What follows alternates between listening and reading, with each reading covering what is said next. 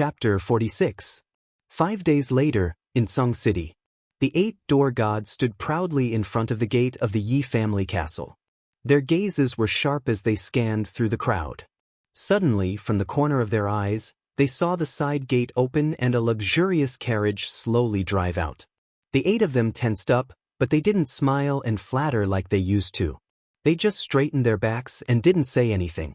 There were too many carriages going in and out of the Yi family castle. They were nervous at the beginning, numb at the end, and now they didn't care. However, behind the luxurious carriage, there was another carriage, and after that, another, 4, 5, 9, 10. As the number of carriages increased, the 8 of them started to look serious. Their expressions were still dignified, but they were shocked inside. This luxurious carriage was the largest model of the Yi family castle. Each carriage could seat at least 20 people. 10. That was 200 people. Furthermore, this carriage was the most luxurious one of the Yi family castle. It wasn't something that just anyone could sit in. There were so many important figures of the Yi family. Where were they going? However, after an hour, the side gate of the Yi family castle opened again. Another 20 luxurious carriages drove out and disappeared into the wide streets of Song City. Another half an hour passed, and another 20 luxurious carriages arrived. Big brother, what's going on? The family sent out 500 to 600 experts. Isn't this a big move? Looking at the third wave of carriages slowly disappearing at the end of the street, one of the door gods couldn't help but ask the biggest door god at the center of the gate. The people beside him also glanced at him. Their sparkling eyes couldn't hide their bewilderment. What are you doing? Stand properly. Do you think you can pry into the family's secrets?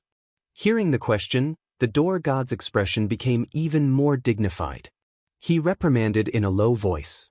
However, he was obviously satisfied with the gazes of the crowd.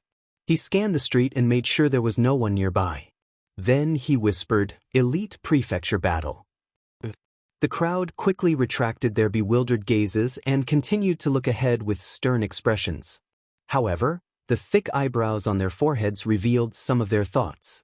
Didn't the elite prefecture battle usually only send 200 to 300 people? Why did 500 or 600 go this time? It should be known that the young experts of the clan had come out in full force. What kind of secret was hidden in this Fu battle? In the mountains behind the Yi family, in front of the lake in the valley, 2 figures stood side by side. Patriarch, why did we send almost all of our young experts to the elite prefectural tournament? Also, that kid is going to the mansion battle at such a young age. Can you be at ease? Yi Baihu, who was dressed in white, looked at the yellow-robed man in confusion. The yellow-robed man turned around with a slight smile on his face. White Tiger, I thought you wouldn't ask. I didn't expect you to ask. I'm sure this is a question many people in the clan want to ask, but don't dare to. Emichim. Yi Baihu nodded slightly. 5 days ago, Yi Tianlong walked down from the back of the mountain. He imprisoned Yi Jian and banished Yi Qingquang. He once again displayed his ambitious and ruthless character. His dragon might shook the world, and everyone bowed down to him. Unexpectedly, when Yi Tianlong regained control of the clan, he issued a few orders that caused the entire Yi family castle to be filled with doubts. However, Yi Tianlong's unparalleled prestige in the Yi family caused these elders to silently carry out his orders. They didn't dare to ask any questions. Today, after 30 carriages drove out of the Yi family's side door, Yi Baihu couldn't help but ask the question in his heart. Actually, my intention is very simple. I sent people out to buy soul-nourishing medicines. I don't think I need to explain this. You should know that it's for that little girl. Although this jade spirit body has been sacrificed, it's still very important to Yi Qinghan's life and strength. I also admire that little girl. There are 2 reasons why I sent all of the young experts of the clan to the Fu battle. First, only a real bloody battle can train true elites. As for the second reason, I want to give that brat Yi Qinghan a chance. A chance to win over the young elites of the clan. Of course, it's also equivalent to creating an opportunity for the clan to win back Yi Qinghan. After fighting with so many young disciples of the clan, going through life and death situations together, shouldn't there be some feelings? The third reason about sending that brat Yi Qinghan to the elite Fu battle is actually something that I can't do. That idiot Yi Jian's foolish actions caused Yi Qinghan to have a deep resistance towards the Yi family and me. If we want to win back his heart, we'll have to spend a long time and do many things to slowly influence him. Otherwise, even if that brat breaks through the sage realm and becomes a god, he won't have any feelings for the Yi family. He might not even be a member of the Yi family. So what if the Yi family does? I sent him to the elite Fu battle for 2 reasons. Firstly, I want to see if he can break through quickly under the pressure of saving his sister. Secondly, he has just been hurt by the Yi family. Letting him go out for a walk will make him feel better. Yi Tianlong spoke with fervor and assurance. His expression was calm, but his words revealed a faint self-confidence and strategizing. It made his originally small body seem tall and big. Yi Baihu nodded and pondered for a while. He then asked, "But, clan leader, aren't you worried that something will happen to that brat? After all, his strength is so low. Once the news that he has a holy beast is exposed, he will definitely become a must-kill target for the Goblin clan and Barbarian clan. Of course I'm worried, but I believe that nothing will happen to that brat. Moreover, based on his strength, I estimate that he will definitely break through again before he reaches Dragon City." Yianlong laughed mischievously, as if he had thought of something. "Baihu, there are some things that you don't know. Do you know what level that brat Yi Qinghan's strength was before he summoned his beast?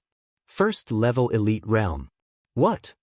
Yi Baihu had lived at the back of the mountain all year round. This was the first time he had heard of Yi Qinghan's detailed information. After being stunned for a while, his eyes flashed and he frowned. "Clan leader, this doesn't make sense. 2 days ago, I still remember that this brat broke through to Commander Realm Level 2 in the back of the mountain.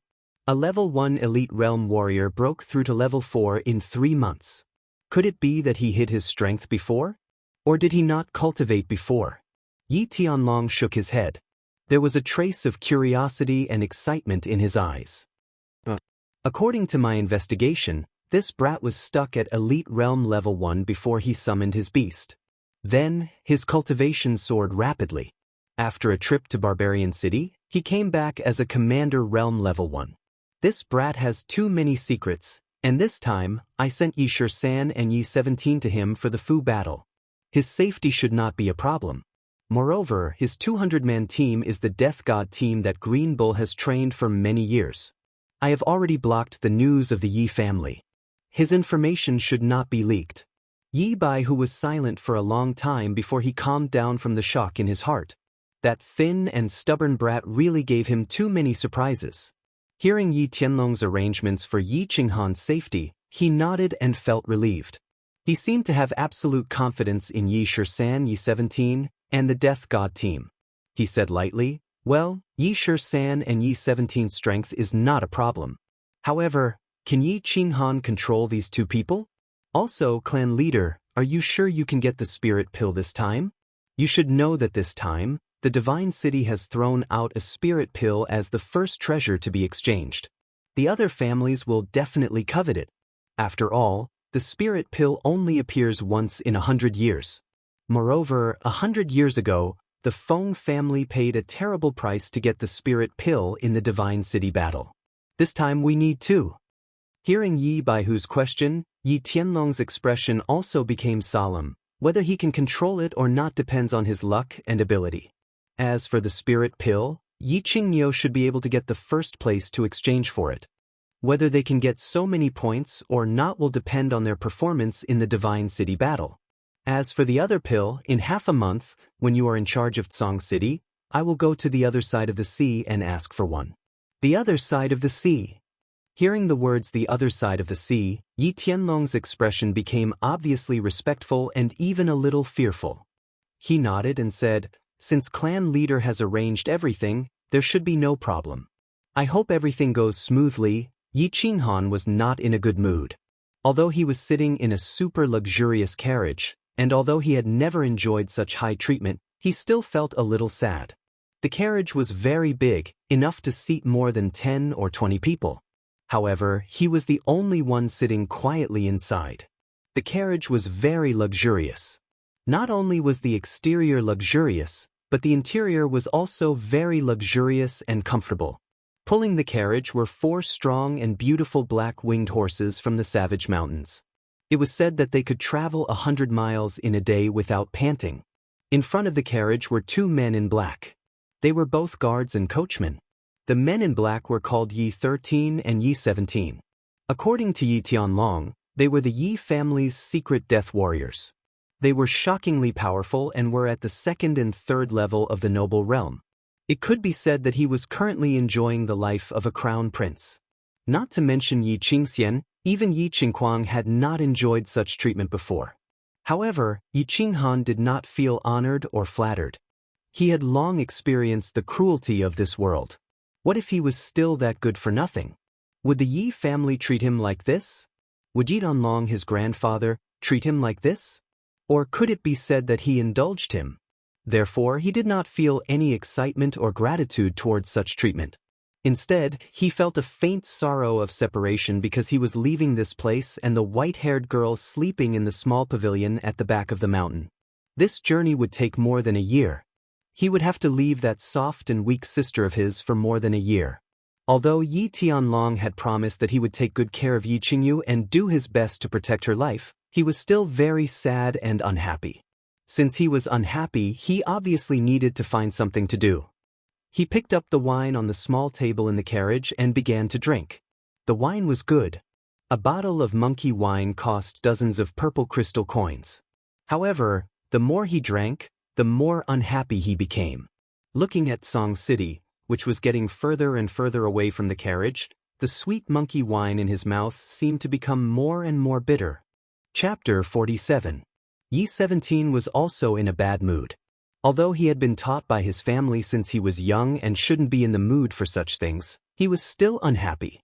As an orphan, he wandered the streets and alleys, searching for food in the smelly gutters and garbage dumps behind taverns. He slept in a dilapidated abandoned house and a dirty pigsty. Of course, he was extremely loyal and fanatical to the Yi family that had rescued and nurtured him. He was adopted at the age of 7.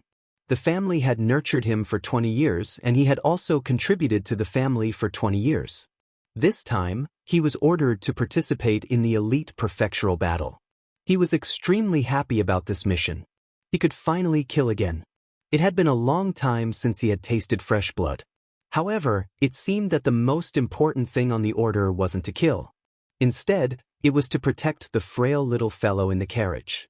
He didn't dare to disobey the family's orders, nor would he disobey them. But the family didn't order him to be in a good mood, right? So naturally, he wasn't in a good mood. It wasn't that he hadn't received orders to protect the young master of the family. He had also secretly expressed his displeasure and ridicule towards the arrogant and unreasonable young masters of the family. However, he still didn't dare to show it on the surface. But this time, he was deeply suspicious of the family's orders. Was this little fellow, who was obviously only 15 or 16 years old, really going to participate in the prefectural battle? Second-level commander? He shook his head inwardly. Wouldn't the family know how many people would die if they brought such a young master to participate in the prefectural battle? 17. Seeing Yi 17's gloomy face, Yi 13th glanced at the carriage behind and reminded him in a low voice.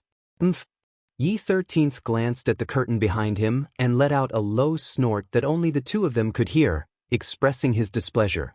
It seemed that the young master in the carriage was even more arrogant than the previous young masters.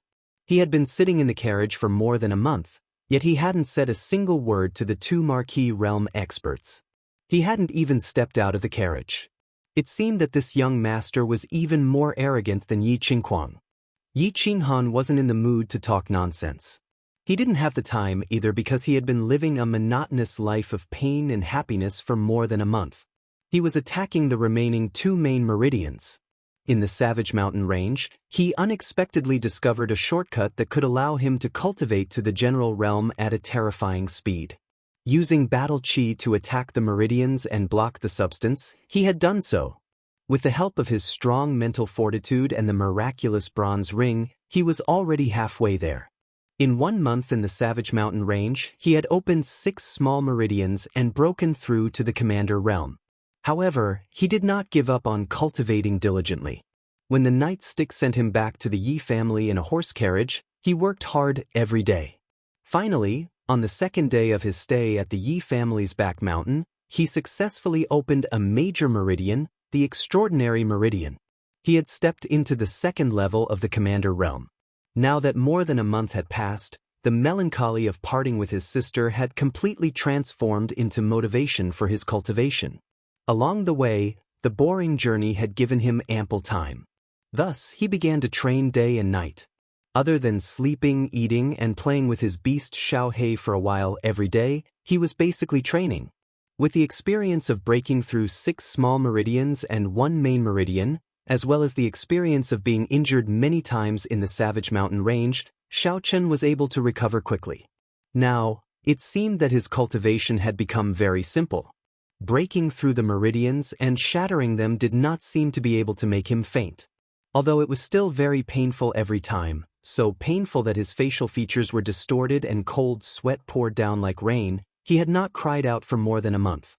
It seemed that the repeated pain and injuries had made him resistant to these kinds of pain, and he was already numb to it. After finishing his last training session for the day, his whole body finally began to relax, and a happy smile appeared on his face, which had not smiled for many days. He lifted the curtain and walked out, saying to the gloomy Yi Shi-san and Yi 17 for the first time in a month, "Greetings, big brothers. I am Yi Qinghan, may I know your name?" Yi 17 was still sulking when he suddenly saw the curtain open and the delicate and thin young master walk out with a smile. He even spoke gently. For a moment, he felt a little baffled and was stunned. Young Master Han is too polite. This subordinate is Yi Shi-san, and this is Yi 17. Yi Shi-san, who was sitting in the driver's seat, was the first to react. He put away the whip in his hand, stood up, and cupped his fists respectfully. Then, he stretched out his arm and lightly touched Yi 17 beside him. 17 greets young Master Han. Yi 17 quickly reacted and cupped his fists in greeting. Yi Qinghan waved his hand, a little unused to it. He smiled and said, "Don't be so polite and don't call me young Master Han. I'm not used to it, just call me Qinghan. Thank you for taking care of me for more than a month. I'm afraid I've neglected you 2 big brothers because I've been busy with cultivation." This subordinate doesn't dare. It's my duty to take care of young Master Han. Yi Shi-san sighed at the obvious difference in young Master Han and replied respectfully. Then he asked, "Young Master has never come out of the carriage before. Today you came out for a walk. Did you have a breakthrough?" Yi Qinghan stretched his arms. They were a little rusty after not moving for a long time. He looked at the distant sun shining down on the wilderness, and then looked at the green mountains and clear waters receding as the carriage moved forward. His mood was a little better. I broke through to the first heaven of the commander tier. Yi Shi-san's expression froze. He felt a little suspicious. Breaking through 2 main meridians in more than a month? Although the governing meridian and conception meridian were connected, and could actually be considered as 1 meridian, wasn't this speed a little too fast? Or had this young master already broken through halfway before he boarded the carriage? Although he had a lot of questions in his heart, Yi Shi-san still smiled and said, "Congratulations, young Master Han." "Congratulations, young Master Han." Yi 17 also opened his mouth, but the suspicion on his face was very obvious. Yi Qinghan waved his hand, not looking at the suspicion on Yi 17's face. That's right, breaking through 2 main meridians in more than a month. This was a little too unbelievable, and anyone would be suspicious. But he didn't care. He didn't want to explain, and he wouldn't explain. The 3rd level of the commander tier. He had finally reached the 3rd level of the commander tier. In the future, he would no longer have to endure the pain of his meridians bursting. He was very happy and happy. The sadness of leaving his sister also disappeared in the whistling mountain wind. Only by continuously becoming stronger could he survive in the Elite Academy tournament. Only then could he kill more people, or more accurately, beastmen and barbarians. Only then could he obtain enough points to exchange for spirit pills. Only then could he wake up that white-haired, white-robed woman. In the evening, the convoy began to set up camp at the foot of a mountain. 10 large carriages formed a circle, and countless people began to emerge from the carriages and began to distribute tasks in an orderly manner. Those who made arrangements for the camp began to make arrangements for the camp, those who hunted began to hunt, those who cooked began to cook, and those who patrolled began to patrol. Countless people hurried in and out, and began to do their own things in an orderly manner, busying themselves with what they should be busy with. Meanwhile, Yi Qinghan sat quietly in the carriage. Beside him, Yi 17 stood coldly beside him, while Yi Shisan went to make arrangements for everyone. Yi Qinghan watched with interest as everyone bustled in and out. It had been more than a month since he sat in the carriage, and he hadn't taken a single step out of the carriage. He had always given orders to Yi Shisan, and this was the first time he had seen something so lively. "What's that? We don't need to go help." Yi Qinghan was a little embarrassed as he rubbed his hands. "If we go help, it will only make things worse. They wouldn't dare to let you, the commander of the team, and the young master of the family, do these chores." Yi 17 said coldly, but he snorted in his heart. "Now you want to help? What did you do before?" That's true," Yi Qinghan said, a little embarrassed. Although Yi 17's tone seemed to be a little dissatisfied with him, he didn't care much. This was because he had never been a true young master since he was young.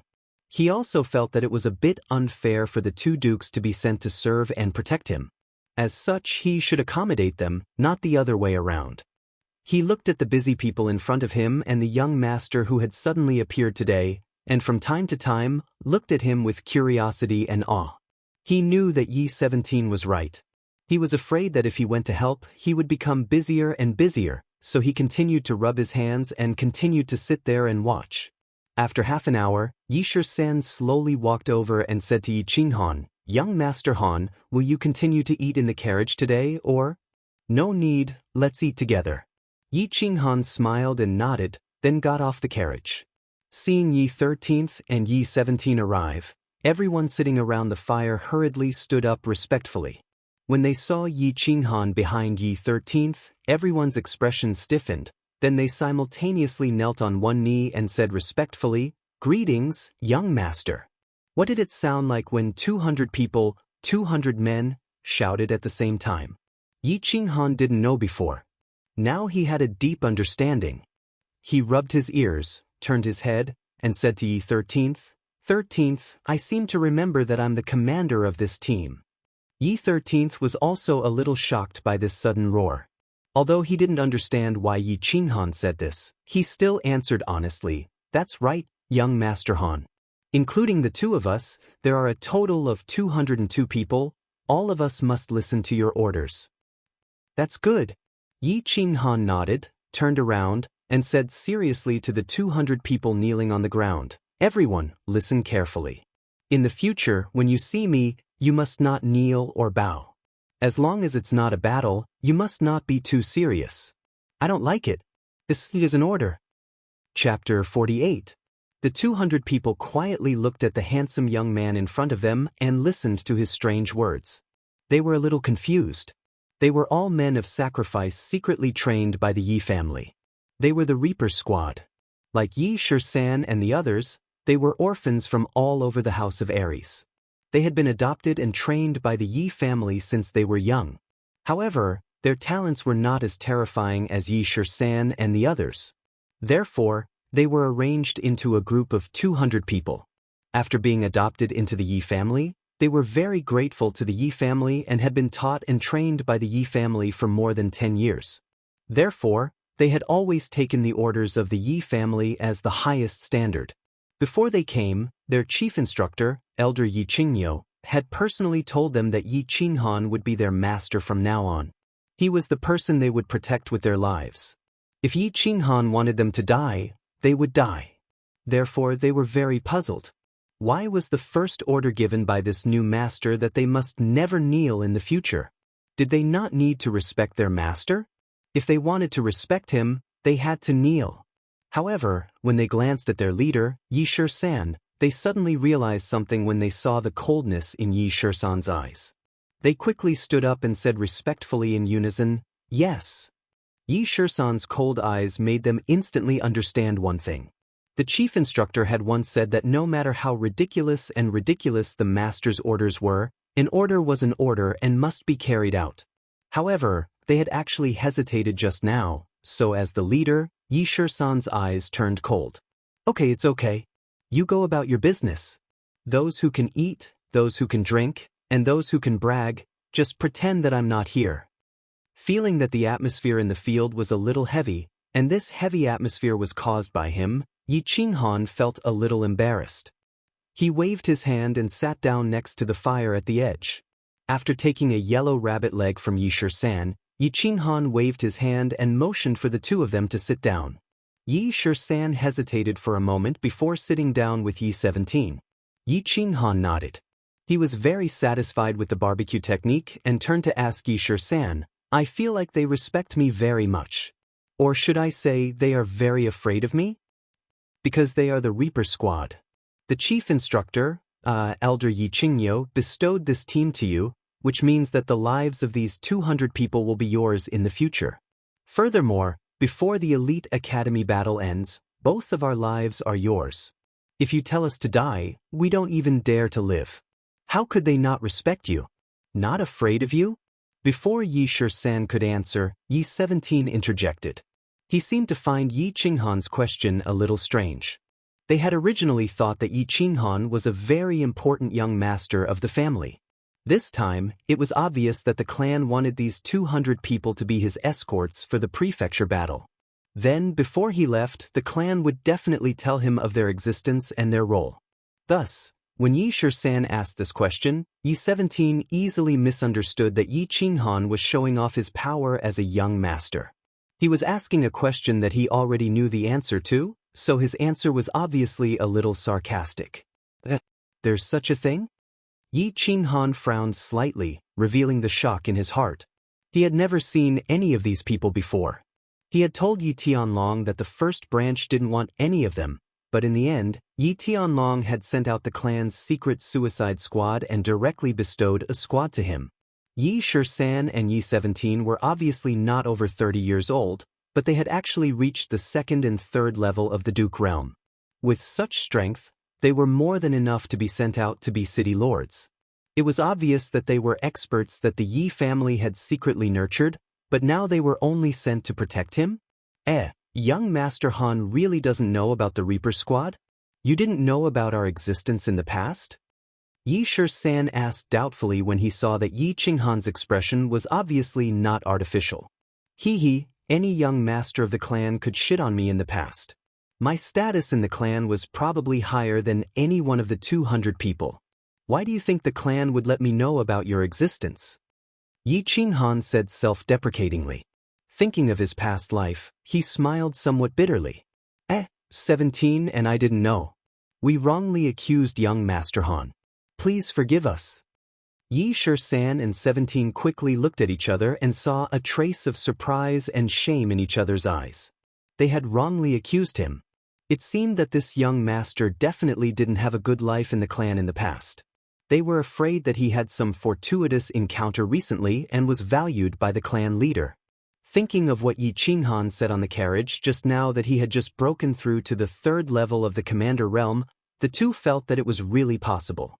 Seeing this young man's somewhat bitter smile, Yi Shisan and Yi 17 seemed to gradually feel that this young master had a trace of familiarity. It seemed that he had the same experience as them, that he had slowly been valued by the clan through his own efforts. This made the two feel that he had something in common. Thinking that this thin and weak young man hadn't gotten off the carriage for more than a month, it turned out that it wasn't because he was arrogant, but because he was cultivating. The two felt that they had somewhat wrongly accused him, and the trace of disgust they had for him slowly faded away. Yi Shisan paused and opened his mouth to explain to Yi Qinghan, Young Master Han, let me give you a brief introduction. These 200 people and us are all orphans adopted by the clan. We have been secretly trained by the clan since young. Under normal circumstances, we are all in the dark. We have never appeared together in the open like this time. We have a total of 1,000 people, but some are dead and some are crippled. In the end, there are only about 700 people left. This time, 605 people were sent out for the Elite Academy battle. I don't know how many of us will be able to return alive in the end. How can there be more than 600 people? Aren't there only 200 people? Yi Qinghan asked as he chewed on the delicate rabbit meat. The more he listened, the more puzzled he became. Other than our small team, there are 2 other small teams. It is likely that the clan has some secret mission. Otherwise, they would not have exposed almost all of us, Yi Shisan said indifferently. There was a trace of confusion and doubt in his eyebrows. It seems that the old men have also arranged 2 hidden chess pieces. They are quite thoughtful. Yi Qinghan naturally knew what the 2 small teams were secretly carrying out.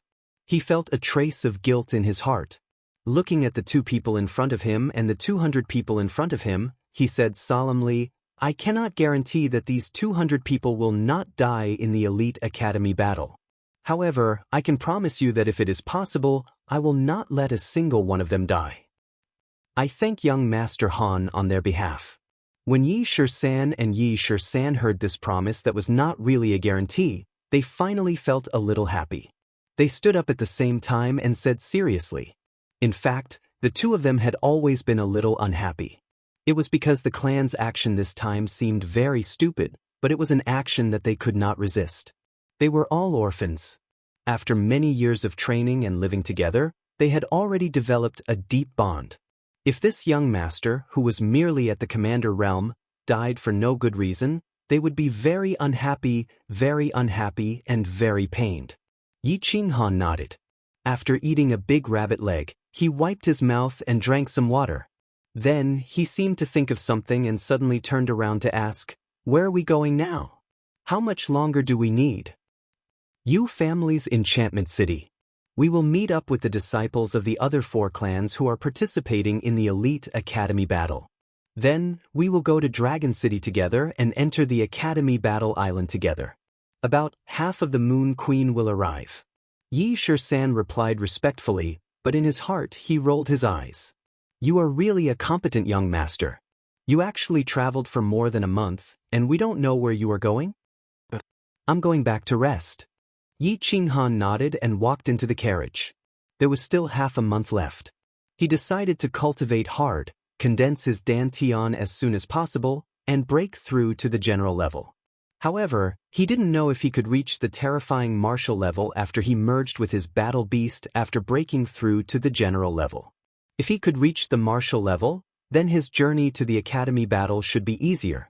Chapter 49. The 10 carriages moved quickly and smoothly on the main road. Yi Shisan and Yi 17 sat calmly in front of the 3rd carriage. Their expressions were very natural and relaxed. But their eyes that kept turning and ears that kept twitching betrayed their constant vigilance. The carriages had traveled more than half the distance and had long passed the Yi family's sphere of influence. They had arrived at the Yu family's territory. In order to better protect the young man in the carriage, they needed to be constantly vigilant of their surroundings and be ready to deal with sudden special situations. Thinking of the young man in the carriage, the 2 no longer had the usual feelings of disgust or even disgust.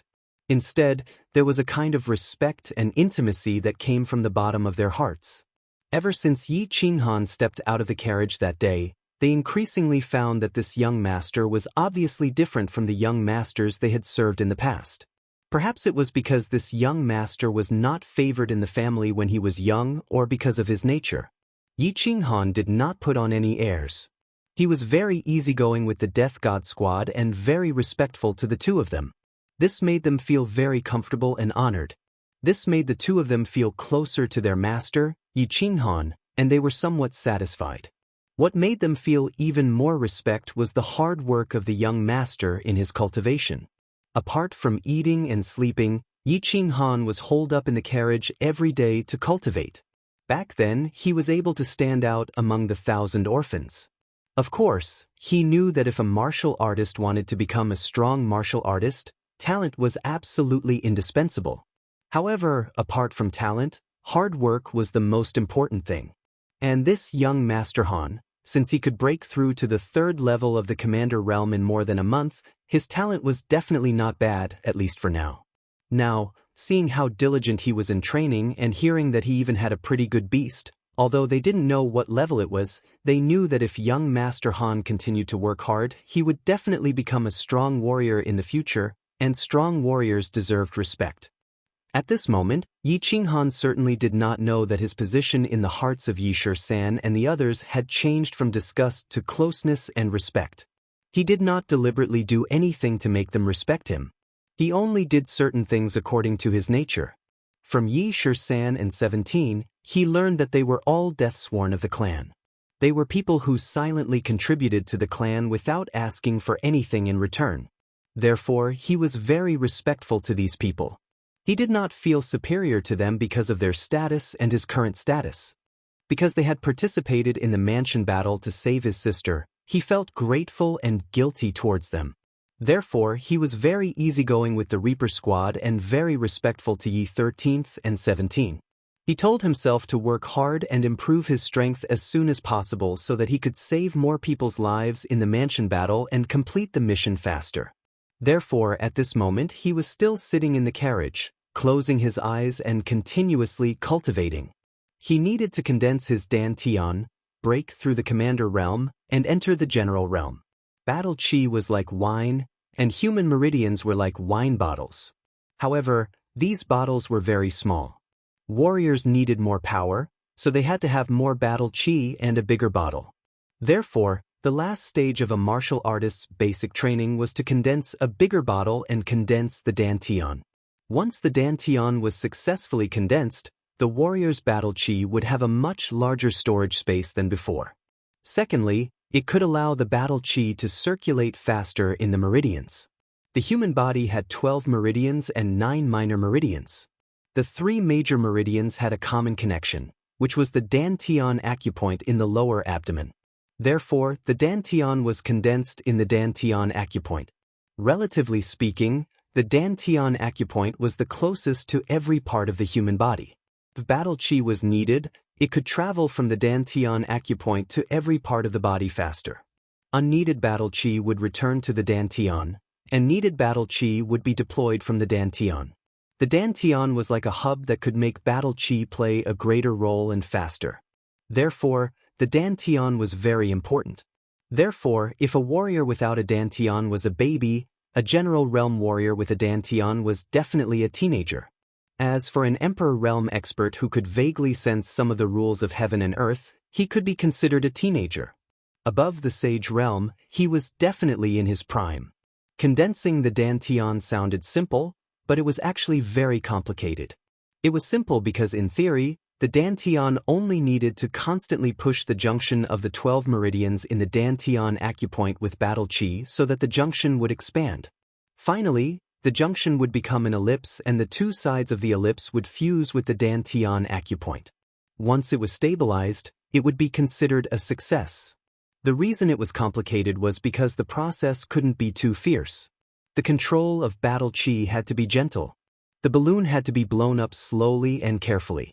Moreover, it had to be blown up a little and nourished with battle chi for a period of time so that the meridians at the junction would slowly become thick and tough to prevent it from exploding. Then, it had to be blown up again. Moreover, it had to be completely focused on that point, the balloon, to sense its limit and control the speed of the battle chi. Because this was related to one's cultivation and life. If the balloon exploded, one's cultivation might be crippled. If the explosion was too fierce, one might lose his life. However, this dantian condensation was extremely simple for Yi Qinghan. After watching the secret skill of condensing the dantian which Yi Tianlong prepared for him for a whole day, he burst into laughter. Blowing the balloon? Be careful. One careless move and it might explode? Was he afraid of exploding? Yi Qinghan looked at the bronze ring in his hand with a smile. He sighed with emotions inside. With this sacred object and bronze ring, even a pig could reach the general realm if it knew how to cultivate. Therefore, he started to blow the balloon. However, on the first afternoon of cultivation, the balloon exploded, causing his mind to shake. His limbs became numb and his mouth corners started to bleed. However, it seemed that he had been used to exploding this thing. He didn't even make a sound. After resting on the carriage for a whole afternoon and drinking a jar of liquor, he had recovered in the evening. In the evening, he continued to open the junction of the Dantian acupoint with battle qi and continued to explode it. Then, after sitting with crossed legs for a while, he fell asleep. On the second day, the third day, the ninth day, he still exploded it. There was no other possibility besides exploding it. This was because he had intended to use battle qi to explode that meridian. He had done it on purpose. Of course, Yi Qinghan didn't have the habit of being abused, and it wasn't that there was something wrong with his nerves of pain. Rather, he had discovered a long time ago that after exploding meridians were repaired by a mysterious flow of qi, they would become even more resilient and thick. Thus, after careful consideration, he decided to create a peerless Dantian. He wanted to create a Dantian that would be even thicker and more resilient than other general realm cultivators, or even Duke realm cultivators. Battle qi was something that cultivators could quickly obtain through cultivation. Thus, a cultivator's strength was determined by how much battle qi he could store in his body and how he used it. The most important part of storing battle qi was the Dantian. After a cultivator condensed the Dantian, they needed to constantly expand and nurture it so that they could accumulate even more battle qi. For example, a newly condensed Dantian was like a pigeon's egg. After a cultivator continuously cultivated it, it would slowly grow larger. When a cultivator reached the martial realm, it would become the size of a chicken's egg. After cultivating to the Duke realm, it would become the size of an ostrich's egg. Yi Qinghan's current goal wasn't to make his Dantian the size of an ostrich's egg, but it should at least be the size of a chicken's egg, right? Thus, he slept in the carriage every day and continuously exploded the balloon. The bronze ring would then repair it, and the membrane on the surface of the balloon would become even more rigid. On the 15th day, Yi Qinghan was expressionless as he sat cross-legged in the carriage. Outside the carriage, he could hear the whistling of the wind and the slight noise. The whistling of the wind and the faint clamor outside the carriage didn't affect his state of mind.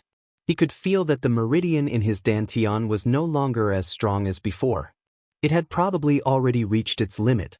He decided to completely condense his Dantian today. He couldn't wait to find out just how powerful his Dantian would be after it was condensed.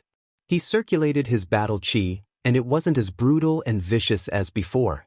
Instead, it flowed gently and slowly towards the intersection of the meridian. Then, he continued to gently and slowly expand the bulging meridian. His movements were gentle and careful, like a groom slowly undoing a bride's dress on the first night of marriage. The balloon slowly grew bigger and bulged. An hour later, the balloon stopped growing. The balloon wasn't like the description in Yi Tianlong's secret technique. It wasn't a long oval sphere with only 2 points on both sides that connected to the Dantian acupoint. Instead, it was a rectangular oval. Instead of 2 points connecting to the Dantian acupoint, the 2 sides were firmly attached to the acupoint. Damn, that's a little scary. Feeling that his Dantian was much larger than the description in the secret technique, Yi Qinghan was overjoyed and increased his speed. After confirming the limits of his Dantian's expansion, he quickly circulated his battle qi, allowing it to flow through the cells of his Dantian to the walls of the acupoint. Then, using the secret techniques method, he firmly connected the Dantian and the acupoint together and stabilized them. Another hour passed. Yi Qinghan slowly opened his eyes. He stretched out his hands and rubbed his face fiercely. Then, he began to laugh loudly. Ha! Yi 13th and Yi 17th were a little confused.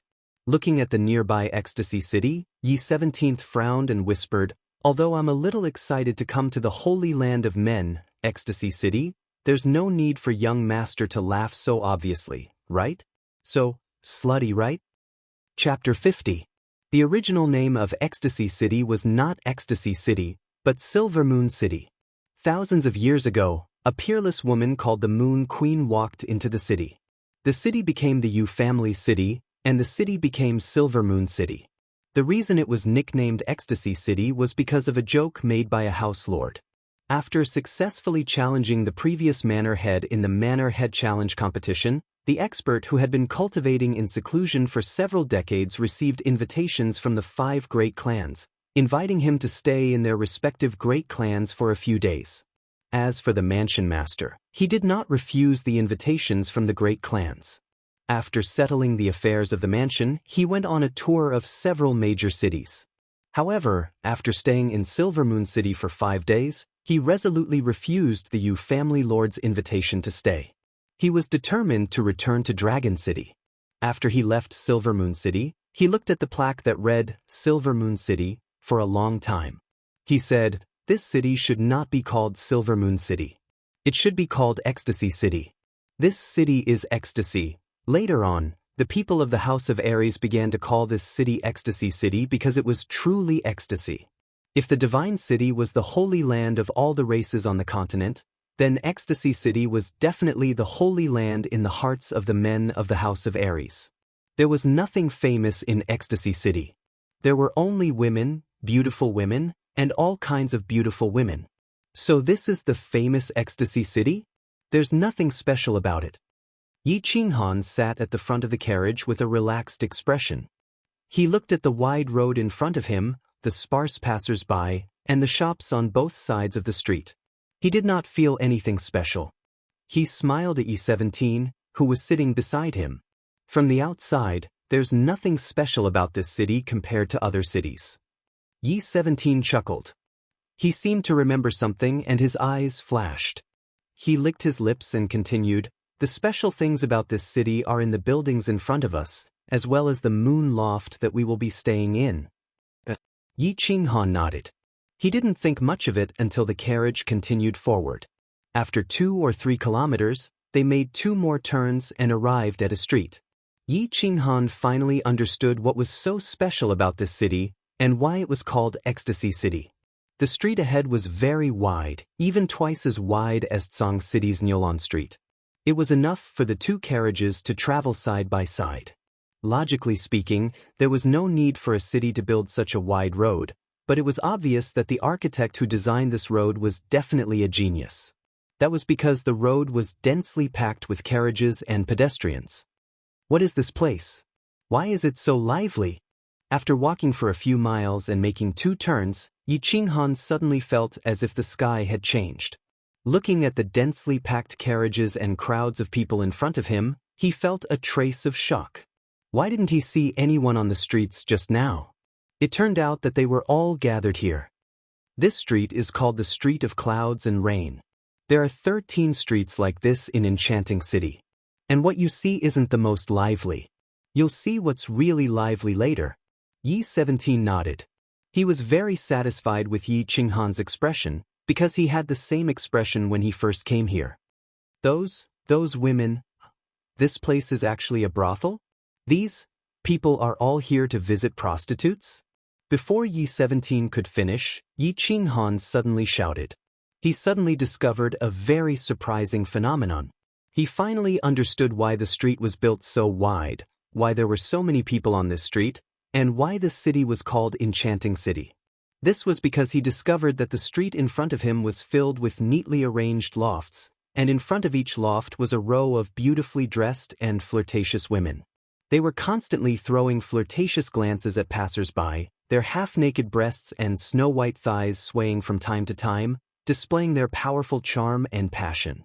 Whenever a guest stopped in front of the door of the loft, countless women would immediately surround them and use their coquettish voices and plump breasts to make the guest dizzy. In a daze, the guest would walk in unknowingly.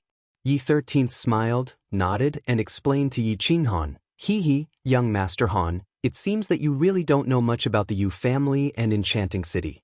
The Yu family is most famous for their charm techniques, and Enchanting City is most famous for its brothels and beautiful women. There are more than 3,600 registered brothels in Enchanting City. Beautiful women of all races and styles are gathered here, and they are said to be 100,000 beauties. And their slogan is that there are only things that you can't imagine, and nothing that you can't get. Hee, let's go. When we reach the Yu family, you'll know what it means to be in ecstasy." I know that the Yu family is most famous for their charm techniques, which are as famous as our family's beasts. But I didn't expect them to use their charm techniques to seduce men, and even make the city's sex industry so prosperous and powerful. Yi Qinghan frowned slightly and said in confusion. Young Master Han, the Yu family's charm techniques are definitely not like what these prostitutes have shown. There is only one brothel in Enchanting City that belongs to the Yu family, and that is the Yu family's Yu family that we are going to now. Furthermore, the Yu family's charm techniques are definitely not on the same level as the low-level charms displayed by these prostitutes. You'll know when we reach the Yu family's Yu family. Yi 13th's face showed a hint of nostalgia, and he said with certainty very seriously. Is that so? Yi Qinghan smiled with great interest. He was looking forward to the Yi family's charm techniques, which were as famous as the Yu family's beasts. 10 horse carriages moved forward majestically. On the horse carriage, Yi Qinghan was once again shocked by the brothels and the densely packed crowd on the street. This street was more than 10 miles long, and the entire street was filled with brothels and more brothels. Other than prostitutes, there were only customers. It was still dusk, and the sky had not really darkened yet. The nightlife had not started, and yet there was such a luxurious lineup. Furthermore, there were 12 such streets in the Ecstasy City. However, when the group of carriages turned a corner in front of them, they arrived at a plaza. Only then did Yi Qinghan understand what was called shock, and what was called a lineup. The plaza was very big. It was as big as 2 football fields in Yi Qinghan's previous life. There was a row of lofts in front of the plaza, but they were surrounded by a pink palace wall. There were 3 large doors in the middle, and 2 large words "Yu families" were written on top of the doors. The super large plaza, the long pink palace wall, and the 3 large doors that were twice the size of the Yi family's main door did not shock Yi Qinghan at all. What shocked him was the countless luxurious horse carriages in the plaza, as well as the countless horse carriages that were rushing over from all directions. I'm afraid there are thousands of them. Yi Qinghan's mouth was wide open. He pointed at the neatly arranged luxurious horse carriages, and his heart was truly shocked. There will be more in the future. But, young Master Han, you are the young master of the Yi family, Yi 17 reminded him, a little embarrassed. Why did his young master feel like a country bumpkin entering the city? Did this young master really have a hard time when he was young? Of course, Yi Qinghan had a hard time when he was young. As the young master of the Yi family, it was his second time sitting in a luxurious horse carriage, not to mention visiting such a big place. Although his identity was different now, and he had changed from a chicken to a phoenix, he still thought of himself as the 7th son of the Yi family, and not the 7th young master of the Yi family. However, he had grown up in the Yi clan after all. Moreover, he had lived 2 lives and had experienced so many changes. After a short period of time, he regained his composure and nodded silently, indicating that he understood and understood. The carriage slowly came to a stop in front of the brightly lit moon tower. What made Yi Qinghan curious was that there weren't rows of half-naked beauties standing in front of the moon tower's entrance. Instead, there were rows of middle-aged men in gray robes, their backs hunched and their smiles sincere. Seeing the 10 luxurious carriages parked neatly in front of the moon pavilion, the gray-clothed men's smiles became even more sincere. And when they saw the flamboyant knight on the flag fluttering in the wind, their sincere smiles clearly became a bit more respectful. 3 people quickly walked out from the group of gray-clothed people and stood in front of the carriage. They smiled as they looked at the members of the Yi family getting off the carriage. Finally, their gazes stopped on Yi Qinghan, who was surrounded by Yi Shisan and Yi 17. They cupped their fists together and bowed. The gray-clothed man in the middle smiled and said, "Yue Ping greets young Master Yi and sirs. Please come inside. Our steward has been waiting for young Master Yi for a long time." Yi Qinghan nodded, smiled slightly, and walked inside. Yi Shisan, Yi 17, and Yue Ping followed closely behind him. As for the Reaper squad behind him, Yi Qinghan wasn't worried because he knew that since Yu Qiu knew that he was the young master of the Yi family and also knew why they were here, he would definitely make good arrangements for the 200 people. After entering the moon tower, Yi Qinghan didn't directly enter the hall under Yu Ping's lead. Instead, they turned into a luxurious passageway on the side. The passageway wasn't big, but it was very luxurious, even extravagant. From the two guards standing at the entrance, it was obvious that not everyone could enter this passageway. The passageway wasn't long. After exiting the passageway, the four of them came to a quiet pavilion. The pavilion had 2 floors, and the decoration wasn't as luxurious as the passageway. Instead, the 3 ancient words, "Square Pavilion," in front of the door faintly revealed a trace of an ancient atmosphere. There were people in front of the pavilion, and they were all women. For women exuded a seductive aura. Moon Tower Manager, Yunyang greets young Master Yi and the 2 lords. The mature woman standing slightly in front of them spoke. Her voice was very pleasant and enchanting. She was very good-looking, like a ripe peach, red, and gave people the urge to take a bite out of her. Her figure was almost comparable to that of the beautiful lady boss of the barbarian city, but the charm on her face was a bit better than that of Dark Moon. It seemed that this woman was born with charm. She didn't need to do much. She just greeted them lightly and smiled slightly, and the space became charming. The Yu family's charm technique is really powerful. This mature woman definitely didn't use any charm technique, but she actually made my mind faintly waver. If she used charm technique, I would be dizzy for a few seconds. I wonder who will faint first if my body fusion combat technique and the Yu family's charm technique go up against each other? Yi Qinghan was slightly stunned. He thought a few words in his heart, and then he smiled slightly and said politely, "Lord Manager is too polite. My apologies for disturbing you. Yunyang, I haven't seen you for a year, but you are still so charming." Yi Shisan only nodded lightly, while Yi 17 beamed with joy and tried to curry favor with her. Hee, Lord 17 is still so bad. Yunyang rolled her eyes, and her sweet smile dazzled the eyes of the others. "Young Master Yi, please come inside. The other 3 families have already arrived, and we are just waiting for you." Yi Qinghan took the lead and walked into the attic.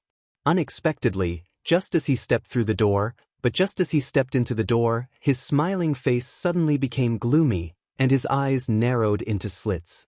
Endless killing intent burst out from those slits, causing Yi Shisan, Yi 17, and Yunyang to feel a chill, as if a cold winter wind had blown past them. Yi Shisan and Yi 17 tensed up, and instantly prepared for battle. Their sword-like gazes followed Yi Qinghan's gaze, and what they saw was an incomparably handsome face and a pair of eyes, one big and one small, exuding a demonic aura. Chapter 51. Shui Wuhan looked at the skinny young man at the door in surprise. He had mixed feelings. A few months ago, he had met this young man for the first time on Yolan Street in Song City. This young man was like an enraged lion. He jumped up high and waved his hand at him. However, the young man casually slapped his hand away. In the Yi family's courtyard, he asked Old Shi to investigate this young man. He found out that his name was Yi Qinghan. He was Yi Dao's son. He was a useless cultivator. He was the poor young master of the Yi family. He didn't care about him. He thought that the young man had Yi Dao's temper, but he didn't have Yi Dao's strength. He was just a useless person. He knew that in the Fire Dragon continent, in the House of Ares, and in the 5 noble families, those who didn't have strength were useless. Even though he was the direct descendant of the Yi family, they could only ensure that he didn't have to worry about food and clothing. He didn't have any power or influence. As a direct descendant of the 5 noble families, he knew that similar things happened in every family. Of course, his family was no exception. Therefore, after knowing that Yi Qingyu was a resolute person, he didn't think much. He ordered Shui Yi and the others to capture or kill Yi Qinghan. He knew that as long as he did it discreetly, even if the Yi family knew that he did it, they wouldn't make things difficult for him. Because he knew that the Yi family wouldn't make things difficult for him because of a useless person. Then, news came from the Man City. Shui Yi and the others were killed by Yi Qinghan. He started to pay more attention to this useless young master of the Yi family. He took the risk to kidnap Yi Qingyu. However, he didn't expect that Yi Qinghuang wouldn't succeed. He even crippled himself. He didn't know what had happened to the Yi family that day.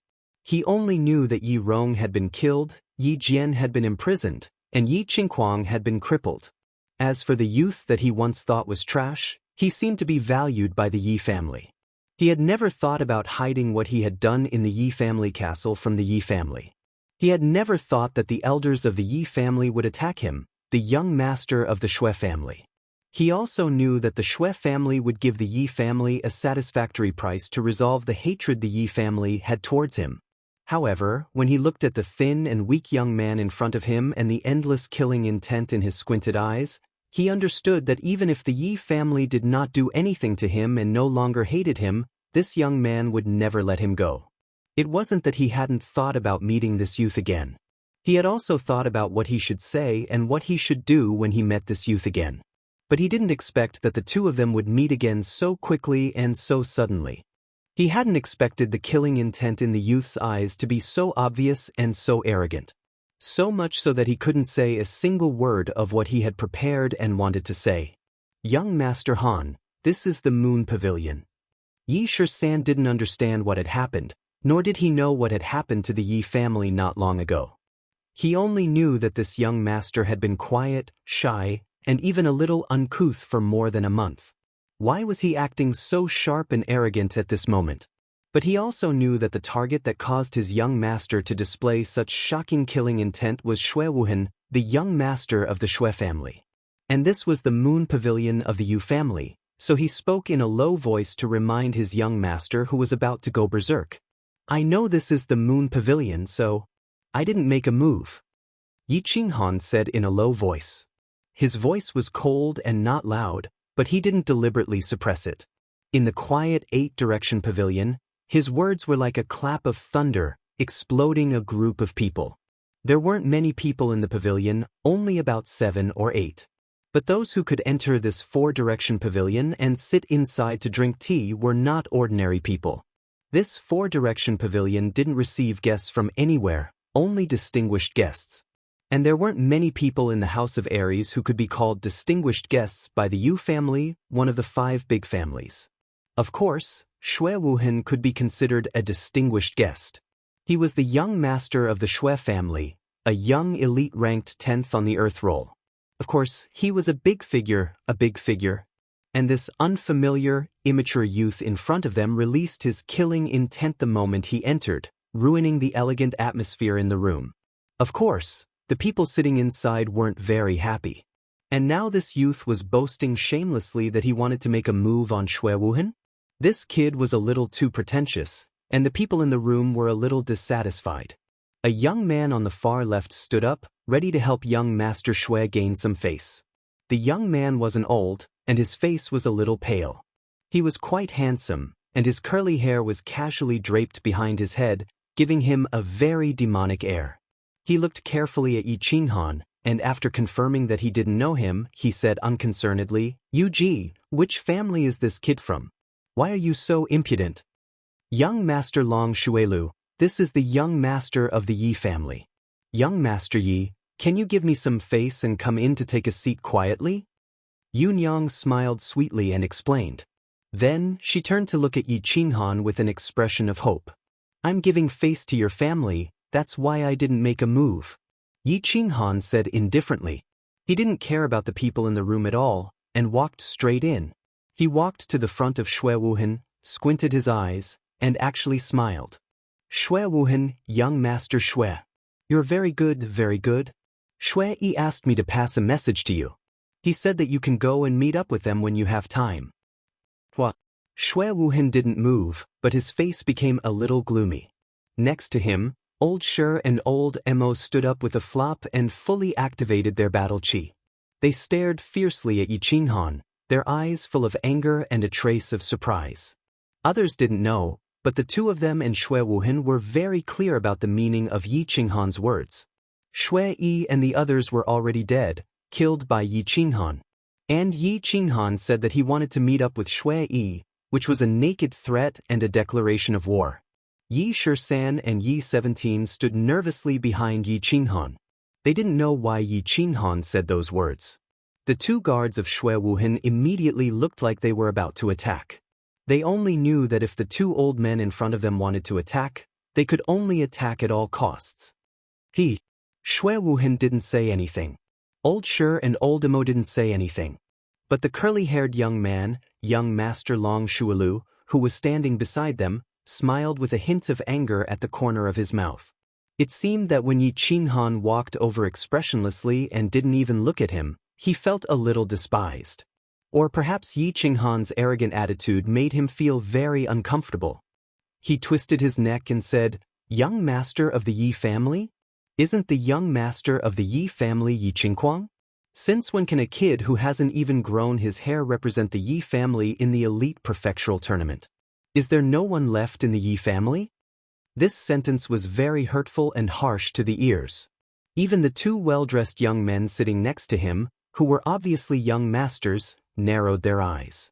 Yi Shisan and Yi 17 narrowed their eyes slightly.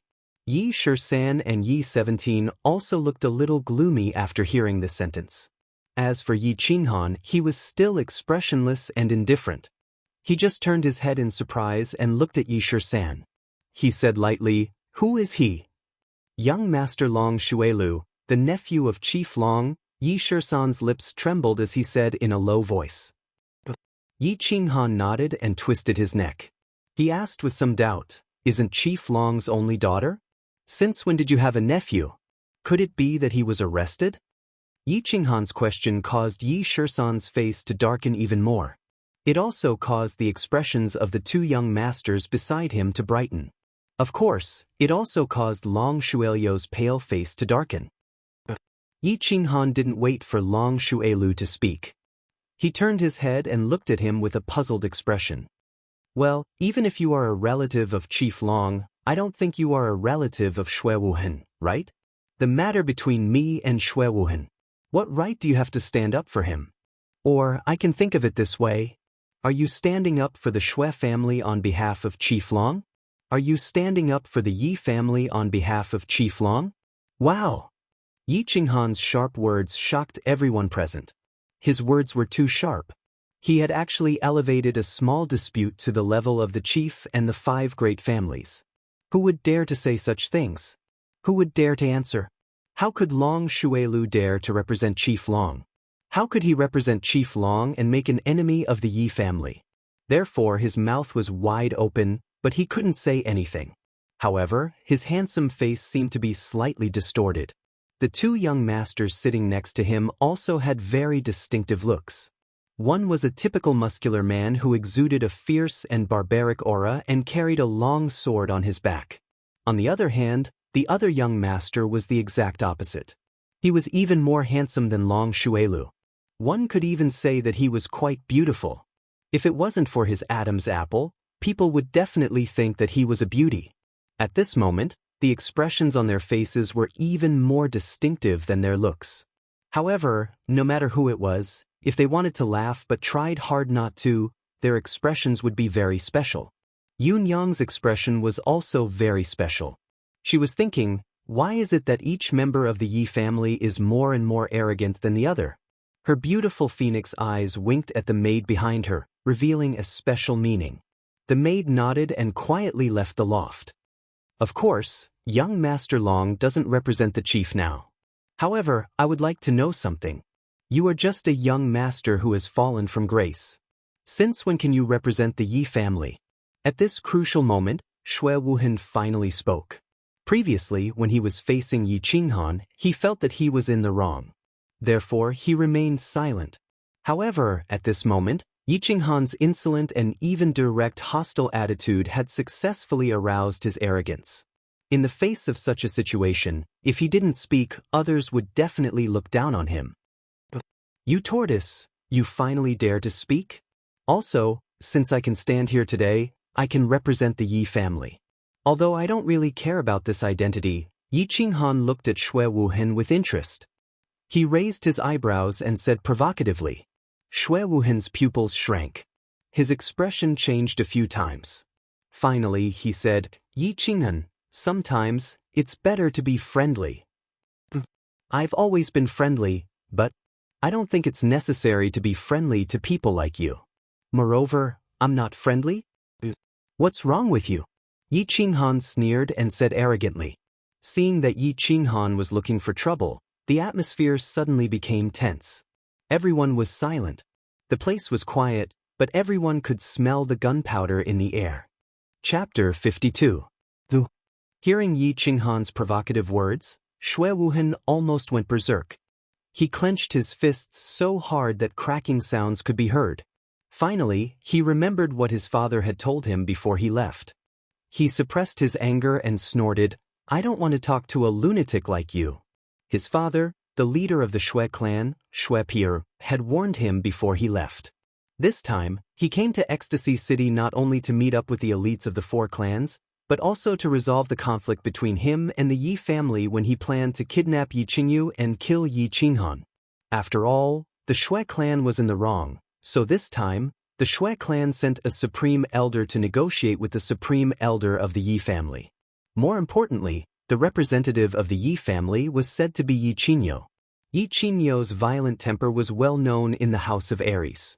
Therefore, Shui Piara warned Shui Wuhan not to do anything out of line if he met the disciples of the Yi family in the Yu clan. Otherwise, Yi Qingyu would lose his temper again. Therefore, when faced with Yi Qinghan's arrogant attitude, Shui Wuhan could only snort coldly. He did not dare to say or do anything. It was obvious that Shui Wuhan knew that Yi Qinghan was not someone to be trifled with. However, the people present did not know that, especially Long Shuilu, who had just been slapped in the face by Yi Qinghan. He was a little curious about Shui Wuhan's behavior today. However, after a while, he thought that perhaps Shui Wuhan did not want to ruin his gentle temperament. He did not want to quarrel with this kid or teach him a lesson. Just now, both of them had been slapped in the face by this young man. Since Shui Wuhan was embarrassed, then he felt that he should stand up and regain his face. Therefore, he stood to the side and said in a somewhat sinister tone, "I also think it's better to be kind.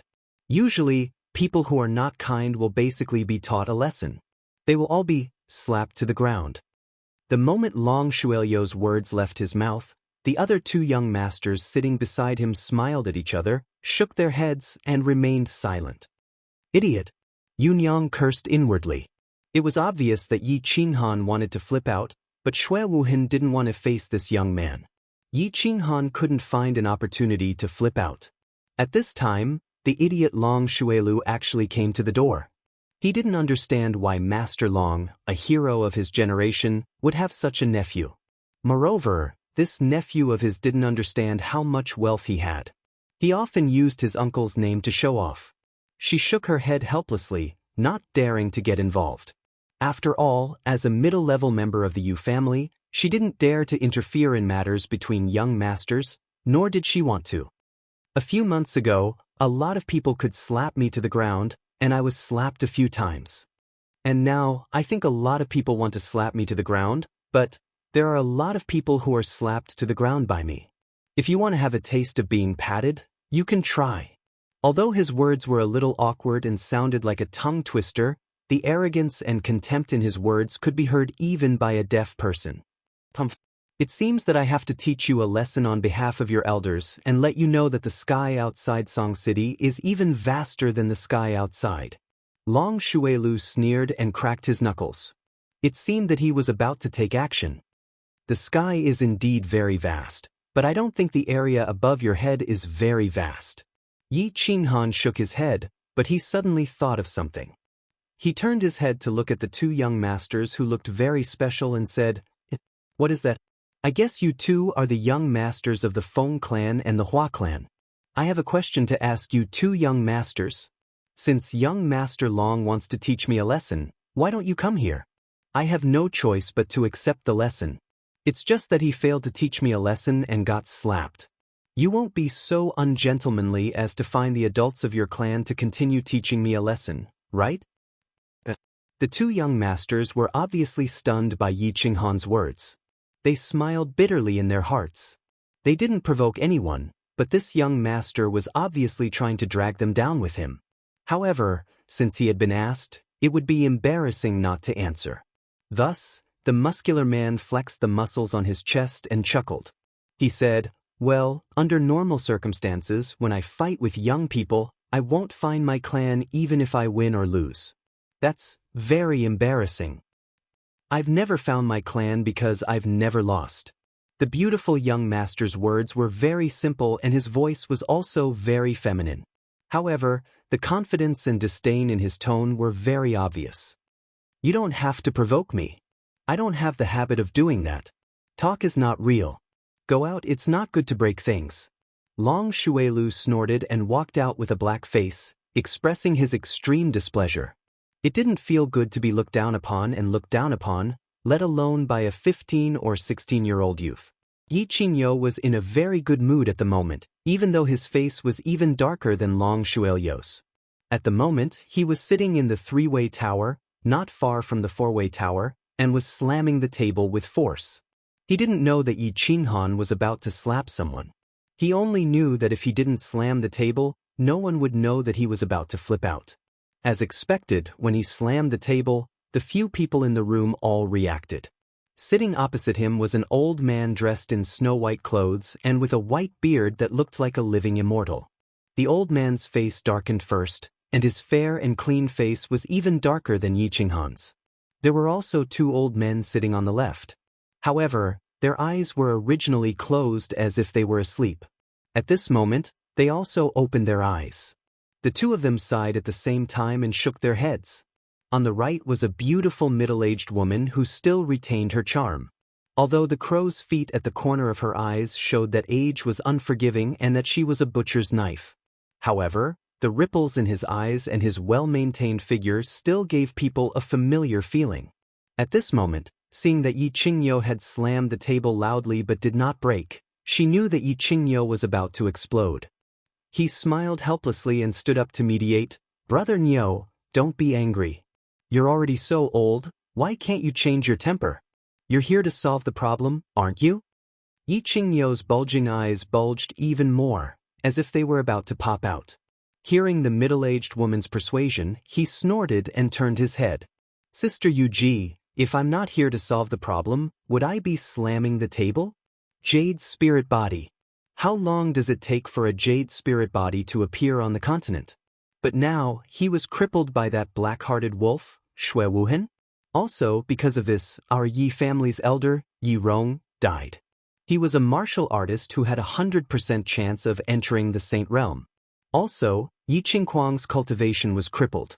You all know Yi Qingquang's aptitude. He had a high chance of entering the Saint Realm, and he also had a jade spirit body to create a Saint Realm. Our family lost 3 Saint Realm martial artists in one go, and that's not even including the dead core disciples. Look at old Shui. Does he think he can settle this matter with something that's used to dismiss beggars? Let me tell you, there's no way.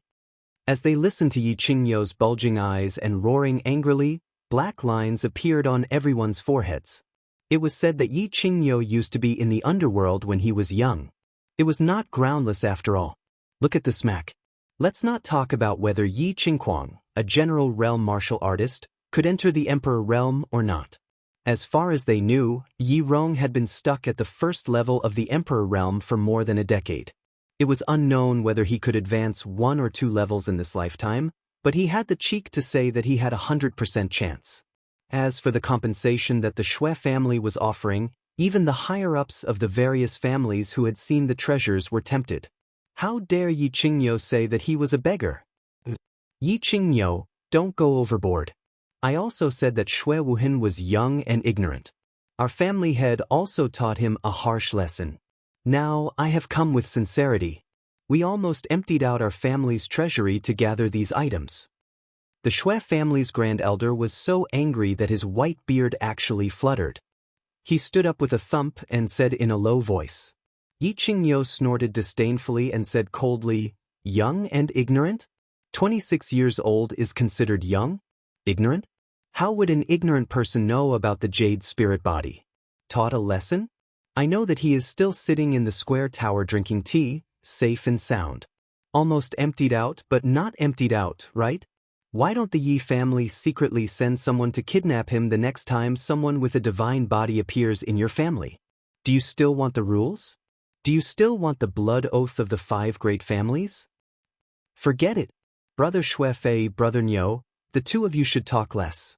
Give me some face and take a step back." The middle-aged beautiful woman, Yuji, smiled slightly, and the wrinkles at the corner of her eyes slightly curled up, but she looked a little charming. As the host, she had no choice but to persuade them. She did not want the two of them to tear down her building. Alright Yuji, I will give you some face. The Shui family will give you another 5,000 and 6,000 bottles of snow panacea, 3 divine-level secret skills, and 1 condition from the Yi family. Then we will let this matter go. Yi Qingniu nodded, indicating that he would accept Yuji's mediation.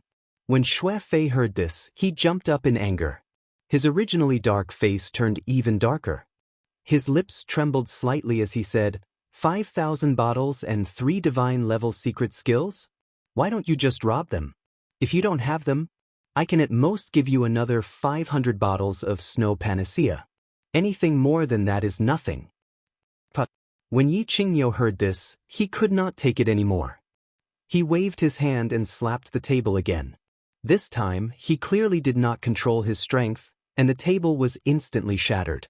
Following Yi Qingniu's slap, the 2 old men at the side simply closed their eyes again, looking as if they were none of their business.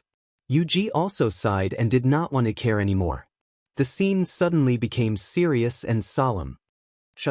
At this moment, a woman suddenly walked in from outside. When the woman saw the extremely tense atmosphere, she stuttered while trembling, "Supreme Elder, they have started fighting. The young master of the Yi family and young master Long Xuelu are fighting." Chapter 53. The young master of the Yi family? He fought with young master Long? Yuji laughed bitterly and thought to herself. The members of the Yi family were all carved from the same mold. The younger ones had already started fighting before the older ones had even started fighting.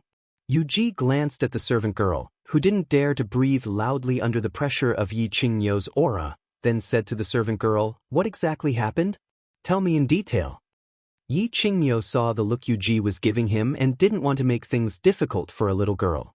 He withdrew his aura and said, "Tell me in detail. The members of the Yi family are not people who look for trouble." When the servant girl saw that Yi Qingniu had relaxed, she hurriedly explained, "It's like this. The young master of the Yi family had just arrived, and when he saw young master Shui Wuhan, it was as if he had seen an enemy. Then young master Shui Wuhan stopped talking, and young master Long Xuelu wanted to teach the young master of the Yi family a lesson, so the two of them prepared to fight outside the square restaurant. Look, the members of the Yi family are reasonable. That jade spirit body is the younger sister of that brat, Yi Qinghan. When I came, I told him that the family would take responsibility for his sister's matter, and told him not to touch Shui Wuhan, but look, he didn't. That idiot Long Xuelu was looking for trouble, so he couldn't do anything. I think that if we can't come to an agreement, let him handle it himself." Everyone was speechless again. Did Yi Qingniu really think that his Yi Qinghan was the same Yi Dao from back then? What kind of strength did Shui Wuhan have? Ranked 10th on the Earth roll? Could any Tom, Dick, or Harry touch him? Besides, even though Long Xuelu was a bit of a spoiled brat, he had painstakingly cultivated his strength to the 2nd tier of the general realm.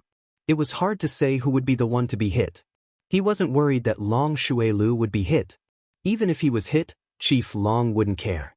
He was just worried that if Yi Qinghan was hit, Yi Qingniu would take the opportunity to flip out and make her square restaurant a mess. "Hee, let's go out and take a look." Yi Qingniu chuckled, but thought to himself, this brat can even cripple Yi Qingquang, who is in the 3rd tier of the general realm, not to mention Long Xuelu, a good-for-nothing. And I heard that this brat has broken through again? Make your move. Seeing that you're young, I'll let you have 3 moves. Long Xuelu stood calmly outside the square tower, a sword in his left hand. The sword was not unsheathed and his right hand was behind his back. He held his head high, giving off the aura of an expert. What an idiot. There's no beauty by his side, so what's the point of showing off? Why are you putting on airs? The muscular young master was the strongest among the younger generation of the Feng clan. His name was Feng Zi. His name was a bit feminine, but he was a very pure man. At this time, he was standing next to the beautiful young master with a feminine temperament and whispered, "I reckon it'll be settled in 3 moves." The feminine and delicate young master was the young master of the Hua family, Huaji. He shook his head and said, but it was unclear whether he meant that he could defeat Long Xuelu in 3 moves, or that Yi Qinghan could defeat Long Xuelu in 3 moves. Feng Zi obviously understood that Hua Ji was referring to the latter, or the former, or both. He knew very well that this friend of his, who was like a transvestite, had grown up in the midst of slaughter. His foresight and battle experience could be said to be the strongest, and Feng Zi had never doubted his foresight. However, when he looked at Yi Qinghan again, his gaze was a bit different. It was a bit scorching. Yi Qinghan narrowed his eyes slightly. Before coming here, Yi Qingyo had instructed him, and his sister, who was lying in the mountain behind the Yi clan, had all made him apprehensive. That was why he didn't kill Shui Wuhan the moment he saw him. That was why he had a fire burning in his heart. At this time, this fire was being fanned even more fiercely by Long Xuelu. Looking at the arrogant Long Xuelu before him, he felt as if he was looking at the old Yi Qingquang. So he narrowed his eyes and considered whether he should seriously injure this idiot with one move. Little Han, don't cripple him. Don't expose your body fusion technique. You can do whatever you want. At this moment, a familiar voice suddenly sounded beside his ear. Yi Qinghan raised his eyebrows and looked to the left with a smile. He could tell that this was Yi Qingyo's telepathic message. Since the old fellow was here and had spoken, he no longer had any scruples and shouted, "Battle Beast Fusion!" A black shadow faintly appeared in front of his chest and quickly entered his body. When a faint black tattoo appeared at the corner of his eye, a huge aura instantly enveloped the entire area in front of the square tower. It was as if the air had frozen. Long Xuelu looked at the young man in front of him in surprise. How did this young man's aura become so strong after the Battle Beast fusion? He didn't dare to be careless and quickly released his battle aura, forming a yellow battle aura shield around his body. 8th grade Battle Beast? Feng Zi and Hua Hua looked at each other and saw a trace of surprise in each other's eyes. The Yi family had really hidden their strength well. Looking at the aura of the body fusion technique, it was very likely to be an 8th grade Battle Beast. As for the Holy Beast, he didn't think too much about it. After all, the Yi family had only produced one Holy Beast in a few thousand years. The Yi family was probably going to have another strong warrior. Old Nyo, your family has really hidden their strength well. When did you have a talented young man with an 8th grade Battle Beast? Furthermore, he's already at the first level of the general realm at such a young age. His future is limitless. At the entrance of the square tower not far away, one of the two elders from the Feng and Hua families who had been silent all this time finally spoke up. His eyes were filled with surprise and envy. An 8th grade Battle Beast and this young man's great talent could be foreseen that the Yi family would have another terrifying expert in the future. Yi Qingyo laughed foolishly, but in his heart, he thought to himself, we're the ones who hid it. It's this brat who has been hiding it well recently, and very well at that. It's only been a month, and he's actually broken through to the general realm. It seems like the clan leader was right. This brat really has a lot of secrets. Shui Fei, on the other hand, stood silently at the side. His face darkened even more as he thought about how to settle the matter today. Looking at the posture of the old and the young, they would probably bleed a lot. However, Yi Qinghan didn't know that 4 old fellows were secretly watching him from afar. He only knew that this young Master Long in front of him had to be ruthlessly slapped to the ground in order to completely extinguish the fire in his heart. Therefore he made his move. Feeling the surging power in his body that he had never felt before, he was full of confidence as he swung his fist and smashed it directly at Long Xuelio's battle aura shield that was emitting a faint yellow light. He didn't use any fancy moves, nor did he use his battle aura to transform into various weapons like the other General Realm warriors. Because he had just entered the General Realm, he didn't know how to do it. He simply circulated all the battle aura in his body, turned into a horned rhinoceros, and smashed it down savagely. With Yi Qinghan's wind-like speed and the surging aura condensed from the vast battle aura on his left fist, the temperature in the air suddenly became scorching hot. When the golden fist smashed onto the yellow battle aura shield, it caused a violent explosion that almost set the air on fire. Bang! As was expected, the yellow battle chi cover was broken in a split second. Like a cannonball, Long Xuelu was ferociously sent flying backward and hit the solid wall behind him. After bouncing back and rolling on the ground for a few times, he directly passed out. On the surface, Yi Qinghan was only a level 1 general realm warrior. However, because of his incomparably special dantian, the battle aura in his body was almost more than that of a level 2 general realm warrior. After merging with his battle beast, his strength had reached the terrifying martial realm. The battle aura shield of Long Xuelu, a level 2 general realm warrior, instantly shattered upon contact with Yi Qinghan's fist. If it weren't for Yi Qinghan seeing this and withdrawing most of his battle aura, Long Xuelu would probably have been smashed into a pile of minced meat. Ugh! After the 3 exclamations, the entire place fell into dead silence. Feng Zi, who was as strong as a mountain, opened his mouth wide.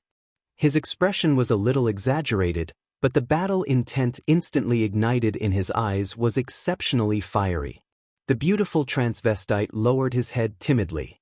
Under his long eyelashes, a pair of blinking eyes concealed his shock and bewilderment. Xue Wuhan's face was still very gloomy, but his black and gray eyes were full of shock and bewilderment. He didn't seem to understand how the little guy he could casually slap away a few months ago could grow to such an extent. Yunyang, on the other hand, slightly frowned. She looked at the young master of the Yi family who was silently standing in front of her and the bald guard who was walking towards Long Xuelu. She was a little worried. Long Xuelu didn't bring many guards with him. He was a bald, middle-aged man with a slightly dark complexion who had been silent the whole time. The bald, middle-aged man hadn't said a word since Yi Qinghan came in. He didn't even make a sound when Yi Qinghan almost killed Long Xuelu, nor did he stop him. Only now that Long Xuelu had fainted on the ground, he walked out and silently picked up Long Xuelu. Then he turned to look at Yi Qinghan and said, "Thank you, young Master Yi, for showing mercy. Long Fifth will take his leave first." Yunyang let out a sigh of relief. She knew that since Long Fifth said this, he definitely wouldn't cause any more trouble. She also knew that this dark, bald man was a level 2 Imperial Realm expert. Once he caused trouble, it would definitely be very troublesome. Therefore, she smiled and arranged for someone to bring Long Fifth away to treat Long Xuelio's injuries. "Damn, old Nyo, this kid from your family is so fierce. That power just now was at least the strength of a marshal. Your family has found a treasure. This is another Yi Dao." The great elder of the Feng family nodded and looked at Yi Qinghan enviously. They were all experts and could easily tell that Yi Qinghan had left something up his sleeves. "Old Nyo's family is not bad. My family's Xiao Chao is no match for him." Old man Hua also nodded and said seriously. Yu Ji was also beaming with joy. She smiled charmingly and said, "Brother Nyo, congratulations." "Not at all, not at all. This kid is still a lot weaker than those 2 freaks, Feng Zihua and Hua Hua." Yi Qinghan shook his head and said very modestly. However, he suddenly thought of something and turned to look at Xue Fei and said, "But I think it shouldn't be difficult to eliminate Xue Wuhan. How about old Xue, let them fight to the death? After the fight, I don't want that stupid thing of yours. What do you think?" Chapter 54. There. Xue Fei looked at Yi Qinghan's smiling face, but his heart was pounding. This old black bull was smiling so obscenely. Could it be that Yi Qinghan still had a trump card that defied the natural order? One had to know that Xue Wuhan was extraordinarily talented and was currently at the 3rd level of the general realm. Coupled with the 12 golden-shelled insects that he was raising, even a 1st or 2nd level marshal would not dare to say that they could defeat him for sure. Old bull, why are you so confident in that kid of yours? You have to know that Xue Wuhan is a genius that only appears once in 100 years in the House of Aries. Even my little madman admits that he is no match for him." The Feng family's grand elder revealed a shocked expression and said with great astonishment, "Old Fei bet with him. I don't believe that a 15 or 16-year-old kid can fly in the sky." The Hua family's grand elder also took the opportunity to add fuel to the fire. Yu Ji, on the other hand, was silent at the side. However, the expression on her face also showed that she did not believe it. The 3 of them echoed each other in silence. They cooperated very well. Of course, they hoped that Xue Fei would bet with them. After all, these 2 youngsters were very talented. No matter who died in the end, It would be more beneficial than detrimental to their family. Xue Fei's heart was pounding even harder. These three were obviously adding fuel to the fire. Xue Wuhan was the only son of the patriarch and the future successor of the family. Anyone could think of exchanging some external objects for a powerhouse that had a high chance of becoming a sage in the future. Hence, he was silent. I say, old man Xue, what do you want? Why don't you say something? Let's have a fight to the death? I don't want your things after we're done. Yi Qinghan was a little impatient. He bulged his bull eyes and looked provocatively at Xue Fei. Xue Fei was speechless again. How was this Yi Qinghan a green bull? It was clearly a wild bull. The Green Night Bull's battle beast was of the 8th grade, and its body was at the 2nd level of the Saint Realm. There were not many in the House of Aries who could defeat it after merging. At the very least, Xue Fei knew that if he were to fight this wild bull to the death, he would definitely die if he couldn't escape. Xue Fei, I still think that Xue Wuhan has a higher chance of fighting against the boy from the Yi family. The Hua family's Grand Supreme Elder started to encourage Xue Fei again. Yu Ji flew away from the Grand Supreme Elder of the Hua family. She was a little angry at him for wanting the world to fall into chaos. She sighed and said, All right, Brother Niu, let me say something. Xue family will add 2,000 bottles of the best grade snow panacea and this saint-level secret skill on top of the original offer. How about we let this matter go? The prefecture battle is just around the corner, and our common enemy is the other 2 prefectures. Don't make a fool of yourself. Xue Fei was silent for a while before he gritted his teeth and said, Sai, this is also Xue Wuhan's fault. Forget it, we'll do as Yu Ji says. Brother Niu. Yu Ji was a little dissatisfied after seeing Yi Qingyou's silence. After all, the Xue family was bleeding a lot this time. If Yi Qingyou still didn't agree, then he wouldn't be giving her face. I have one more condition. Yi Qingyou was silent for a while before he spoke again. However, before Xue Fei and Yu Ji could answer, he continued, Don't panic, I don't want anything else. I want the right to exchange for the first prize. The right to exchange for the first prize? Everyone pondered. After a moment of silence, the Feng family's Grand Supreme Elder was the first to speak. You want the spirit pill? As long as your family's disciple can get enough points, I don't mind. 10,000 points is not easy to get. I don't have any objections since that boy from your family is so fierce. The Hua family's Grand Supreme Elder also expressed his opinion. I agree. Xue Fei and Yu Ji expressed their opinions at the same time. Even though the spirit pill was very tempting, it could only be exchanged with 10,000 points. They heard that the Demon God Mansion and Barbarian God Mansion had sent out many elites to obtain the spirit pill. They didn't want to sacrifice a large number of their family's elites for a single treasure. The gains would not make up for the losses. All right, since everyone has agreed, Brother Fei and Brother Niu, come and sign this agreement. In the future, don't use this matter to destroy the unity of the 5 clans. Yu Ji sighed in relief and led the group into the tripartite pavilion again. After the agreement was signed, the atmosphere in the pavilion clearly relaxed. Yi Qingyou no longer wore a sour expression and began to chat with the Feng family's Grand Supreme Elder. The Xue family's Grand Supreme Elder no longer wore a dark expression and continued to chat with Yu Ji and the Hua family's Grand Supreme Elder. After a while, the atmosphere in the pavilion became harmonious. It was as if they had become old friends who hadn't seen each other for a long time and began to chat about their parents. What is that? Yu Ji. The Feng family's Grand Supreme Elder seemed to remember something. He suddenly turned to Yu Ji and said, Isn't it your family's Summer Flame Festival in 3 days? I heard that your family has a peerless saintess who will appear for the first time? That's right, my family Xiao Chao is here for this peerless beauty of yours. Your family is also very mysterious. Every time the saintess appears, she will only appear during the coming of age ceremony, the Summer Flame Festival. Who knows how many young geniuses fall for her? Hua family's Grand Supreme Elder Yi nodded and said, how many young geniuses fall for her? Wasn't my family's Yen, dumped by Yi Dao last time? In the end, she died of depression. Yu Ji sighed deeply and turned to look at Yi Qingyou with some hidden bitterness. She began to talk about the past. Yi Qingyo was startled. Seeing Yuji's bitter expression, he bulged his bull eyes and said bashfully, "Don't look at me, I didn't dump you.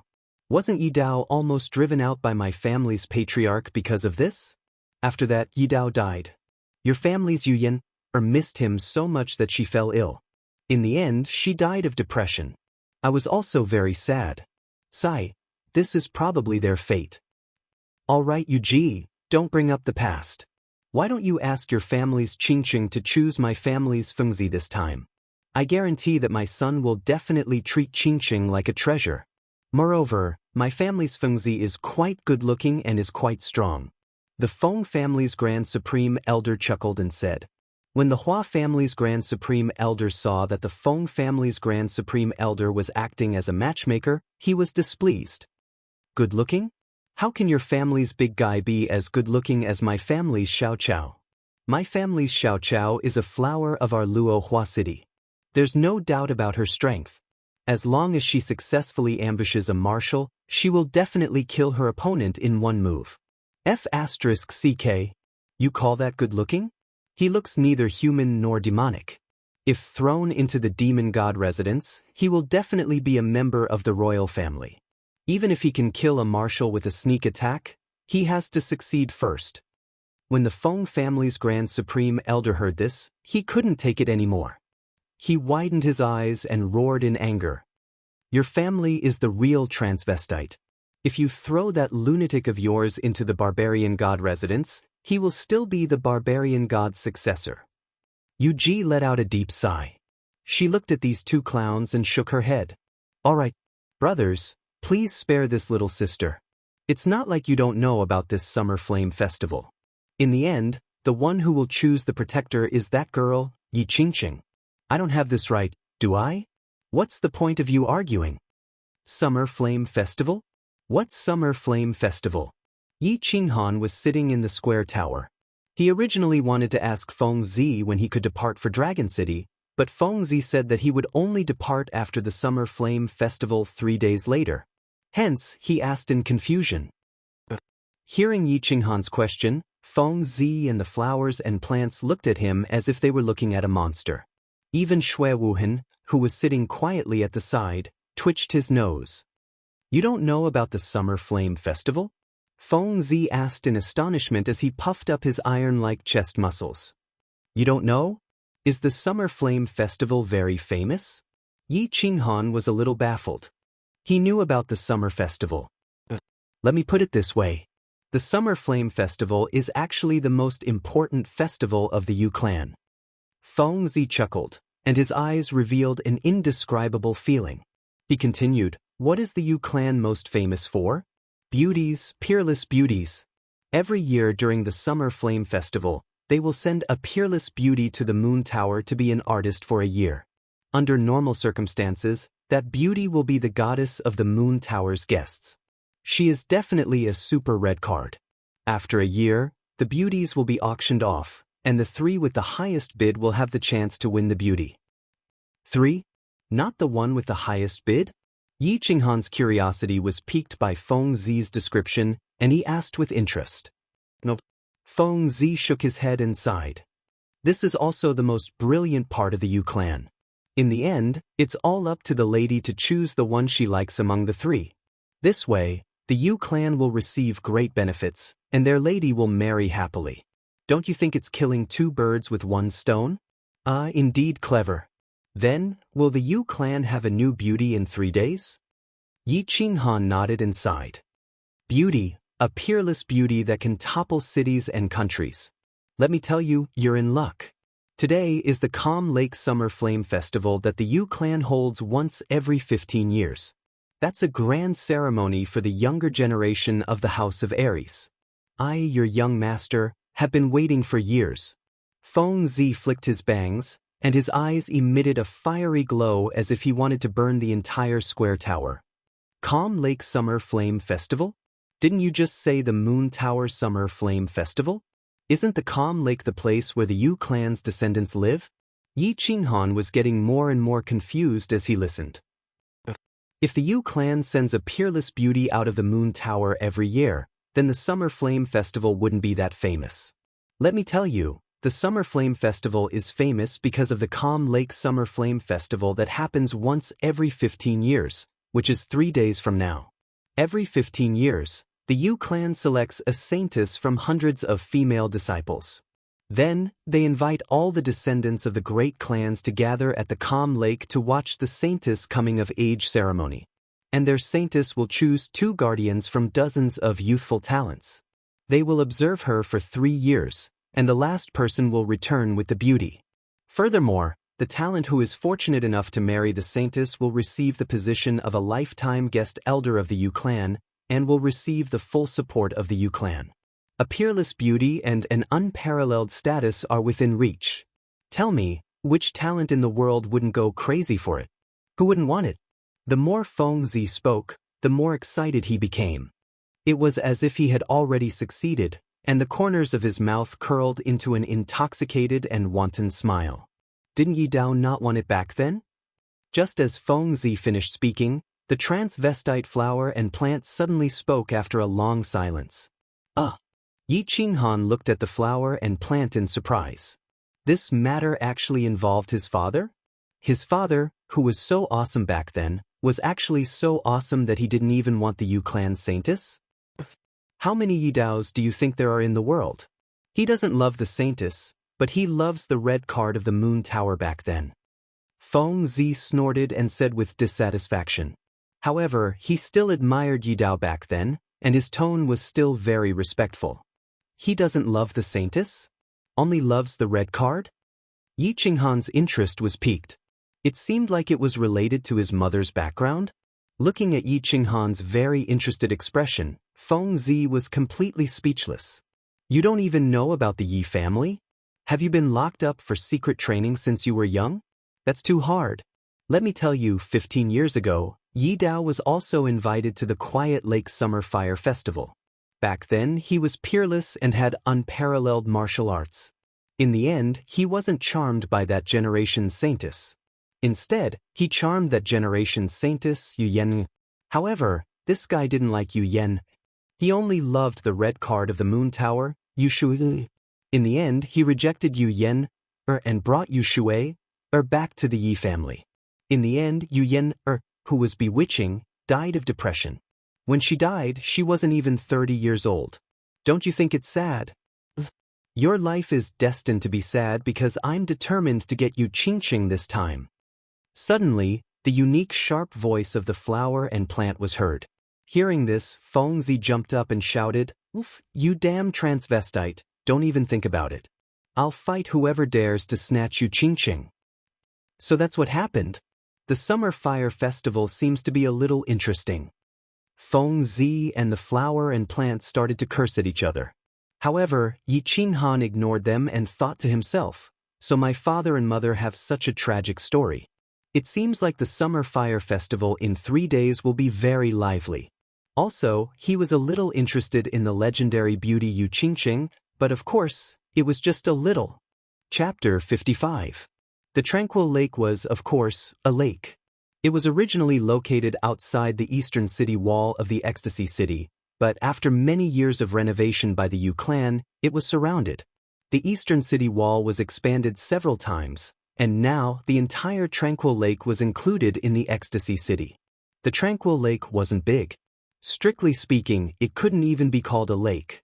It was just a big reservoir. However, since the Yu clan called it a lake, others would naturally call it the Tranquil Lake. The Tranquil Lake wasn't as quiet as a stagnant pool. Not only was it not quiet, but it was also windy all year round, so the lake water never calmed down. There would always be waves, waves, and waves. This is the Tranquil Lake? Nothing special? Yi Qinghan and the other young masters followed behind Yunyang and arrived at the side of the blue lake. Although this place could be considered as having verdant hills and clear waters, and the scenery was pleasing to the eye, it was still just an ordinary small lake. It was far from the Tranquil Lake's image as a holy land in the eyes of the world's geniuses. They couldn't help but feel somewhat disappointed. There's nothing special about this lake. What's special is the small island in the middle of the lake. That's where the core disciples of the Yu clan live. There are peerless beauties there. Usually, it's a forbidden and holy land for men unless it's the Summer Fire Festival. We're the first batch of people to enter the Holy Land in 15 years. Don't you think it's special? Feng Zi was still carrying his long sword. He chuckled and whispered into Yi Qinghan's ear. A forbidden place for men? Yi Qinghan was indeed stunned by this news. Looking at the hazy little island in the distant lake, she nodded her head. She couldn't help but be even more puzzled as she softly asked, "There isn't a single man inside?" "Absolutely not." Feng Zi nodded seriously. Yi Qinghan was a little speechless. He shut his mouth in embarrassment, but his heart felt like it was being blown by a cold wind. If they were to encounter a group of resentful women pouncing on them like wolves and tigers, would they be able to hold them off? "Young masters, this way please." Just as Yi Qinghan was letting his imagination run wild, a small boat approached from afar. Yunyang smiled and gestured for them to board the boat. "Young Master Han, after you." Feng Zi flexed his chest muscles to show his elegance. "You're already in bed?" "Oh no, I mean get on the boat." Yi Qinghan felt a lingering fear in his heart. He quickly waved his hand and said, "Brother Feng Zi, you go first. My body is weak, I can't take it." "Humph, since the two of you are so polite, I will go first." Xue Wuhan waved his folding fan, smiled and got into the boat. The beautiful flowers and plants flicked the edge of their clothes and followed. Seeing this, Feng Zi and Yi Qinghan also followed. The boat wasn't big, but the decorations were very elegant. It was like a small living room. The front and back of the boat were separated by a thin silk curtain, and the scenery outside could be vaguely seen. They went in and took their seats. Yunyang also came in and served them a few cups of tea. Then, she bowed and walked out of the boat, standing at the front of the boat. The Yu clan is indeed the Yu clan. Even the person rowing the boat is an exceptional beauty. Feng Zi looked around once she came in and finally, her eyes fixed on the woman on the bed at the back of the boat. Through the blurry curtain, a graceful woman with one hand on the oar at the back of the boat could be seen. Only the side of her body could be seen. The woman was wearing a cyan palace dress, but her face was covered by a white silk scarf. Although the curtain was a bit blurry and her face was covered, just her graceful and curvaceous figure, as well as her elegant temperament, were enough to make one's heart sway. Feng Zi's words awakened the people on the ship, and they all turned their heads to look at her. Hua Chao and Feng Zi were the most direct. They stared unblinkingly at the masked woman, and they couldn't stop praising her. Xue Wuhan's black and gray eyes were flashing. He waved the fan in his hand, and he looked like he was admiring her. However, a hint of greed flashed in his eyes, and it betrayed his true feelings. Yi Qinghan only took a glance before looking away. It was mainly because Xue Wuhan's pretentious expression made him lose his appetite, and he wasn't in the mood. Moreover, Feng Zi said that there were a bunch of women who had never seen a man living on the island, so he was a little afraid. Squinting at Xue Wuhan, Yi Qinghan silently pinched his fingers. Thinking of what Yi Qingyo said 3 days ago, he let go of his fingers again, and picked up the tea on the table to drink. That day, after slapping Long Xuelu, he wanted to find something to do and use the opportunity to destroy Xue Wuhan. However, Yi Qingyo directly transmitted a message to him, telling him to bear with it. That night, Yi Qingyo came to the place where he was sleeping and had a secret talk with him. He told him that because of Yi Qingyu, the Xue family had lost a lot of treasures, which could be exchanged for a spiritual pill. Yi Qingyo told him darkly that he shouldn't do anything now, and that once he got the Xue family's treasures, he could find an opportunity to kill Xue Wuhan. Of course, he had to do it secretly, and he had to do it cleanly without leaving any evidence. Once the Yu family's matter was settled, they would go to the prefecture battle, and it would be a 3-way battle. At that time, there would be plenty of opportunities to kill Xue Wuhan. Therefore, Yi Qinghan could only bear with it for now. Fortunately, he had vented a little of the anger he had been holding back that day on Long Xuelu, so he wasn't as angry now. Moreover, he knew that Xue Wuhan was someone he had to kill, and that he had to die, so there was no need to be too calculative with a dead person. Yunyang, why haven't you set sail yet? Everyone admired the graceful figure of the woman rowing the boat, and they couldn't help but be more interested in entering the tranquil lake island, and they couldn't wait any longer. If the woman rowing the boat could be so outstanding, wouldn't all the women inside be sky immortals?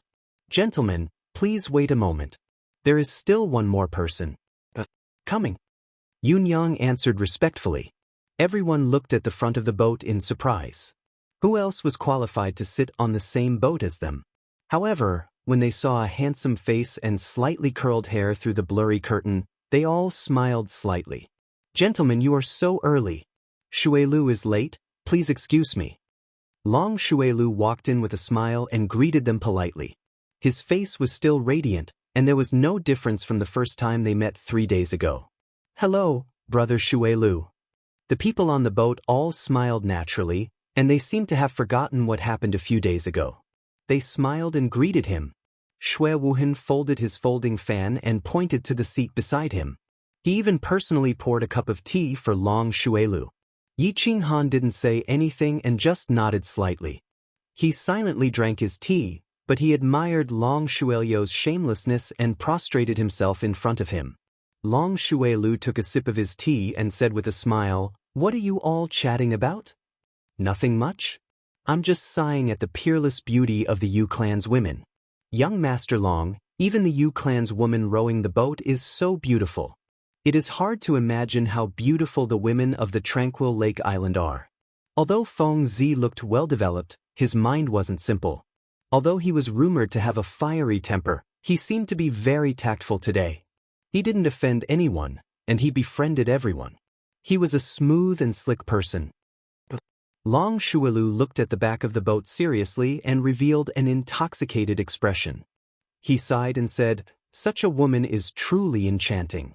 Unfortunately, she is masked, and I can't see her true appearance. What a pity." Of course. A woman masked also has a kind of hazy beauty. What's the saying? What you can't get is the best. This woman in front of me has the essence of it. What you can't see is more beautiful. Shui Wuhan smiled faintly. He didn't seem to care about the cold eyes that Yi Qinghan was shooting at him. He waved his folding fan elegantly. "Brother Wuhan, you should be a poet. You can recite a good poem." Hua Hua smiled gently and said with a sigh. Feng Zi also nodded and sighed. Brother Wuhan is right. The ancients said that a woman's most beautiful is when she takes off her clothes and when she comes out of the bath. I think we can add that to the list. A woman with a mask is also very beautiful. Absolutely right, absolutely right. All of your words are well thought out, and each of your words has a profound meaning. You can all be called scholars. In my opinion, a woman with a mask is either extremely ugly or extremely beautiful. I can foresee that this woman is definitely an extremely beautiful woman. Long Xuelu nodded and moved closer. Yi Qinghan shook his head, but he sighed deeply in his heart. These perverts actually called themselves scholars? It was true that each generation was more unruly than the previous one. Well, young Master Han, do you have any other opinion? Feng Zi asked curiously when she saw Yi Qinghan shaking his head silently. I don't have any opinion. I think we should ask Yunyang to start the boat, or we won't be able to make it for lunch. Yi Qinghan said lightly. He didn't want to express any opinion. Shui Wuhan's flirtatious performance made him want to vomit, and Long Xuelu's shameless participation made the trip to the calm lake that he was originally interested in become boring. He stared blankly through the window at the rippling lake in the distance. He thought of his sister in Songcheng, and his mood became gloomy. Darling, let's start the boat." Yunyang had followed Yi Qinghan into the boat. She had been quietly standing to the side, not saying anything, nor showing any expression. When she saw Yi Qinghan speak, she smiled and said to the woman at the back of the boat. The woman behind the boat responded in a low voice. Although her voice was soft, it was very clear and moving, like the chirping of an oriole. Everyone who heard it felt numb and sore. Everyone present was at least at the general realm, so they all heard it clearly. They couldn't help but look at the woman behind the boat with even more interest. They slowly glided through the window, breaking through the water, and gradually moved towards the small island in the middle of the lake. Yunyang looked thoughtfully at the woman behind the boat and suddenly said, "Darling, why don't you sing a song for the young masters on the boat to relieve their tiredness? What do you think?" Long Shuelu heard her and immediately said with a smile, "We couldn't ask for more. I'm all ears." Feng Zi and Hua Hua smiled as well, while Yi Qinghan nodded his head. "Thank you," Shui Wuhan said with a smile. The veiled woman behind the boat still didn't say anything or turn around. She silently rowed the boat. After a long time, she sighed and sang softly, "The shadow of the vermilion building is at noon, the jade tree is low in the shade, the moon is already 3. Greasy powder secretly sells silver carvings, the wrong knife leisurely cuts the mud golden robe, the embroidered bed is afraid of attracting the black dragon's bark, the embroidered word worries teach the blue bird's beak. 100 flavors refine to take pity on the mother, 1,000 flowers bloom, half suitable for a man, who can envy the company of a mandarin duck. The parrot is speechless, the waves like to swim bees, the magpies pretend to guess, the magpies murmur. But I love the number of palms, every time I remember the light of the hawksbill hairpin. The years of sorrow in the smoke cave are still there, the night of disappointment on the star bridge is empty, the season in front of the window is shameful, the romantic world smiles bitterly. Only the incense burner steals the wages, secretly hangs down the sandalwood sleeves to learn the ginseng. One must know that it is difficult to calm the heart, but one is willing to part with the clouds. Seeing the scenery fall, the sound of the strings still drifting, looking toward the south. The song was a poem, without the accompaniment of drums, music, or lights to add color to the beautiful scenery. It was just a simple singing. The voice of the person singing did not have any special emotions, and there was no dancing to add color, but everyone felt intoxicated, as if they had flown to the heavenly palace and listened to the peerless celestial songs sung by a fairy. Good song, good melody, good poem. Such a beautiful song can only be found in the heavens. How many times can one hear it in the mortal world? Lady Nanan, this song really makes my heart surge. I am afraid that I will not be able to taste meat for 3 months. After a long time, Long Shuelu loudly clapped his hands and stood up, looking at the graceful figure behind the boat with tender affection. He laughed loudly and said, "Pa." Shui Wuhan waved his folding fan, stood up, and said with a slight smile, "It is indeed a good poem. Who can envy the company of a mandarin duck? The parrot is speechless. I am ashamed. Lady Nanan, why do you envy others? Why do you feel ashamed? You must know, with ladies' charm and talent, I am afraid that all the geniuses in the world will be attracted to Lady, right? At the very least, the 5 of us will be charmed by you, right?" "Extremely right, extremely right. You sang it really well. Even though I don't know much about music, I think even a pig would be able to tell that this is a peerless song." Feng Zi laughed heartily and sincerely used a lame joke to flatter the old man. Hua Chao also nodded, and very seriously said, "It is indeed a celestial song." Yet Yi Qinghan sat there alone, continuing to remain silent. He half raised his cup of tea, and looked at the cup in front of him in a daze, not knowing what he was thinking. Seeing this, Yunyang could not hold back the curiosity in her heart, and turned sideways to ask, "Young Master Han, do you feel that the song is not good?" The 4 turned around, and looked at Yi Qinghan, also a little puzzled. Such a beautiful song, it was also the first time they had heard it, so why did Yi Qinghan appear so silent? Or even somewhat disdainful?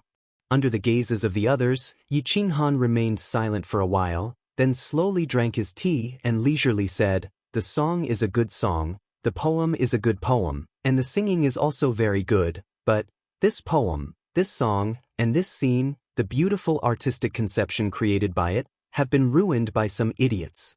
How sad, how lamentable." What did these words mean?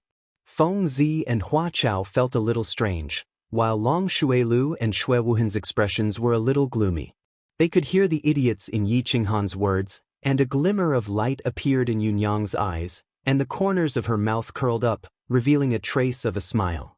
And at the back of the boat, the veiled woman, who had never turned around, suddenly turned around. Behind the white silk scarf that covered her face, a pair of beautiful black eyes that shone brightly showed some faint interest. Chapter 56. What do you mean? Young Master Han. Feng Zi saw that Xue Wuhan and Long Xuelu were about to go berserk, so she hurriedly tried to smooth things over and asked in confusion. Yeah, I don't think they're wrong, Hua Hua said in confusion. They're not wrong, but what they're saying is bullsh*t. What's so exciting about singing and not knowing the taste of meat? What's the point of being envious? What's the point of being ashamed? Yi Qinghan sighed deeply, shook his head and continued, You don't even know the meaning of this song, or this poem, and you dare to talk nonsense? It's a good poem about the scenery in front of you, and the helplessness of the passing of time. How can it make people excited? Isn't it funny? We're all ears to young Master Han's opinion. Xue Wuhan's face darkened. He quickly waved the fan in his hand, as if he wanted to get rid of the unhappiness in his heart. I'd like to hear the details. Long Xuelu said coldly. Young Master Han, you know poems?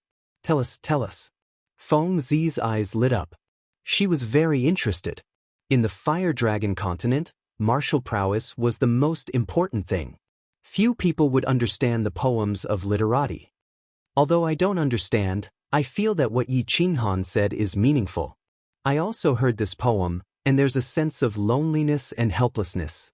I just can't describe it, Hua Hua said with a frown as he touched his beautiful face. Yun Yang and the woman at the back of the boat didn't say anything. However, when Yi Qinghan described the poem, their eyes seemed to simultaneously emit a ray of light. Then, a sense of loneliness and nostalgia appeared in their eyes at the same time. Little darling, I have a question to ask. Yi Qinghan didn't say anything. He just turned his body to look at the woman behind the boat. He looked at her black and shiny eyes and said calmly. The woman behind the boat bowed and said softly, Young Master Yi, please speak.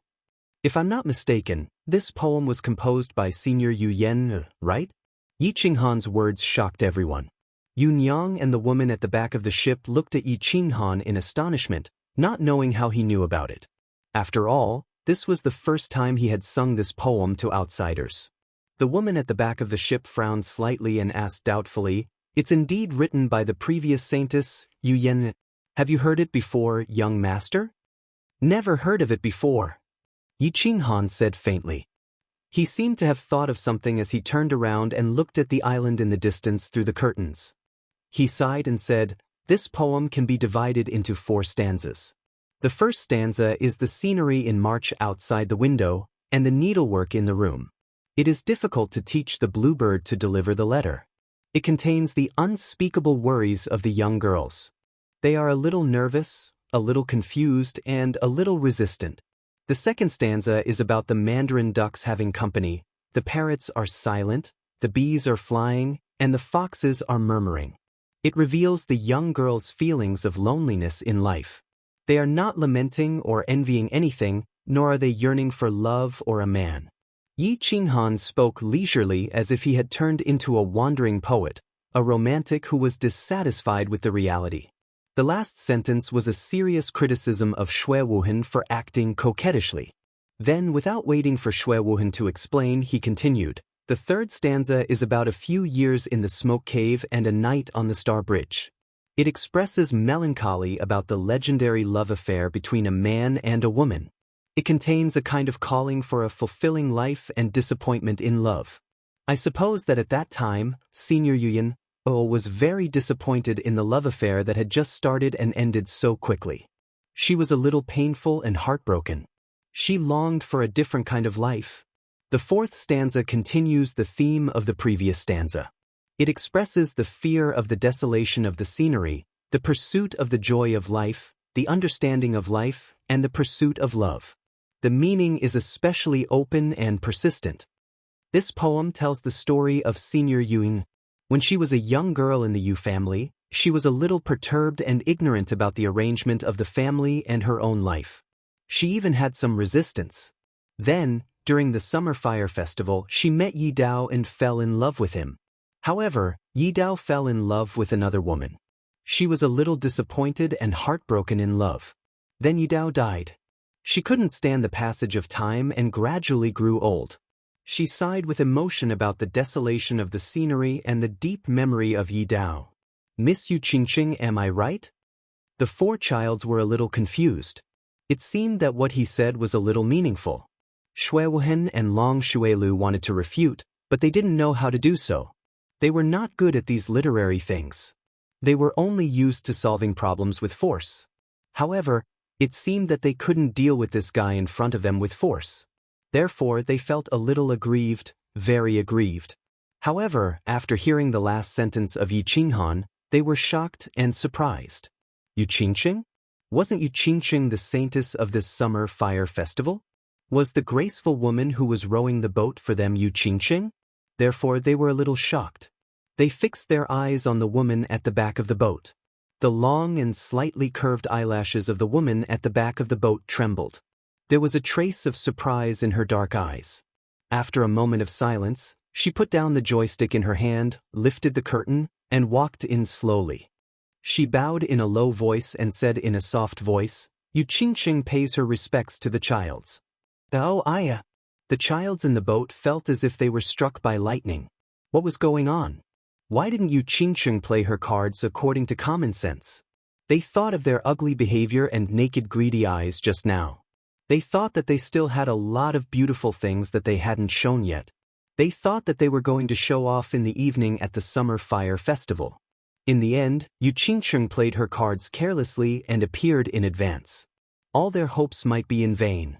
They wanted to cry but had no tears. Only Yi Qinghan and Yunyang were calm. Yunyang smiled, walked to the back of the boat, and started rowing the boat. Yi Qinghan nodded slightly. He cupped his hands and said, Yi Qinghan pays his respects to Miss Qingqing. Greetings to Miss Qingqing. When the rest of the people heard Yi Qinghan's words, they immediately reacted. The thick skin they had cultivated for many years came into play. In an instant, everyone recovered their cultured and elegant demeanor of the childs of famous families. Everyone, please take a seat. Yu Qingqing faintly nodded her head and sat on the only empty chair at the front. She looked at Yi Qinghan with interest and said, Young Master Han is very talented. Each of your words is like a gem and your tongue is like a lotus flower. Your explanation is very good and correct. Qingqing admires you.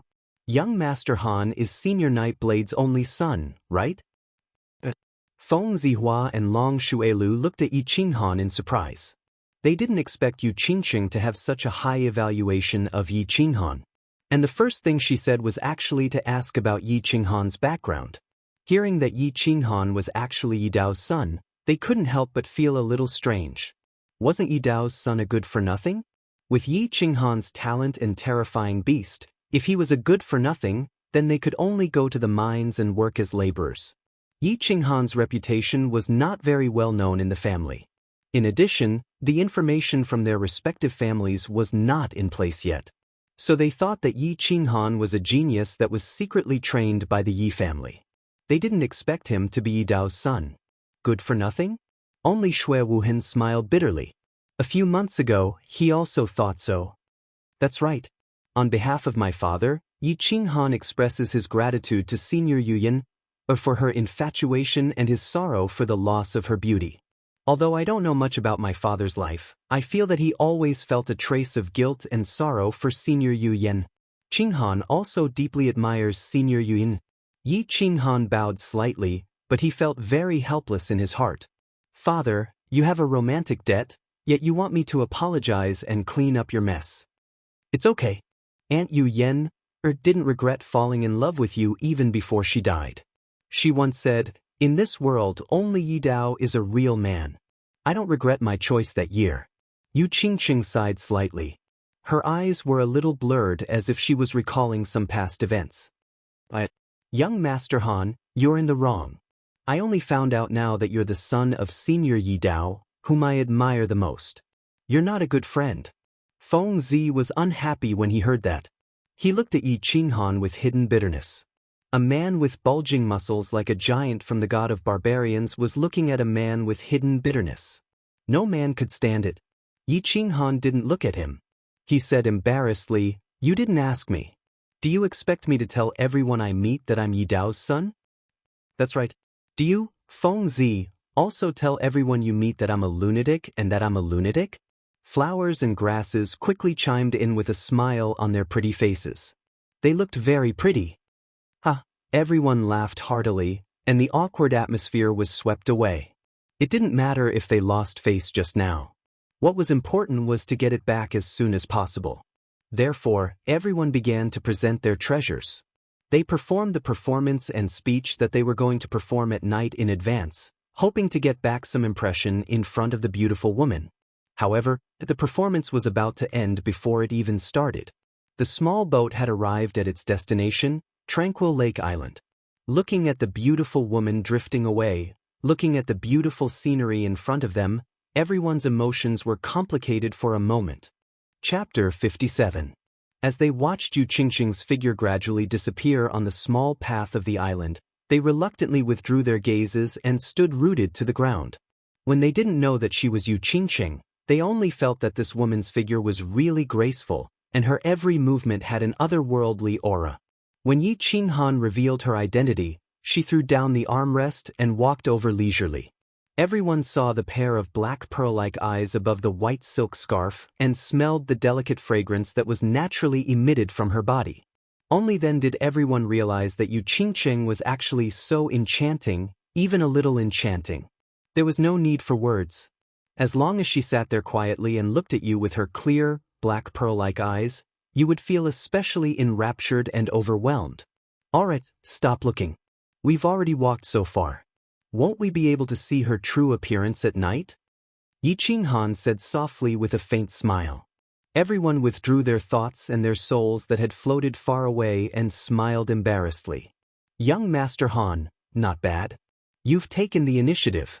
I didn't know that you were so powerful. You're actually skilled in both the pen and the sword. How did you know that she's Yu Qingqing? Feng Zi said with a laugh as he returned to his senses and hugged Yi Qinghan. That's right. Young Master Han, Yu Qingqing is a holy maiden. Before the Summer Fire Festival, she definitely can't leave the Tranquil Lake. How could you know her? Could it be that you've snuck in before? Hua Ji also came over curiously. As a descendant of the assassin god, his concealment skills were top-notch. However, he probably didn't have the ability to sneak into the Tranquil Lake Island. Long Xuelu and Xue Wuhan, who were at the side, were too embarrassed to come over. However, they pricked up their ears and listened curiously. It's very simple. You guys just didn't notice. Yi Qinghan wasn't used to Feng Zi's enthusiasm. He shrugged and said calmly, First, there are many beauties in the Yu clan. However, if there are beauties of this level among the boatmen, then all the beauties in the world are too common. Secondly, temperament. How could a woman rowing a boat have such an otherworldly temperament? Third, that scarf of hers was the biggest flaw. Young Master Long had said before, a masked woman was either extremely ugly or extremely beautiful. The Yu family naturally wouldn't have an extremely ugly woman, so she would definitely be an extremely beautiful person. Even if a boat's servant was extremely beautiful, I don't think there was a need for her to cover her face. That would be akin to burying one's head in the sand. Fourth, that little song. When Yu Qingqing sang that song, her tone was a little sorrowful and a little melancholy. From the poem, I could tell that it was written by Senior Yu Yen. Since she felt sad about Senior Yu Yenner's deeds, it was very likely that she felt sad because of what happened to Yu Yenner in the past. Therefore, I made a decisive guess, and it turned out that I was right. Respect. Young Master Han indeed has a discerning eye to be able to observe these small details in such detail. Your words have awakened me from my dreams. Feng Zi thought about it carefully and nodded. However, he suddenly thought of a problem and shouted, What's that? Young Master Han, you're still so young. You won't fight with me over Yu Qingqing, right? Let me tell you, although we're familiar with each other, your father is also someone I respect. If you dare to fight with Yu Qingqing, I'll still fight with you. Just now on the boat, Yi Qinghan obviously had the upper hand and left a deep impression in Yu Qingqing's heart. Moreover, this brat had a rather delicate appearance, and his strength and the forces behind him were not much different from theirs. If Yi Qinghan really took the initiative to attack, he wouldn't have any chance at all. That's right, young Master Han. You're not even 16 yet. Yu Qingqing is already 16. Don't tell me you're fated to fall in love with an older sister? Once Feng Zi said this, the beautiful man Hua Shu also became anxious. His family had given him a strict order to fight for this opportunity. Moreover, he had also seen Yu Qingcheng. She was indeed a devastatingly beautiful woman, so he also said this anxiously. Long Xuelu and Xue Wuhan also tensed up. One had to know that in the entire house of Aries, the 5 most powerful and promising youths were all gathered here, so it could be said that they had the greatest chance. However, if Yi Qinghan took the initiative to fight for it, then their chances were really not high. Long Xuelu had been slapped by Yi Qinghan before, so he already felt a little inferior in front of Yi Qinghan and couldn't raise his head. As for Xue Wuhan, because Yi Qinghan was here, he didn't dare to go against Yi Qinghan openly for fear that Yi Qinghan would flip out, so he lowered his stance. So the two of them leaned to the side nervously, silently paying attention to Yi Qinghan's words. When a fair and graceful lady is a gentleman's desire. Moreover, isn't it just a few months? I don't mind. Yi Qinghan chuckled and looked at the 4 nervous people in front of him, teasing them. As expected, when he finished speaking, their faces darkened. After a moment, he nodded in satisfaction and continued, however, if the 4 of you agree to one condition of mine, I can promise you that I won't take the initiative to woo Yu Qingcheng. There's something good? Say it. As long as it's not asking me to kill my father, I'll agree. When Feng Zi heard this, he immediately beamed and patted Yi Qinghan's shoulder heavily. Although he was a little surprised that Yi Qinghan would say such a thing, if there was such a good thing, he naturally wouldn't give it up. Say it, I won't hesitate if I can do it. Feng Zi expressed his attitude, a hopeful look on his face. As long as it's within my ability, no problem, Xue Wuhan said calmly. However, he was a little surprised, so he was a little reserved in his words. Long Xuelu patted his chest and smiled slightly. Young Master Han, just say it. Ha! Yi Qinghan laughed. To be honest, he admired Yu Qingcheng. But he felt that a holy maiden raised in such a way by such a clan was a little arrogant and a little cold. Moreover, he was a little male chauvinist. If he had to circle around such a girl all day like a dog around its master, he would be very uncomfortable and displeased. Moreover, he thought that because of the incident with his father, Yi Dao, Yu Qingcheng probably didn't like him, so he used this groundless attitude in exchange for a condition from everyone. Of course, the most important thing was that his younger sister was lying unconscious in the mountains behind the Yi family. Her life was hanging by a thread, so he really didn't have the mood to woo girls. Thus, he said very seriously, in the Elite Academy tournament, I want the few of you to help me get as many points as possible. Of course, you can't drag me down. Just this? Feng Zi asked in disbelief after waiting for a long time for Yi Qinghan to propose such a condition. Just this. Why don't you agree? Yi Qinghan said with certainty. This world was really not as important as saving his younger sister, and if the few people in front of him agreed, his journey to the Elite Academy tournament would be much smoother. Agree, 200% agree. Feng Zi answered quickly. Agree. No problem. Agree. The other 3 nodded quickly and agreed unanimously. Of course, they would be fools not to take such a great advantage. This condition was equivalent to no condition, and they would lose a strong opponent for nothing. Why not? Let's go. Yun Yang is waiting anxiously in front. Today, I want to drink a few barrels of good wine with young Master Han. You're such a good brother. Feng Zi laughed loudly and walked forward with his arm around Yi Qinghan. Hua's beautiful eyes narrowed into slits as he followed them and said seriously, Young Master Han, you're my brother. Xue Wuhan and Long Xuelu looked at each other and felt the doubt in each other's eyes. What was Yi Qinghan up to?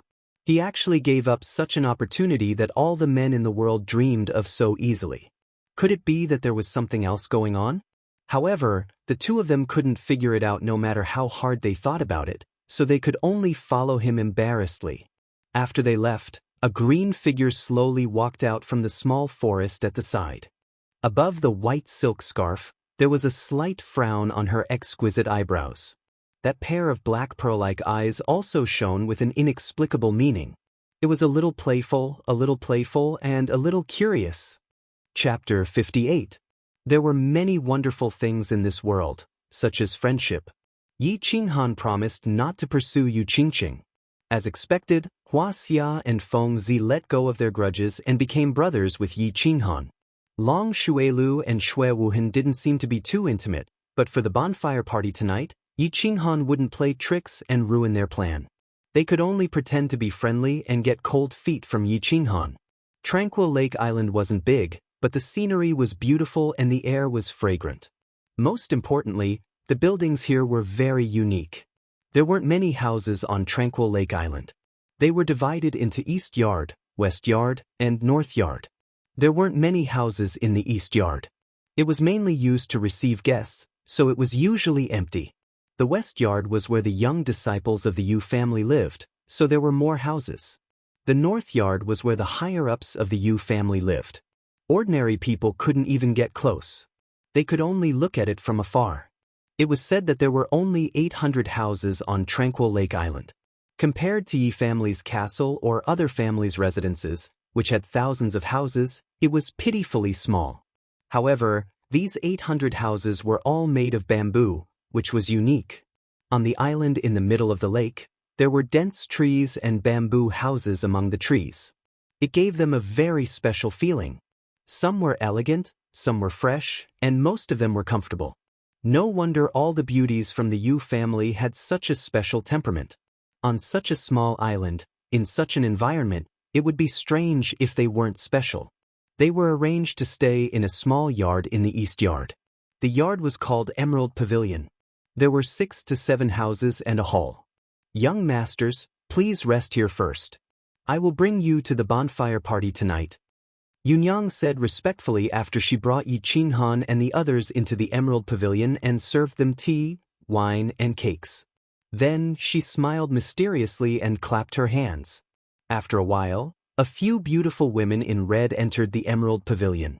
The women in red stood in front of the Emerald Pavilion and bowed, successfully attracting everyone's attention. Yunyang smiled and said, "The bonfire party will only begin at night." Yunyang was afraid that young masters would be bored, so she called a few outstanding disciples of the family to accompany you. You can do as you please. Yunyang will take her leave first. See you at night. Can you do as you please? Yunyang had already left, but her words were still echoing in their ears. This sentence was very good, very powerful. Of course, the meaning was clear. These women were sent by the Yu clan to entertain the young masters. You can do as you please, use them as you please, play with them as you please. She was a beauty, a top-grade beauty. She was a product of the Yu clan, and she was even used to entertain important guests. Of course, she was a fine product, a peerless beauty. Although these women were just standing there indifferently, their clothes were not particularly open. They wore red palace dresses, and on their exquisite facial features, there was a hint of shyness mixed with a hint of charm. The combination of innocence and charm was so perfect that it could practically make an honest person take off his pants and commit a crime. These were not the outer disciples of the Yu clan in the Moon Tower. They were the inner disciples that the Yu clan had cultivated for many years. The art of charm had been cultivated to the bone. There was no need to deliberately show it. As long as they stood there quietly, the charm emitted from their bones could stimulate the male hormones of any normal man to a limitless rise, and the evil fire in their lower abdomen would be ignited. Long Shuelu was the first to react. His Adam's apple moved by accident. However, as if he had done something wrong, he quickly coughed softly and picked up the tea to cover it up. He was a regular customer of the Moon Tower. Of course, he knew the unlimited charm of the Yu clan's women. He also very much wanted to have fun with the women in front of him. Even under his white robe, the dragon root had already raised its head slightly. However, he could not move and did not dare to move. Not only him, everyone in the room did not dare to move and could not move. They could only suppress it and try not to look at the 5 enchanting women in front of them. What were they here for? They came to the Yu clan, of course, to play with women. They came to taste the Yu clan's enchanting women that all men in the world dreamed of. However, what they wanted to do now was to play with the Yu clan's most beautiful and most honorable saintess. Before they got it, They did not dare to move recklessly, and could not move recklessly. The only natural person in the room was Yi Qinghan. He was firm without desire. He was not afraid of anything and did not ask for anything. Therefore, he very naturally admired the 5 peerless beauties. He squinted his eyes, had a smile on his face, and constantly made clicking sounds. 5 beauties don't just stand there. Each of you find a young master to sit with. Yi Qinghan looked at the 4 young masters who were trying their best to suppress themselves. A trace of playfulness flashed in his eyes, and he very naturally instructed. Since you want to move but do not dare to move, then this young master will help you fulfill your wishes. The scene at this moment was very familiar to him. He thought of the nightclubs in his previous life. In the private room, rows of ladies stood respectfully and coquettishly, waiting for the customers to order. However, the beauties here did not greet them. The ladies in the nightclubs would greet them as soon as they entered. Of course, the ladies here were of a much higher class than the ladies in the nightclubs, and definitely could not be compared. No need. Almost at the same time, 4 voices sounded in the hall. The voices were very determined, very suppressed, and also had a tinge of regret and bitterness. Young Master Han, you enjoy yourself. I'm a little tired, so there's no need. Fengzi chuckled and winked at Yi Qinghan, as if he understood. Wuxia also blinked her beautiful eyes and said a little shyly, young Master Han, you enjoy yourself. I'm not used to it. Long Shuelu nodded like a chick pecking rice, and said very seriously. Shui Wuhan did not speak and lowered his head. Is that so? Yi Qinghan chuckled and pretended not to see their expressions. He slowly drank a cup of tea and enthusiastically said, since everyone is tired, let's take a good rest. Ladies, I'll have to trouble you to perform a sexy dance. Do something explosive so that the young masters can rest well. The 4 of them glared at Yi Qinghan angrily, as if they wanted him to eat them, but were too embarrassed to say no. If they did that, they would really be deceiving themselves, and it would be too pretentious. However, seeing that Yi Qinghan had his head down and was fiddling with the tea leaves, completely ignoring their burning gazes, the few of them could only helplessly remain silent. Seeing that the few of them did not object, the few bewitching beauties responded softly, bowed, and retreated. Not long after, they came in again. Their clothes were still red, but they were a lot less. Only a thin tube top, a very short muslin skirt, and an almost transparent muslin were left on the outside. They nodded faintly and waved the muslin in a leisurely manner in the hall. The dance was beautiful, but the people were even more beautiful. Beauties who wore less could dance even more beautifully. The air in the hall heated up under the swaying of the white, tender flesh and the red, sexy little skirt. The sound of swallowing saliva, trembling of the Adam's apple, and coarse breathing mixed with the sound of Yi Qinghan's clicking of the tongue could be heard frequently. The air in the hall was unconsciously mixed with a scorching heat, a surging wave, and a ripple. Enough. All right, ladies, thank you for your hard work. You may leave first. Shui Wuhan drank 4 cups of tea in a row, but the more he drank, the hotter his body became. When he was about to drink the 5th cup of tea, he finally suppressed the fire in his heart and said loudly, all right, why do I feel that the more I dance, the more tired I am? Fengzi drank a cup of tea in one gulp, and felt that it was not enough, so she gulped down another cup and said while panting. Long Shuelu nodded again like a chick pecking rice, and his expression was even more serious than before. Hua did not speak, but only nodded and lowered his head. It was as if the 5 beauties in the room were poisonous scorpions, and he did not dare to look at them again. Don't. Yi Qinghan plucked a grape from under the table and threw it into his mouth. As he chewed, he said, they dance very well. It's rare to have a chance to enjoy the super treatment of the Yu family, so we should cherish it. But do you think that these beauties dance badly? They dance very well, that young Master Han. Fengzi looked at Yi Qinghan angrily, as if he was blaming him for his prank. He deliberately emphasized the words, young Master Han, to show his anger, and continued, but we are not used to this. If young Master Han likes it, I can give the one who serves me to young Master Han. Young Master Han, that's enough. I'm tired too, so I'll give them to you too. Hua Hua raised his head and said sincerely. Long Shuelu and Xue Wuhan looked at each other and said in unison, us too. Young Master Han, you can enjoy it slowly, we are not used to it. I see. Yi Qinghan smiled mischievously, but he was laughing coldly in his heart. These animals, if they were not here at this time, they would probably rob them. After a moment of silence, he said embarrassedly, how can I accept it? It's okay, it's okay. There are plenty of rooms next door. Feng Zi stood up and waved his thick hands, indicating that he could do as he pleased. Then, it would be impolite of me to refuse. Yi Qinghan laughed lewdly and stretched lazily. He looked at the 5 beauties of the Yu family and said sincerely, since they are not used to it, why don't we go into the room together and study the art of the human body? The beauties did not speak and only smiled shyly. They nodded slightly and surrounded Yi Qinghan as they walked out of the room. What's that? Young masters, I'm going to rest for a while. You guys rest well too and perform well tonight. I have high hopes for you guys. Yi Qinghan did not forget to look back as he walked out of the hall and continued to tease them. Then, he laughed loudly and disappeared from everyone's sight. Animals, animals. Yi Qinghan, this animal, he really dared to do it, he actually did it? Feng Zi said angrily as he clenched his fists as he watched Yi Qinghan's figure disappear from the room.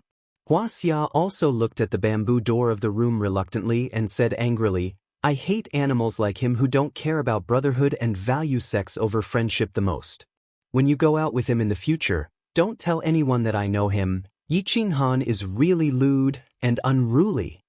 Xue Wuhan waved the fan in his hand quickly, as if he could blow away the restlessness and injustice in his heart. Long Shuelu didn't say anything. He just kept pinching and pinching the grapes on the table. Chapter 59. Tranquil Lake Island, North Court. In an independent small bamboo building, a masked woman in a green palace dress was standing quietly in front of the window. She looked at the dense bamboo forest in the distance and said nothing. Miss. After a while, a woman in white walked in softly. She bowed and called out respectfully. Then she stood aside silently. What's the situation at the Emerald Pavilion? After a long time, Yu Qingqing sighed deeply and turned her head. Her black pearl-like eyes flickered as she whispered.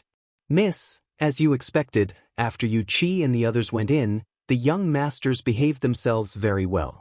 They didn't do anything excessive, but, later, young master Yi Qinghan asked Yu Qi and the others to dance an erotic dance. Then, young master Xue Wuhan asked them not to dance. Young master Yi Qinghan then he brought Yu Qi and the others into the room. The woman in red said carefully. This was related to the life of the Mississippi. She didn't dare to say anything that would affect the misjudgment. Yu Qingqing didn't have any expression and still stood there quietly. However, after she heard that Yi Qinghan brought Yu Qi and the others into the room, her black pearl-like eyes flashed a trace of inexplicable meaning. She asked curiously, what did Yi Qinghan and Yu Qi do after they went in? Do what? The woman in red was a little puzzled by the question. What else could a man and a woman do in a room? So, she was a little shy and said shyly, of course, they did that. The family scout said that they could hear moaning coming from that room. Yi Dao's son isn't that lustful. Call the scout team and activate the family mechanism. Peep, peep and report back quickly. A trace of shyness and anger appeared on Yu Qingqing's face. She didn't think that the young man on the boat with eyes like lightning, intelligence like the sea, and special temperament would be so unbearable. How could Yi Dao, who even the saintess didn't care about, give birth to such an unbearable son? She also didn't believe that with her charm, she wouldn't have a trace of attraction and love for Yi Qinghan. The Yu clan scout team moved very quickly. In less than a moment, news came back. The woman in red looked at the information in front of her inexplicably. She said in puzzlement, Miss, there is no such thing happening in the room. Yu Qi is moaning loudly there. Yu Ba is massaging Yi Qinghan, and Yi Qinghan seems to be asleep. Yu Qingqing didn't show the slightest bit of happiness when she heard the answer that she was hoping for. The Black Pearl's eyes flashed with a trace of anger. She looked outside the window and said angrily, Yi Dao's son is actually the same as Yi Dao.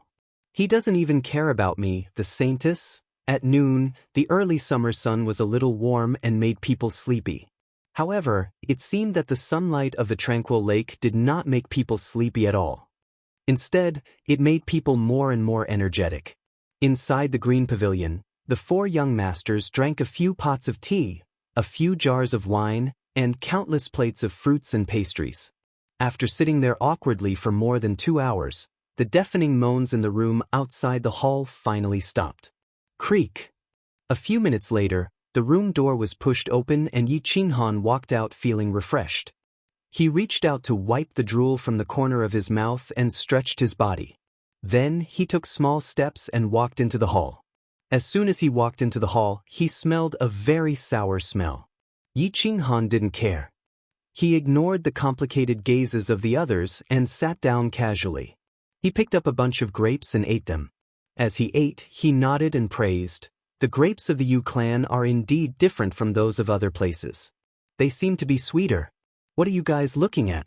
Eat them. Pooh. Feng Zi, who had just drunk a mouthful of wine, spat out the wine in her mouth when she heard this. She said somewhat angrily, Young Master Han, don't attack people like this. If you do this again, I'm going to fall out with you. Everyone's eyes bulged, as if they wanted to use their gazes to despise him. They had seen shameless people, but they had never seen such a shameless person. He enjoyed 5 exquisite bewitching beauties by himself, and the moment he came out, he still didn't hide his arrogance at all. They had listened to the erotic songs for more than 2 hours, and there was already a fire in their hearts. But this brat was showing off so openly. Don't be angry, lunatic. Don't be angry. Didn't I just say that the grapes were delicious? Is there a need to be so angry? Why don't I ask Yunyang to arrange something else for you? Yi Qinghan waved his hand and said with a smile. Don't.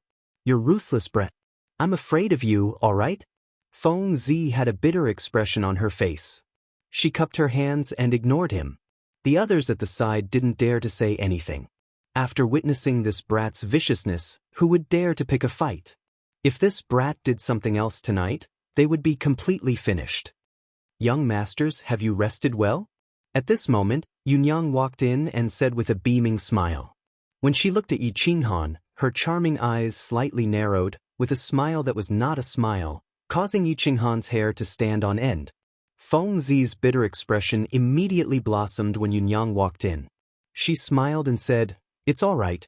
It's mainly because young Master Han rested well. Young Master Han rested the best. Long Xuelu also stood up. There weren't many opportunities to add insult to injury, so of course he wouldn't let it go. Thank you, Yunyang. Young Master Han likes it very much. Hua Hua blinked her beautiful eyes and said calmly. Xue Wuhan also smiled and waved the folding fan in his hand as if he would never get tired. Thank you, Yunyang. Of course young Master Han likes it. It's all right, it's all right. Yunyang's arrangements are definitely not wrong. Why don't we arrange it again in the afternoon, young masters? Yi Qinghan stood up slowly and glanced at the young masters. He scratched his head and immediately retorted. The 4 of you said that young Master Han rested well, and young Master Han also said that he rested well. Then Yunyang's efforts were not in vain. Why don't we arrange a few more in the afternoon? Yunyang's whole body was glowing with a smile, reflecting the faint refraction of the sun behind her. She seemed to have become much younger and more charming. No need. Other than Yi Qinghan, the 4 of them said in unison, their attitude very firm. If they had to listen to the erotic songs for the entire afternoon, who knew if they would go crazy? Seeing Yunyang look at him, Yi Qinghan licked his lips and looked at the 4 of them. However, he saw the silent pleading in their eyes. He said a little embarrassedly, Since they are so insistent, I can only give them some face. Forget it. Then forget it. How about this? Yunyang will take you to lunch first. After lunch, I will take you to enjoy the beautiful scenery of the tranquil lake. Yunyang smiled and nodded. That's great. Feng Zi was the first to respond and followed Yunyang out of the Emerald Pavilion. Xue Wuhan and the other 2 heaved a sigh of relief and followed. Yi Qinghan chuckled, touched his chin, and followed them. They had lunch in a private room near the Emerald Pavilion. During the meal, they did not have much appetite, so they only ate a little. However, Yi Qinghan ate heartily, as if he had never eaten such delicious food before. He was completely like a country bumpkin. However, he really did not have the opportunity to enjoy such high-class food. When he was young, he was very unpopular in his family. It was good enough that he could eat his fill. After that, he went to Man City because he was short of money, so he did not dare to go to a good restaurant. When he came back from Man City and had money, he did not have the time to eat good food. He killed people and set fires. It was very lively, but in the end, he did not have a full meal and was thrown to the back of the mountain. In the back of the mountain, Yi Tianlong and the two old men had a light meal. In addition, he was worried about his sister, so he did not eat well. Now that they had finally arrived at the Yu family and had the first feast in this world, Yi Qinghan ate with excitement and ferocity. He did not know how to describe it. Even Feng Zi and the others' plan to get him drunk was ruined. They all looked at Yi Qinghan in a daze, wondering why the Yi family was so poor that they did not even have a good meal. Yunyang, who was at the side, also came to a sudden realization. No wonder Yi Qingyo was so ruthless. It turned out that the Yi family was about to run out of food. After eating and drinking, the few of them began to tour the mountains and rivers. Although there were no mountains, there was a lake. The scenery of the calm lake was not bad, but Yunyang did not bring them to the West Court or the North Court. They only looked at the ordinary scenery. The few of them began to feel bored, so they apologized to Yunyang and went back to rest. Yi Qinghan, on the other hand, had slept for more than 2 hours. He wouldn't be able to fall back asleep even if he went back. He also didn't lack this bit of time to cultivate, so he simply rejected Yunyang's company and quietly walked along the lakeside. Xiaohei, come out and play. Yi Qinghan felt that there was no one around. It was a good time to walk the dog, so he summoned Xiaohei.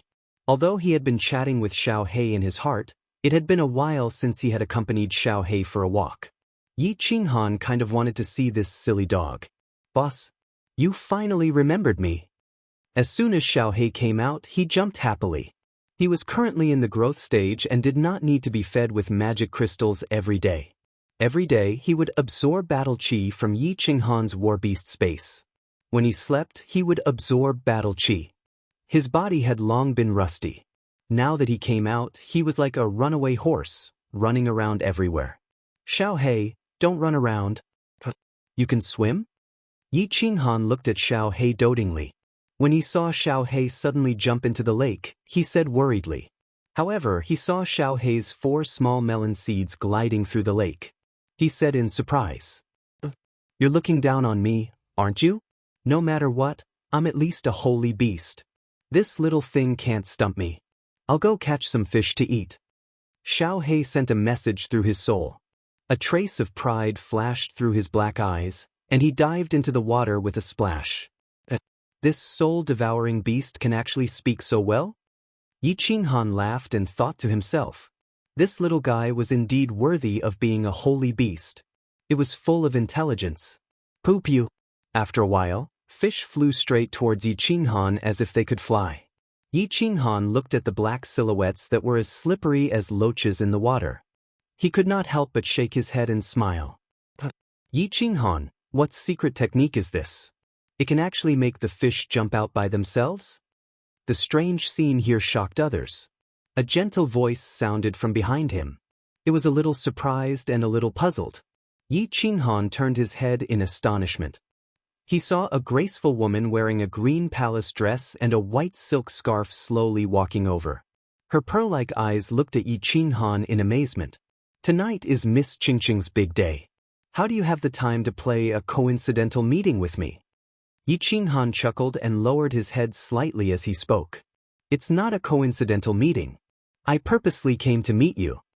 Yi Qinghan's black pearl-like eyes flashed. There was a trace of a smile and agility. Chapter 60. Oh, you specially came to meet me? Yi Qinghan raised his eyebrows and said in confusion, Miss Qingqing, this seems to be the second time we've met, right? I don't think there's anything special that requires you to specially come for me, right? Yu Qingqing didn't say anything. She just turned her body and looked at the quiet lake quietly. The light eyebrows on her forehead frowned slightly and said with some resentment, "Since it's the second time we've met, I wonder what Qing did wrong?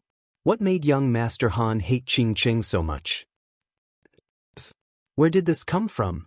Yi Qinghan was slightly surprised and didn't understand.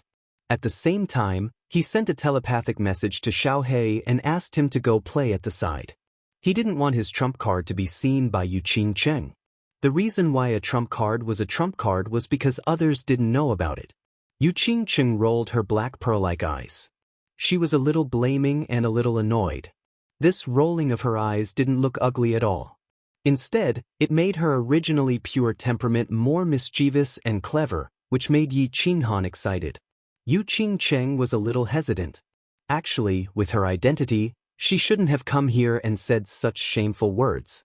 However, Yi Qinghan's words of not taking the initiative to woo her and his unusual behavior in the Emerald Pavilion had successfully aroused the competitive spirit of a little girl in Yu Qingcheng's heart. The Yu clan's holy maiden, Li Dai, had bewitched all the men in the world. However, the previous generation's holy maiden had fallen under Yi Dao's robe, which made the Yu clan's holy maiden feel an unprecedented humiliation. And now Yi Dao's son was the same. How could she endure this? Therefore, when she heard that Yi Qinghan was taking a walk alone, Yu Qingcheng didn't hesitate and hurried over. It was just a conversation.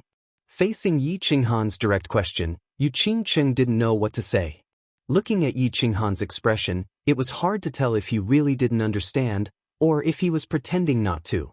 Yu Qingcheng bit her lips and said angrily, "Qingcheng heard what young Master Han said when he first came to the island. And young Master Han's unconventional performance in the Emerald Pavilion, Qingcheng also heard about it. Isn't that young Master Han hates Qingcheng?" Sure enough, Yi Qinghan thought to himself, so this little girl came here in a fit of pique. It seems that father dumped their saintess back then, which made them lose a lot of face. Does she want to regain face from me? No way. After figuring out the cause of the matter, Yi Qinghan smiled brightly and innocently. "It's this thing. Miss Qingcheng, I'm willing to explain. I'd like to hear the details." Yu Qingcheng turned her head and a trace of happiness flashed through her eyes. She listened attentively. "Miss Qingcheng, actually you've misunderstood. Actually, this is a conspiracy." Yi Qinghan chuckled and said with a somewhat complacent smile. His words were like a clap of thunder, which successfully aroused Yu Qingcheng's interest. He continued, "Actually, my love for Miss Qingcheng is like the bright moon in the sky, like an endless torrential river. To put it simply, I love you so much that you want to die. The seas dry up and the rocks crumble, the earth tremble, the sky fall and the earth crack. But Miss Qingcheng has so many pursuers. I'm not as beautiful as that transvestite Hua Hua, not as handsome as that idiot Long Shuelu. My demeanor is not as outstanding as that hypocrite Shui Wuhan, and my muscles are not as stylish as that lunatic. My strength and influence are also slightly weaker than theirs. So I thought and thought, how can I stand out among so many pursuers of yours? So I thought of a shocking move, loosening the reins only to grasp them better.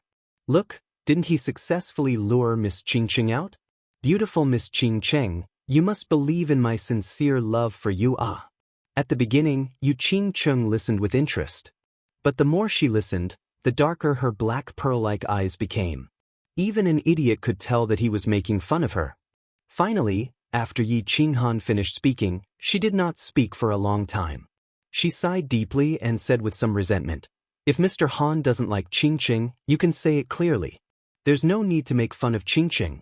Sorry for disturbing you, Qingcheng will take her leave." Yi Qinghan's sincere speech would definitely make an ordinary woman smile until her eyes turned into crescent moons.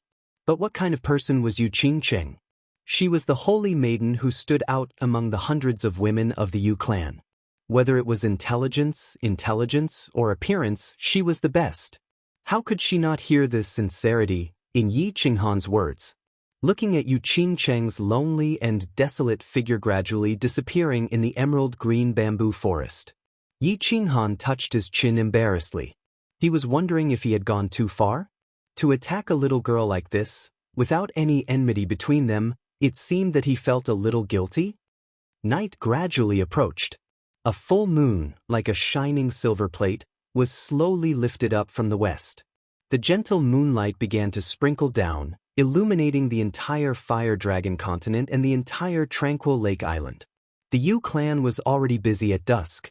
Countless people came out from the West Court and the North Court, decorating the wide lawn in front of the three courts. Today was the Yu clan's big day. It was a big day that happened once every 15 years. Of course, they had to be cautious and grand. The turf had been trimmed neatly a long time ago, through the efforts of countless people in the Yu clan. A huge open-air camp was set up on the wide lawn. In the center was a row of roaring bonfires, and on both sides of the bonfires were rows of satins spread on the ground. On top of the satin were rows of short square tables made of ancient wood. The square tables were filled with fruits and wine. On top of the bonfires, golden yellow suckling pigs and suckling lambs were being roasted, making crackling sounds. The 5 young masters arrived neither too early nor too late. Apart from Yi Qinghan, who was still dressed in black, the other 4 young masters were dressed extremely dazzlingly. They wore all kinds of tailor-made banquet robes. Their long black hair was combed neatly, and their faces were always rippling with charming smiles. They had been taught since they were young to have a noble temperament in their every movement. It made the 4 of them look like fighting chickens in a flock of chickens. They were like cranes in a flock of chickens, dazzling and eye-catching. It made Yi Qinghan, who was following behind, look like a bodyguard, pale in comparison.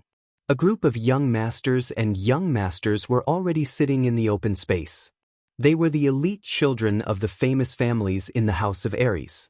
However, there was still a gap between their families and the 5 major families, so they did not receive the treatment of Yi Qinghan and the others. It was not until the evening that they were received by the Yu clan into the Tranquil Lake Island and directly brought to the bonfire party. There were countless beautiful girls scattered around the open space. These were the Tranquil Lake disciples of the Yu clan. They had been nurtured for many years. They were also the main targets of this group of young masters. Most of these young masters were nominally subordinates of the 5 great clans and the Manor Lord. Thus, when they saw Yi Qinghan and the others walk in, they immediately stood up and rushed forward to greet them. Lu Xiao greets young Master Shui. Young Master Shui looks radiant today. You will definitely be the top courtesan. Brother Z, I'm Chao Pei. Dear best, Brother Z. Take you Qingxing back to West Wind City? Young Master Hua, I'm the cousin of your uncle's nephew. It's an honor to meet you. Young Master Long, Ha, I've long heard of your name. Today, I can finally meet you. I'm extremely excited. The 4 young masters smiled faintly and casually responded to the young masters who came to greet them. They were somewhat proud and somewhat arrogant. They looked askance at Yi Qinghan, as if showing off their fame and status. Why should they be proud? Why should they be arrogant? Because the people who came to greet them were all heading towards the 4 of them. No one paid attention to Yi Qinghan, who was following behind them. After arriving at the Yu family, they had always been suppressed by Yi Qinghan. So today, they finally had the opportunity to suppress him. So they were very excited, very excited. Normally, they would not care about such a scene, but they were very enthusiastic. Yi Qinghan smiled faintly. He ignored them and walked to a square table alone. He poured himself a cup of tea and lowered his head to drink. Excuse me? At this moment, 5 young masters suddenly walked straight to Yi Qinghan and bowed respectfully. They seemed a little excited and a little scared as they asked politely. Ha!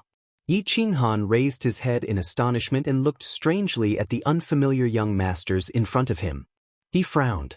And the 4 people who had been chatting with the crowd were also slightly shocked. They looked over with interest and seemed to find it strange that there was someone who knew this country bumpkin. And when the young masters saw that Yi Qinghan was frowning, they bowed even lower, and their tone became more respectful. They said in a slightly trembling voice, "Excuse me, are you the one who crippled Yi Qingquang, killed Yi Rong, and imprisoned Yi Jian, young master Yi Qinghan?" As soon as the words fell, the whole place fell into a dead silence. The 4 young masters opened their mouths wide, and their bodies trembled slightly. But they recovered their calmness immediately, but their hearts were in turmoil. They had received news from the Yi family some time ago. The Yi family had undergone a great change. Yi Jian was imprisoned, Yi Qingquang was crippled, and the elder of the Yi family, Yi Rong, was dead. But the reason was unknown in the news. Now that they heard that all these things were done by Yi Qinghan, their first feeling wasn't shock, but funny. But at the same time, they started to think about the truth of these words carefully. And the young masters at the side were also half doubtful and half shocked. They thought this young man was just a follower or something. They didn't expect him to have such a powerful background and such a fierce story. So their eyes changed at the same time, and they looked at Yi Qinghan respectfully. No matter whether he did it or not, the fact that he could sit here today and represent the Yi family, it itself represented a certain attitude of the Yi family. And the attitude of the Yi family was one that must be respected. Countless beauties of the Yu family standing at the side also looked at Yi Qinghan with slight surprise. Although they already knew that this skinny young man dressed in black, who didn't look particularly outstanding, was the popular young master of the Yi family. And they also heard some rumors indirectly that this young master actually didn't even care about the saint of the Yu family, Yu Qingqing. But this was the first time they heard that Yi Qinghan had actually done such a big thing. Yi Jian, Yi Rong, and Yi Qingquang were all famous people in the House of Aries. Of course, they had heard about it. But now, all of them were actually crippled and destroyed by this ordinary young man? For a moment, the ripples in their eyes started to turn, and they all used their charming eyes to look at Yi Qinghan. You can eat whatever you want, but you can't say whatever you want. I am Yi Qinghan. What's the matter? Yi Qinghan was a little angry. He looked at the 5 idiots in front of him with some reproach. How could these things be spoken carelessly here? Dongfang Dao, Nangong Chang, Sima Fu, Xiahou Gong, Dugu Jian, greet young master. The 5 of them didn't say much, but they all knelt down in front of everyone. Their eyes were actually filled with hot tears, and they put on a good show of searching for their master. What are you all doing? Get up. Can you give me an explanation? Yi Qinghan was a little confused. He frowned and stood up. The 4 young masters were dumbfounded. This Yi Qinghan actually did something like this. Wasn't he stealing their limelight? However, it seemed like Yi Qinghan wasn't acting, so they continued to watch seriously from the side. On the other hand, the young masters at the side were in an uproar. They all knew these people and they had some dealings with them. They were the top 5 young masters among the young masters of their level. Regardless of whether it was martial strength, talent, or intelligence, they were all top-notch. Now, they actually recognized him as their master in front of everyone. One had to know that this recognition was no joke. This was a master that they would follow for life. Chapter 61. At Yi Qinghan's words, the 5 people quickly stood up. The young master in the middle, who called himself Dongfang Dao, stepped forward and said respectfully, "Young master, have you heard of Master's dripping blood guards? We are the descendants of the 5 guards. When Master died, our clans were suppressed by Yi Jian. In recent years, the patriarch has gone into seclusion and the young master is still young, so our 5 clans did not dare to act rashly and could only live in seclusion. Now that young master's power has been extinguished, the old patriarch has come out of seclusion again. Of course our 5 clans will come out again. After obtaining the consent of the patriarch, we will come to serve young master."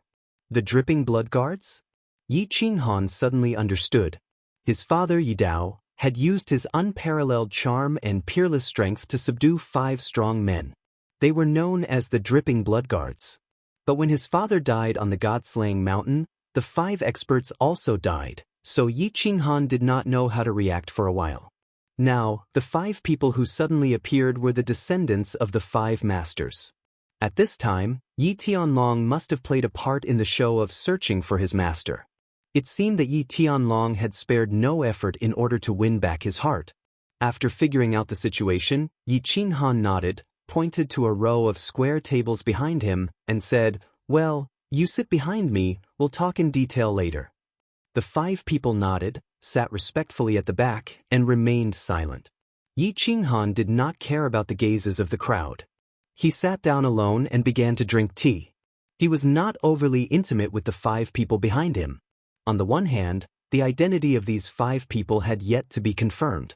On the other hand, even if there was no doubt about their identity, he still had to examine their strength and character. He did not intend to take 5 wastes or 5 villains to participate in the sect battle. After watching the excitement, getting to know each other and flattering each other, everyone lost interest and took their seats. There were 3 rows of square tables in the Yu clan, forming the word door. The seats above the door were obviously for the Yu clan or the older generation. Yi Qinghan and the other 4 sat in the first row on both sides of the door. The rest of the young masters knew that their statuses were different, so they consciously sat behind them. Congratulations, young Master Han, you've gained another 5 strong generals. Feng Zi sat next to Yi Qinghan and raised her wine glass. Hua Chao, Long Shuelu, and the rest quickly raised their glasses too. Although Yi Qinghan had promised not to take the initiative to attack, it didn't mean that he couldn't cause trouble, right? Therefore, the 4 of them would try to curry favor with him whenever they had the chance, even though Yi Qinghan didn't really like it. Same to you. Yi Qinghan nodded and raised his glass. As everyone chatted and chatted, the doors of the north court of the Yu clan finally opened under everyone's hopeful gazes. The first to come out was a beautiful middle-aged woman. Her age couldn't be determined, and her figure was still graceful. Her skin was rosy like a young girl's, but there were faint crow's feet at the corners of her eyes, which made her look a little old. Behind the beautiful middle-aged woman was a tall man dressed in green. The man's eyes were like a bull's, bulging as if they were about to jump out. Behind him were 3 old men. They walked to the front with a smile and naturally sat down at the top row of square tables. Greetings, 5 grand elders. Everyone hurriedly stood up. The rules of the Yu clan Summer Fire Festival were held and judged by the 5 grand elders of the 5 clans. They all knew this, so they weren't surprised. However, Yi Qinghan casually cupped his hands, but his eyes were staring at Yi Qingyo, as if he was blaming and questioning him. What was up with the 5 people behind him? Brat, don't glare at me. They were arranged by your grandfather, and they are indeed the descendants of your father's dripping blood guards. There are no problems with their character and strength, so make good use of them. Yi Qingyo squinted his eyes, smiled, and transmitted his voice. Yi Qinghan rolled his eyes, but didn't say anything. These people were his father's descendants, so they were truly his people. Since Yi Qingyo said that there were no problems with their character and strength, then there shouldn't be any problems. He would observe them in the future and make good use of them. Young masters, you are the elites of the new generation of the House of Aries. Today, I am honored to represent the Yu clan in welcoming you to the Summer Fire Festival. Your presence brings light to the tranquil Lake Island. Now, I announce the official start of the Summer Fire Festival. Yu Ji smiled and stood up. She said a few simple pleasantries, then announced the official start of the Summer Fire Festival. In the beginning, the young masters thought that there would be a very long and complicated speech. Now that they saw that Yu Ji was so understanding and immediately entered the main topic, they couldn't help but smile very sincerely. Their smiles were very bright and happy. Yu Ji was also very happy to see everyone laughing so happily. She gently raised her hand. However, after a moment, she seemed to have discovered something. Her expression was somewhat solemn, and she didn't lower her hand in midair. She only stared blankly at the northern sky. Yi Qingyo, Xue Fei, and the others also stopped whispering and looked at the northern sky with some solemnity. Yi Qinghan and the others were also puzzled. They also looked toward the northern sky, but they didn't discover anything. However, after a moment, a deafening roar suddenly sounded in the northern sky. Then, a black dot rapidly grew larger in everyone's eyes. A dragon roar! It's a level 7 demonic beast, the winged dragon. Only then did everyone realize what the Grand Elders were looking at. They were shocked, but they calmed down in the blink of an eye. However, the excitement in their eyes were obvious. In all these years in the House of Aries, there had never been a case of a magical beast running into the 3 prefectures to cause trouble. Therefore, It was obviously impossible for a wild magical beast to come here. Since it wasn't wild, then it was very simple. This 7th-level magical beast, the winged dragon, was reared by someone. As a powerful existence, the winged dragon wasn't something that ordinary people or clans could rear.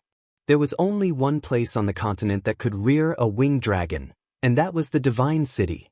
This winged dragon was clearly flying toward the tranquil lake island. That meant that someone from the Divine City had come. The Divine City. What did the Divine City represent? If the tranquil lake was said to be the holy land in the hearts of the men in the House of Ares, then the Divine City was the holy land in the hearts of the people in the world. 5,000 years ago, the 3 prefectures often fought because of the differences in races and civilizations. Every time the 3 prefectures fought, a large number of warriors would die. Countless civilians, demons, and barbarians would be affected.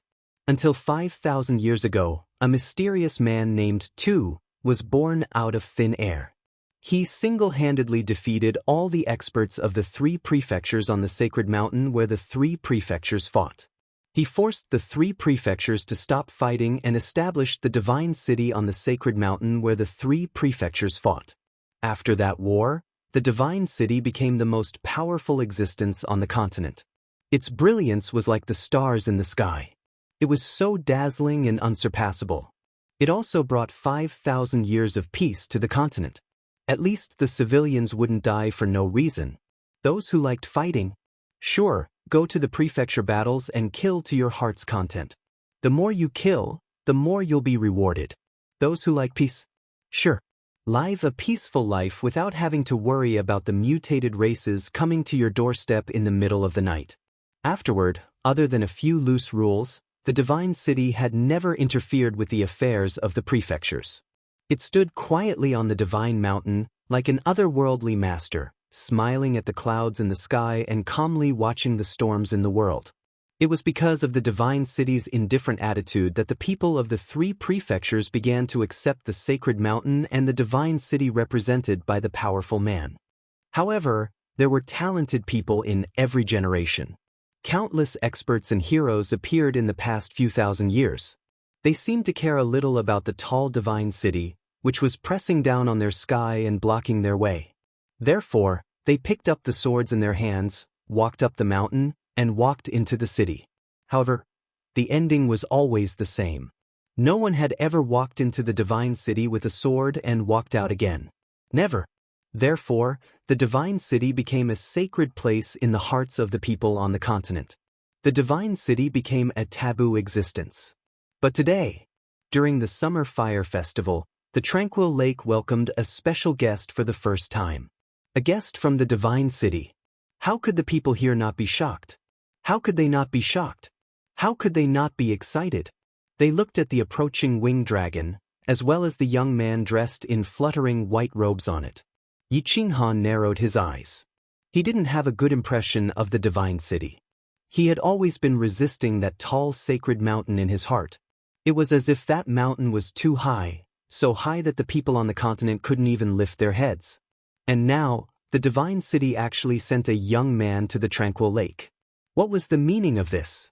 Yuji finally put down her hand, but her expression was not as solemn as before. She smiled at the young man in the sky. Since the Divine City didn't send those old fellows, but a young man. Today was the Summer Fire Festival, the day the Yu clan chose a son-in-law. The young man's purpose for coming here in such a grand manner was already very clear. Although it might not be a good thing, it would at least not be a bad thing. Therefore, he was slightly relieved. Yi Qingmiu and the others, on the other hand, had solemn expressions. With their status, they had the right to talk to the old fellows of the Divine City. However, the young man who came to the Divine City today was someone they had never seen before. Moreover, he was so ostentatious and brazenly coming to steal women. How could they not be worried? How could they not be angry? Feng Zi, Hua Hua, and Long Shuelu looked a little gloomy. Another strong opponent had come. And from the looks of it, he looked pretty good. Most importantly, he had a mountain behind him. Meanwhile, Shui Wuhan wasn't as cultured and refined as he used to be. His expression wasn't gloomy either. Instead, There was some inexplicable joy and excitement. Yi Qinghan didn't care. He continued to drink his wine with a lazy look. After a short while, he regained his desire to be strong again. I'm not asking for anything, and I don't want anything. The more you guys fight, the more exciting it will be for me. It'll be a waste if I don't watch a free monkey show. Boom. The winged dragon landed heavily on the ground in front of everyone's eyes. The moment the winged dragon landed, a white figure lightly tapped his feet. His entire body emitted a golden light. Like an ancient god, he glided and floated towards the crowd. Landing steadily on the ground, the golden light instantly retracted. The young man in white smiled and cupped his fists towards the few grand supreme elders at the head of the table. Tu Qianjun greets the seniors. I've long heard of Lady Qingqing's unparalleled beauty. Today I, too, have specially come to pay my respects. Furthermore, I heard that the young elites of the House of Aries are all here. I, too, also hope to be friends with the Martial Arts Association. Chapter 62. Tu Qianjun greets seniors. I've long heard of Miss Qingqing's unparalleled beauty. Today I, too, specially came to pay my respects. Also, I heard that the elites of the younger generation of the Battle Gods Manor are all here. I, too, also hope to make friends with them. Pay my respects? They're probably here to snatch her? Make friends with Wu? Make friends? They probably want to give her some pointers? The few elders on the seats sneered secretly. When this brat descended, the golden light emitted from his body was the unique aura of the Duke realm, also known as the Pseudo-Saint realm. Furthermore, his golden aura actually reached a radius of around 1 meter. It seemed that he had the cultivation of the first level of the Duke realm. He actually released his aura and scrupulously in front of them, who were all in the Saint realm. Furthermore, he relied on it to glide for such a long distance, making people feel as if he was flying over. Wasn't this clearly showing off his strength? It was also clearly slapping the faces of the young masters present. It was also to build momentum for him to snatch her. It seemed that the chances of those young masters in their clan were slim. However, Yu beamed with joy. This brat was rather tactful and respectful to these old fellows.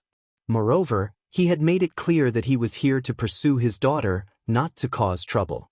She also knew that this generation's saintess was more outstanding than the previous generations of saintesses in all aspects. However, she didn't expect that even the Divine City, which rarely appeared, would send people to snatch her. What was this? This was glory. This was also strength. Hence, she smiled brilliantly. Young Master too must be the young master of the dragon-slaying divine guard of the Divine City's 4 guards. You're indeed as graceful and elegant as your father. Servants, give him a seat. Elder Yu, my father asked me to send his regards to you. There's no need to give me a seat. I have an old friend here, so I'll sit with him. Tu Qianjun smiled faintly. He turned his head and swept his gaze across the young masters. Finally, his gaze landed on Shui Wuhan. Young master, please take a seat. Shui Wuhan had been smiling all along. When he saw Tu Qianjun looking over, his smile became even more amiable. He hurriedly stood up and lowered his head slightly, indicating for Tu Qianjun to take his seat. Tu Qianjun nodded indifferently. It seemed as if he didn't care about everyone's gazes. He walked straight to Shui Wuhan's seat and sat down peacefully.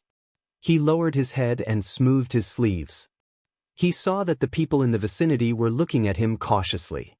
He raised his head in astonishment and said, "What's wrong? Do as you wish. Don't worry about me, just pretend that I don't exist." Yes, yes. The people around him hurriedly lowered their heads and continued to drink, sip tea, and eat fruits. Their hands and feet were slightly trembling, and they accidentally spilled some of the wine in their hands. Those who were eating the fruits panicked and even ate the vines. Their expressions betrayed their panic and nervousness. Feng Zi and Hua Hua looked at each other. They could see the worry and shock in each other's eyes. This Tu Qianjun was only 27 or 28 years old, yet he already possessed the strength of a duke. This was a little too terrifying. It should be known that the two of them could be considered first-rate geniuses. At the age of 24, they were already at the 3rd level of the general realm. Coupled with their family's secret arts, Their combined strength was only at the first or second level of the martial realm. It was fine if they couldn't match up to him in terms of power. After all, the divine city's glory was built through generations of battles. If they couldn't match up to him in terms of strength, then it would be a little embarrassing. Long Xuelu was also silently drinking his strong wine at the side. He occasionally glanced at Xue Wuhan, who was whispering beside Tu Qianjun, and a trace of mockery and loneliness flashed across his eyes. It was obvious that he was a little envious that Xue Wuhan had actually made friends with a young master of the divine city. However, he also looked down on Xue Wuhan's flattering behavior. Of course, it was mostly because he couldn't eat the grapes, so he said that the grapes were sour. Tu Qianjuan's appearance suppressed the entire crowd. Relying on the tall mountain behind him and his astonishing strength, he descended like a deity, instantly enveloping the entire lake's light on his body. In a battle between two armies, the most important thing was momentum. Without momentum, this battle would only end in defeat. Yi Qinghan didn't show any expression, even though he was a little displeased with Tu Qianjuan's attitude, which was even more arrogant than Yi Qinghuang. However, he didn't intend to carry Yu Qingsheng to bed today, so he didn't feel like he was facing a love rival. However, he hated Xue Wuhan's flattering attitude even more than Long Xuelu. This brat usually looked like a dog, but deep down he was really a dog. Clap clap. When Yu Ji saw that everyone's mood had somewhat calmed down, she clapped her hands twice, and began to serve the pastries in front of the main course. Along with the clap of her hands, the door of the west courtyard opened, and 12 red-clothed women walked out. It just so happened that this red dress was very similar to the dress that they wore when they entertained Yi Qinghan and the others in the jadeite pavilion in the morning. The upper body was a thin tube top, and only the lower half of the white and tender beautiful breasts were covered, revealing a plump snow-white semicircle. The lower body was a gauze skirt, and under the uneven hem was a pair of perfectly straight and slender white legs. On their feet were pairs of long leather boots that covered more than half of their calves. The only difference was that today, on their smooth abdomen, which didn't have any extra fat, hung a small purple bell. Snow-white skin, captivating red dress, and the purple ring around their waists. These three colors actually fused and intersected, evolving into a strange charm. The dance was somewhat similar to the belly dance of Yi Qinghan's previous life, but it was clear that no one would appreciate such a beautiful and artistic dance.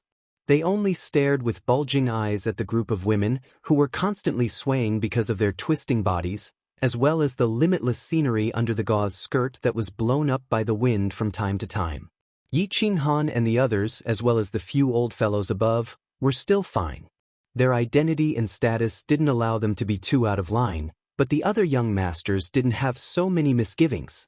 All of their eyes were bulging so much that they were actually bigger than Yi Qinghan's. Under the reluctant gazes of the crowd, the 12 women silently retreated, while the young masters were silently thinking of ways to snatch one from the Yu clan. Although the Yu clan's summer fire festival was mainly for the saintess to choose a man, almost every time after the matter of the saintess was settled, the Yu clan would choose a portion of the young masters with relatively higher aptitudes, strength, and influence, and gift them the 12 tranquil lake women of the Yu clan. Although it was called gifting, it was actually no different from selling them. Every Yu clan woman would be exchanged for a large amount of resources and treasures. However, these young masters who managed to snatch the Yu clan women wouldn't hesitate at all. Moreover, their clans would also be willing to use a large amount of treasures to exchange for the Yu clan woman. Of course, this wasn't just because the tranquil lake women of the Yu clan were unparalleled in the world. Any man who married a tranquil lake woman would obtain the most pleasure and satisfaction in the body. It was also because if the young masters of these clans could marry a tranquil lake woman, then their clans would automatically obtain the friendship of the Yu clan. They would receive a large share of the Yu clan's intelligence, martial power, and resources until the woman died. It could be said that the reason the Yu clan women could stand tall in the House of Aries for 1,000 years was also because of this marriage alliance policy. Oh, so that's how it is. This marriage alliance policy was thought up by the genius of the Yu clan. How brilliant! Yi Qinghan exclaimed in admiration as he understood many things he didn't know before from Feng Zi's soft explanation. Fengzi nodded as well. Her eyes were filled with admiration. The founder of the Yu clan, the Moon Queen. A miraculous woman who made the ancestors of the 4 great clans, the Wind Lord, the Flower Empress, the Snow Marshal, and the Night Emperor fall head over heels for her.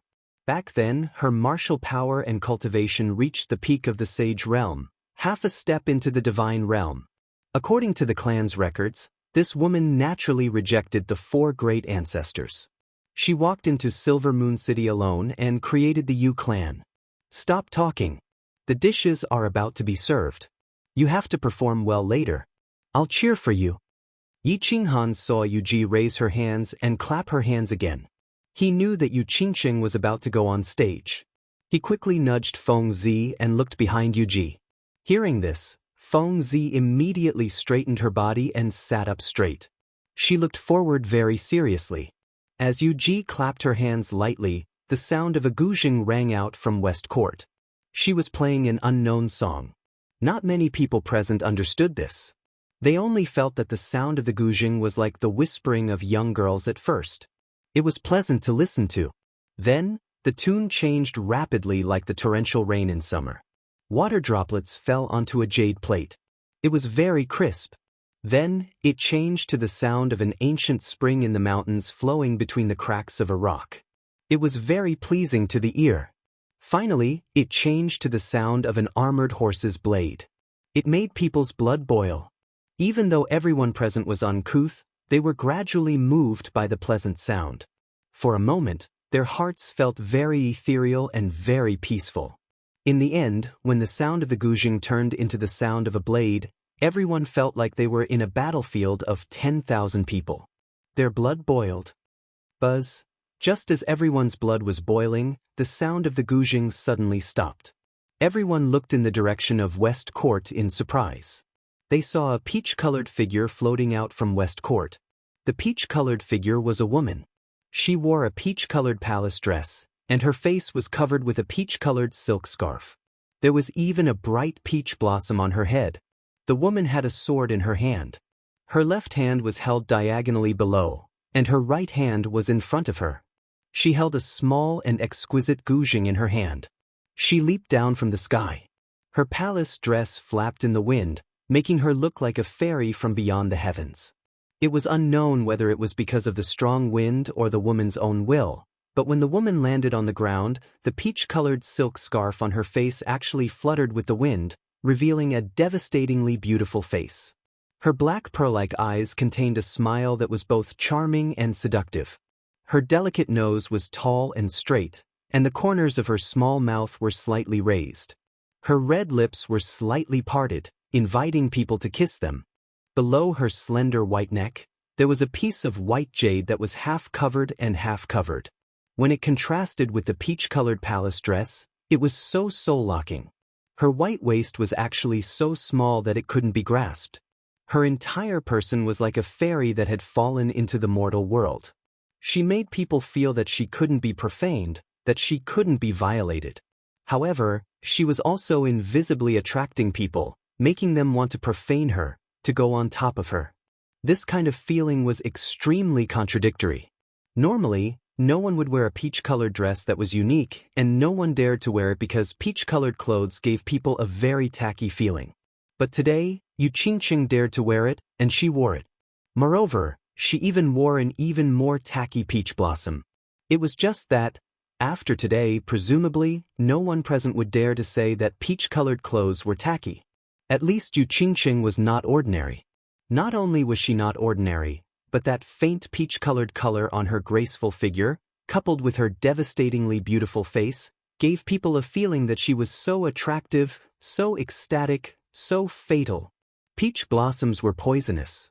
They could topple cities, could topple countries, and could even poison people to death. Chapter 63. The lady with peach blossoms stood there quietly. Her eyes glowed and the corners of her mouth curled up slightly, revealing a faint smile. Then she placed the zither on the ground. Her 5 slender and elegant fingers danced wildly, emitting a few clanging notes. The long sword in her left hand formed a flower and she actually began to play and dance. She played a hurried and rhythmic marching song. Although there would be occasional breaks as she played and danced, the special reverberation of the zither didn't make people feel that there was a break. Instead, they felt that the rhythm was different and it was very dynamic. The dance was a sword dance, and it was very good. Sometimes it was hard, sometimes it was soft. Furthermore, everyone present was an expert and could see that the swordsman wasn't a pretty one. Aside from being pretty, one could see the formless murderous aura that accompanied the sword dance. The sword was a killing weapon, a yang weapon of extreme yang. The woman was a beauty, a woman who was as gentle as water. But today, the combination of the beauty and the sword was actually so perfect. Accompanied by the clanging sound of the zither, everyone felt as though they were on a battlefield filled with corpses. A peerless woman who had lost her lover was killing people with a sword. Moreover, the way she killed people was so beautiful and moving. The sword dance ended, and the song also ended. However, the young masters were still immersed in that moving scene just now. It was like a dream or an illusion, and they were intoxicated. Only when Yu Qingcheng bowed slightly and returned to Yu Ji's side to sit down did everyone suddenly come to their senses. They applauded in unison. Lady Qingcheng can topple a nation. This trip of Qinjuan's was not in vain. This dance can raise a great white. Tu Qinjuan's eyes sparkled. He picked up a large cup of wine on the table and shook it at Yu Qingcheng. He raised his head and laughed as he drank it. His actions and tone were extremely elegant and flawless. Yu Qingcheng smiled faintly and nodded without saying anything. Lady Qingcheng's sword dance is unparalleled in the world. No one in the world can compare to you in playing and dancing at the same time. This dance should raise a large jar. Feng Zi hurriedly stood up and said, not to be outdone. She raised a large jar of wine and drank it all in one go.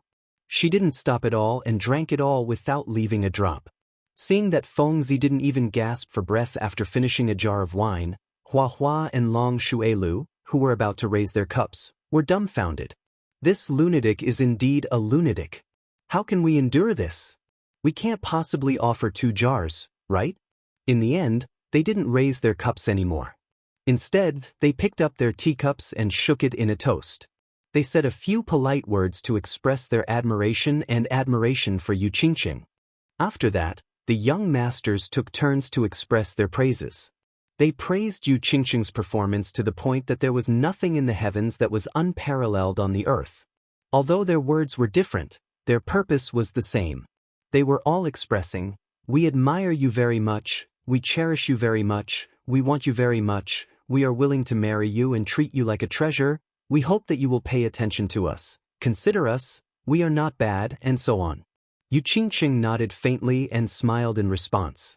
Finally, her gaze stopped on Yi Qinghan, who was happily eating the pork roasted on the bonfire. Her eyes flashed with a hint of, as expected. After a moment of silence, he raised his head and said coldly, young Master Han, why didn't you express your opinion? Is Qingcheng's performance so unworthy of a single word from you? Yu Qingcheng was very beautiful and her dance was also not bad. Yi Qinghan also wanted to praise her. But since Yi Qinghan had promised Feng Zi and the others, he had to at least do some superficial work. Otherwise, he would break his promise. And if he broke his promise now, Yi Qinghan was afraid that Feng Zi and the others would also break their promise and cause trouble during the residence battle. In his heart, his sister's life was naturally the most important.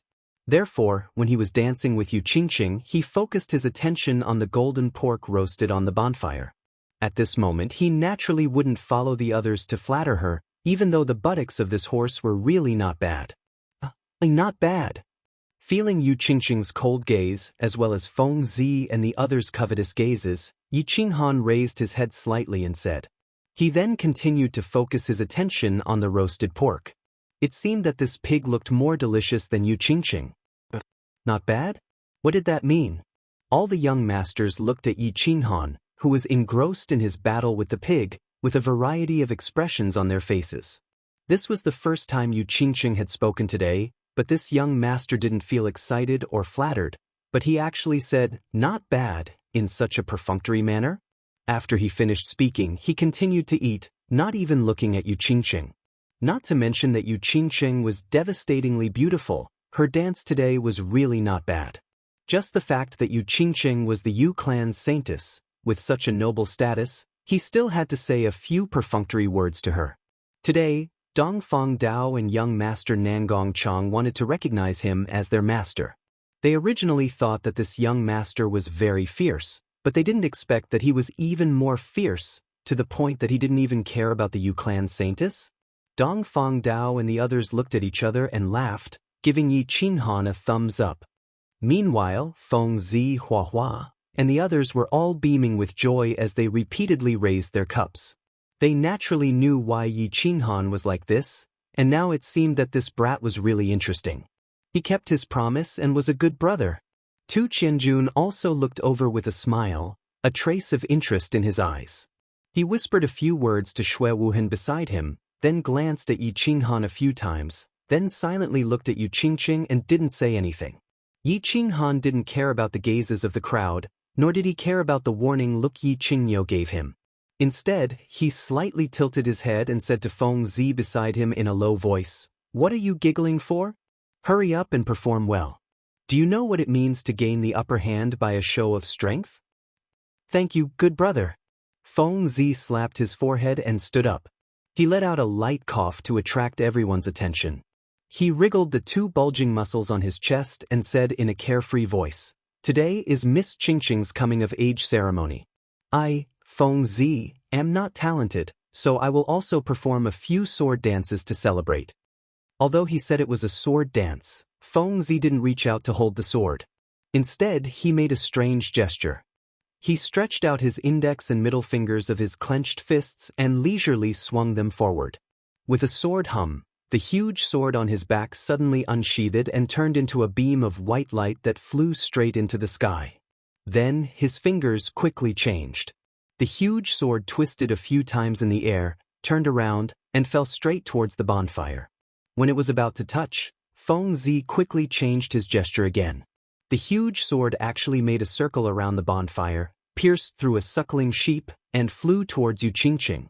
It flew to the table in front of Yu Qingqing and stopped. After shaking a few times, the suckling sheep was actually split into 7 or 8 pieces and fell onto the jade plate on the table. After this was done, Feng Zi withdrew his hand gesture and the huge sword returned to its sheath. Only then did he say with a satisfied smile, "I've made a fool of myself, Miss Qingqing. This roasted suckling sheep is a small token of my appreciation." "Young noble Feng, thank you." Yu Qingqing smiled and nodded in thanks. At the same time, the young noble next to her gave Feng Zi the middle finger in his mind. "You're playing so big right from the start. You only used your Feng clan's ultimate sword control technique. How can others play later? Plus, even if you want to please Yu Qingqing, you don't need to use the big guy that you kill people to make a living to cut meat." "Old man Feng, not bad. Your brat's sword control technique has probably reached the 6th level." Yi Qingyo whispered to the Feng clan's supreme elder on a square table above. Yu Ji also nodded with satisfaction and said, "Small area control is already very good. With the power of a 3rd-level general, I'm afraid even a 1st-level marshal can't beat him. Feng Zi's talents are considered the best in your Feng clan in the last 100 years. His future is limitless. Where? But compared to the descendants of your clans, I still have to work harder." The Feng clan's supreme elder said humbly, but his face was full of joy. "Ha, my brat is ready to go. Let's see what special performance he has." The Hua clan's elders smiled and drew everyone's attention to the field.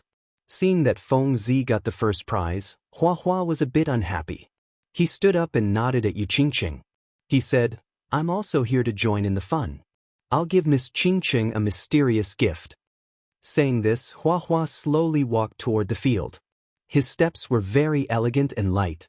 However, as he walked, his body slowly became blurry in front of everyone and finally disappeared. Stealth? Everyone was shocked and changed their expressions. They had heard of the Hua clan's stealth technique, but they didn't expect Hua Hua to disappear in front of everyone. If he sneaked up to them and stabbed them, wouldn't they die? The only young people who didn't change their expressions were the descendants of the 4 great clans, Long Xuelu and Tu Qianjun. Long Xuelu had seen this before, so he didn't panic. Tu Qianjun didn't have any expression, but his eyes revealed a trace of contempt. It seemed that he didn't care about this kind of small trick. Of course, the few supreme elders in the field wouldn't be shocked, nor would their expressions change. Although Hua Hua's stealth technique was quite good, under the powerful cultivation of the Saint Realm, it was equivalent to not being invisible at all. Hua Hua left very quickly and came very quickly. After everyone opened their eyes wide and looked around for a moment, Hua Hua finally appeared. However, he directly walked toward Yu Qingqing. He held a purple rose in his hand and walked with strange steps. His speed seemed very slow, but a series of afterimages appeared behind him. In the field, 3 Hua Hua appeared. Hua Hua held roses in his hand and walked over with a smile on his face. The scene was extremely strange. Finally, the afterimages disappeared and Hua Hua stood in front of Yu Qingqing. He bowed sincerely and said, "Miss Qingqing, may your beauty be like this bouquet of roses that will never wither." "Thank you, young Master Hua." Yu Qingqing still had an indifferent expression. She extended her lily-white hand and took the purple rose. He had even used the afterimage clone technique to pick up girls. That transvestite actually used such an awesome escape technique to put on a show. Everyone shook their heads and secretly decided that they wouldn't embarrass themselves later. Anyway, the descendants of the 4 great clans, Long Shuelu, and a young master from the Divine City were there. Even if they thought about it, they wouldn't have any hope. It was better to think about how to snatch one of the 12 elite girls from the Yu clan. Chapter 64. After the strange performance of the beautiful ladyboy Hua Hua, the atmosphere suddenly turned cold. Although all the young masters had fantasized about showing off their skills today, using their unique temperament and unique style to win the heart of the beauty, and finally returning home with glory and beauty, all the young masters had fantasized about showing off their skills today, using their unique temperament and unique style to win the heart of the beauty. However, under the abnormal special skills of the Feng family and the Hua family, as well as the performance of Feng Zi and Hua Hua, everyone felt as if a bucket of cold water had been poured over them. They were completely sober and they were also shocked.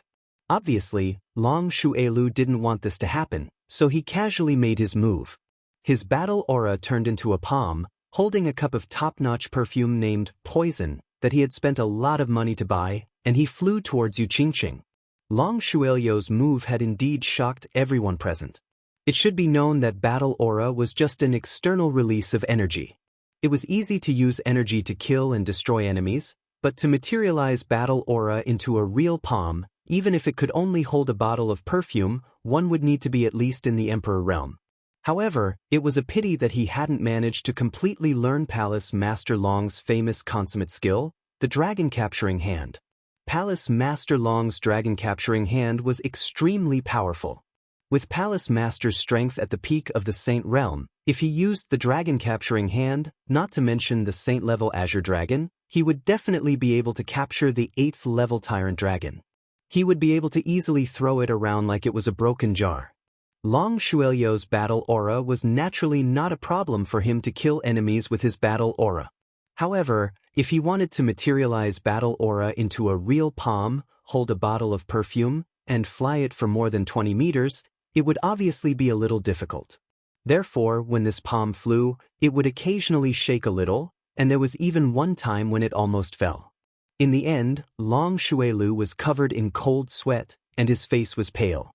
Only then did he deliver the bottle of perfume to Yu Qingqing. Looking at the faint smile in everyone's eyes, Long Shuelu knew that he had really made a fool of himself this time. After that, some young masters seemed to feel that there was still hope, and used their last bit of strength to fight. They all went up one after another, each displaying their own unique skills. For a moment, it was very lively and brilliant. On the other hand, there were only 3 people who should have made a move but didn't. One of them was the dazzling young master of the Divine City, Tu Qianjun, who rode on a winged dragon. The other one was Xue Wuhan, who was sitting respectfully beside Tu Qianjun. The last one was Yi Qinghan, who had silently finished off the suckling pig and started to wipe out the fruits on the table. It seemed like Tu Qianjun wanted to make the last move and suppress everyone with his skill. However, Xue Wuhan looked like a slave. He sat respectfully beside Tu Qianjun. It seemed like he didn't want to make the first move. On the other hand, Yi Qinghan didn't seem to be interested at all. It was as if he felt that the beautiful lady on the table was not as delicious as the plates of fruits on the table. The last young master's childish performance didn't garner any enthusiastic applause. The rest of the young masters finally recognized a fact. The ultimate skills that they were so proud of were so lowly and childish in front of the 5 clans and the divine city's young masters. Therefore, they decisively expressed their silence and gave up. They didn't want to embarrass themselves and make a fool of themselves. Wu Hen, don't you want to go up and play? Tu Qianjun swept a glance at Yi Qinghan. He had been eating fruits with his head lowered. It seemed as if he would never be full. Tu Qianjun raised his eyebrows after he confirmed that no one else was going up. Young master is here. What is Wu Hen going to do? Make a fool of myself? Shui Wuhen shook his head and said. His tone was a little respectful, a little flattering, and a little humble. Tu Qianjun let out a long laugh. He proudly stood up and coldly swept his gaze across everyone. His eyes didn't have the same look of interest as before. Instead, he looked down on everyone. It was as if he was a high and mighty king looking down on a group of ants. He looked down on everyone for a while. Then, he coldly said when everyone was a little impatient, "Ha! Indeed, you'll only make a fool of yourself if you go up. Since they've already made a fool of themselves, I'll just casually put on a show to liven things up for Lady Qingqing." Tu Qianjun finished speaking. Everyone except for Shui Wuhen and Yi Qinghan's complexion changed at the same time. This was a slap to their faces. This was a naked slap to their faces. What did he mean by, "I've already made a fool of myself"? What did he mean by casually put on a show? The complexions of the older generation didn't look good either. Slapping the faces of their descendants was equivalent to slapping their old faces. You've come from the divine city, and your strength is very heaven-defying. But you should at least leave some face for us old fellows.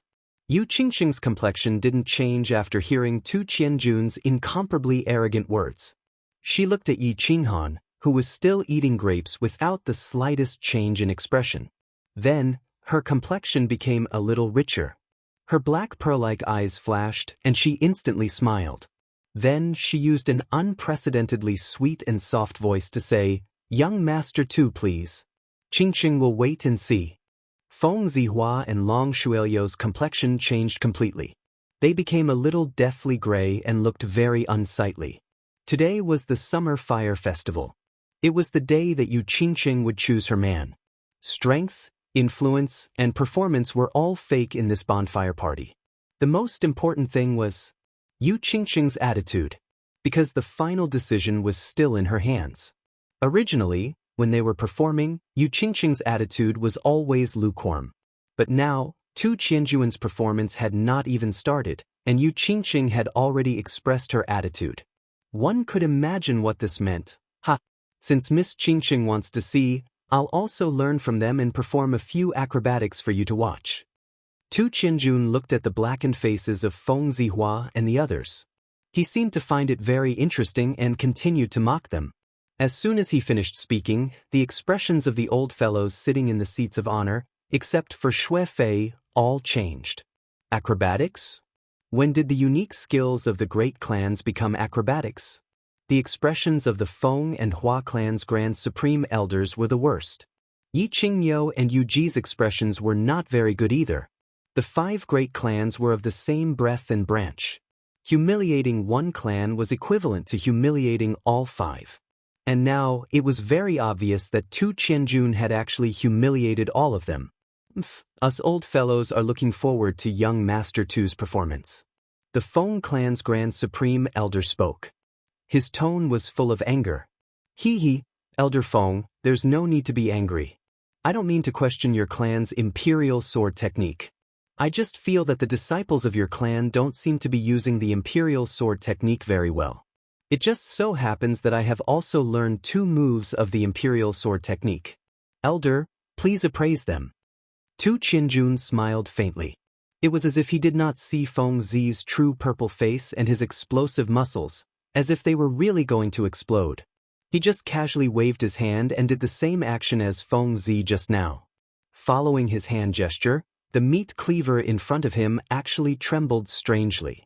Then, under the astonished gazes of everyone present, it soared into the sky. Then, it elegantly danced in the sky. Finally, it imitated Feng Zi and fell straight down. It pierced through a suckling pig and flew to the sky above Xianxia. Once it was in the sky, the meat cleaver suddenly sped up and turned into an afterimage. It continuously shuttled through the body of the falling suckling pig. Finally, it landed at the same time as the suckling pig and stabbed diagonally into the body of the suckling pig. Ha! All the young masters looked at the suckling pig on the table that was as good as before. They also looked at the meat cleaver that was stabbed into the suckling pig and was constantly shaking. Although they were a little shocked that Tu Qianjun actually knew the Feng clan's unique skill and that he seemed to be dancing very elegantly, they still had some doubts in their hearts. Didn't you say that Feng Zi's imperial sword technique wasn't very good? What did Feng Zi say? He was able to use a huge sword to cut the suckling pig into 7 or 8 pieces. Yet, after dancing for so long, the suckling pig was still intact? Young Master Tu's imperial sword technique is indeed brilliant. Feng Zi admits defeat. While everyone was still puzzled, Feng Zi stood up and swayed. His face was ashen as he spoke in a deep voice. Pa! As soon as Feng Zi finished speaking, the meat cleaver stopped swaying. The suckling pig was like a blossoming flower. It split open from the middle and was divided into countless evenly sized pieces. Then, it was steadily placed on the plate. Young Master's skill is divine. Wu Hen admires you. Shui Wuhen stood up and cupped his hands respectfully as he spoke. The passion in his black and gray eyes was very obvious. Looking at the dozens of evenly sized pieces of suckling pork on the plate, listening to Feng Zi's sincere words, and looking at Shui Wuhen's respectful posture, all the young masters were shocked once again. However, there were too many shocks today. All the young masters felt a little numb. The things that they were proud of and glorious in the past, in front of Feng Zi and Tu Qianjuan's performance, became extremely childish and laughable. As a result, they developed a deep sense of defeat and a faint sense of inferiority. It was to the extent that they didn't even know that Tu Qianjun had suddenly disappeared in front of everyone. They didn't notice, but Yi Qinghan, Hua Mu, and Feng Zi were very sensitive and discovered it. They looked at each other and revealed an expression of disbelief and extreme shock. What situation was this? Tu Qianjun actually knew the Hua clan's stealth? What was stealth? It was the Hua clan's unique skill.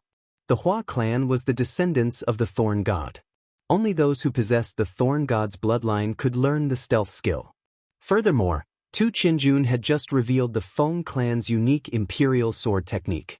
Since when did the unique skill of the 5 big clans become so worthless? Everyone could learn it? Could it be that the people in the divine city were also descendants of the ancient gods? And they had all the bloodlines of the 5 ancient gods?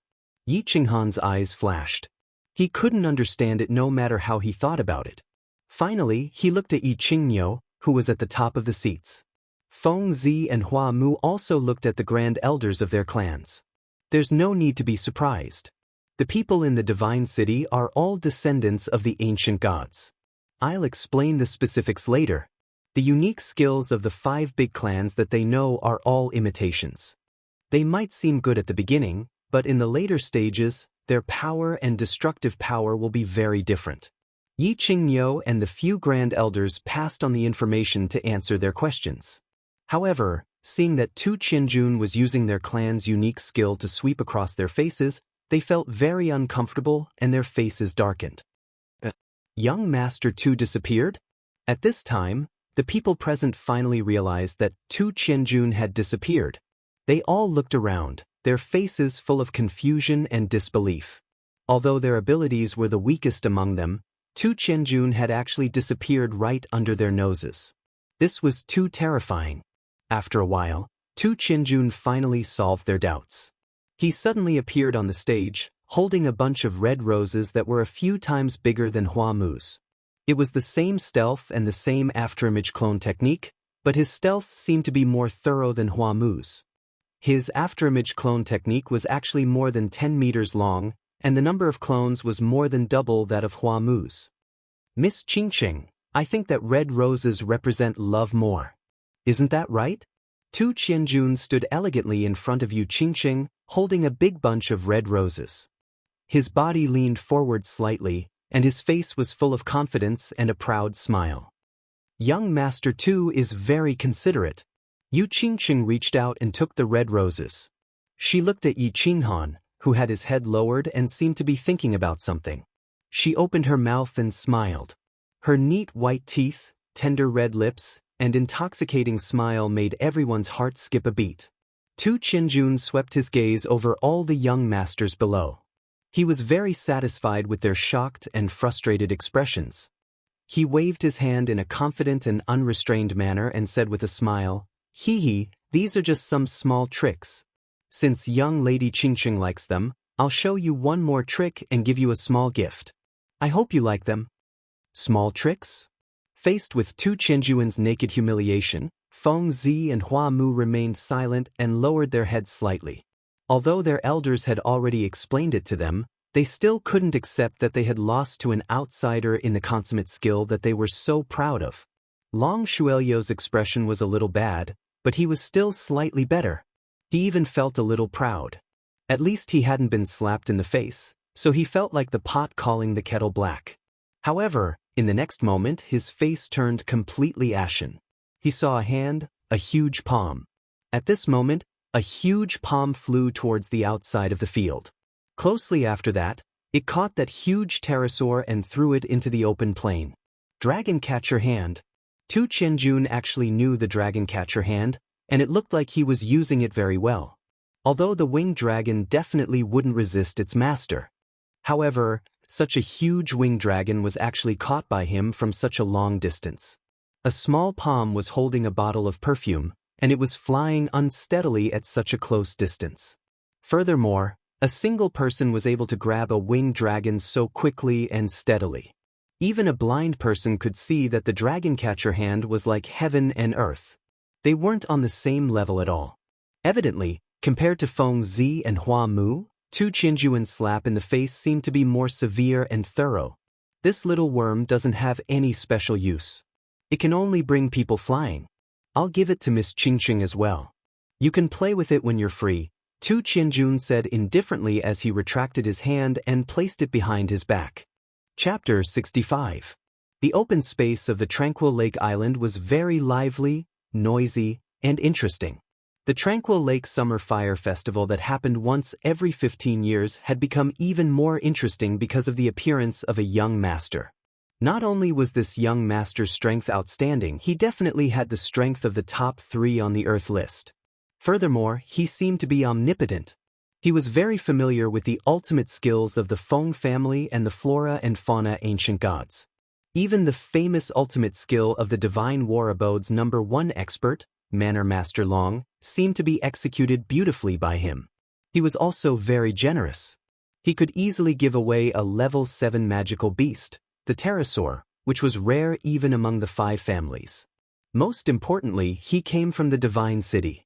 The Divine City was undeniably the holy land in the eyes of the people of the continent. It had protected the 3 clans of the continent for thousands of years, allowing countless people to live and work in peace and contentment. Countless people didn't need to worry that war would happen to them. The city on the high and mighty Divine Mountain had played the most important role. Today, the young masters from various places in the House of Ares finally had the opportunity to see the elegance of some people from the Divine City. They weren't disappointed. Whether it was in terms of temperament, grace, or strength, he suppressed all the young masters present, and many people were convinced. Didn't you see that the Shui family's young master, who was usually high and mighty, was like a dog in front of him?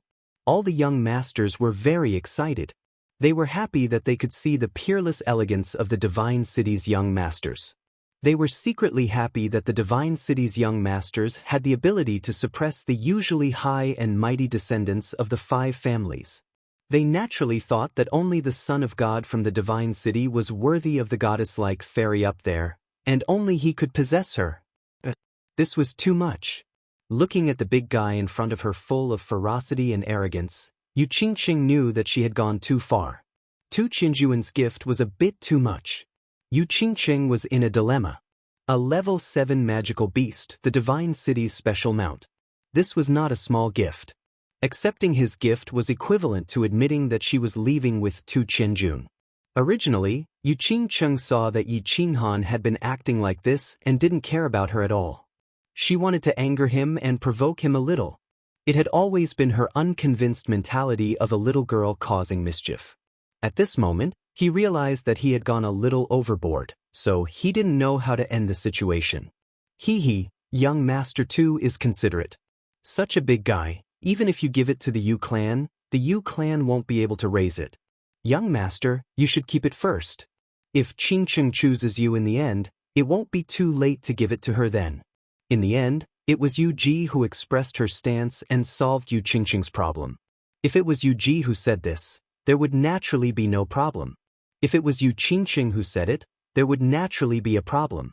Therefore, Tu Qinjun nodded his head and didn't force him too much. He put away the winged dragon and happily chatted with Xue Wuhan. Some people were happy, and some people were unhappy. Feng Zi's face was gloomy.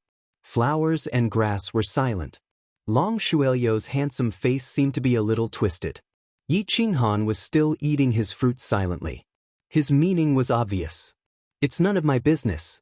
I will definitely not get involved in this matter today. Old Nyo, you have to get back your face today. Although the Grand Elder didn't seem to have any change on the surface, he was secretly transmitting his voice to the Grand Elder. His tone was somewhat displeased and dissatisfied. Old Nyo asked your kid to go show off.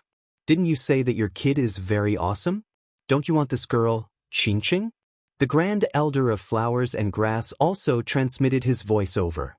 Yi Qinghan drank his tea silently. His bulging eyes glared at the two of them, and then coldly swept a glance at Yi Qinghan, who seemed to have fallen asleep at the side. Originally, he was still anxious about why Yi Qinghan wasn't going up to show off.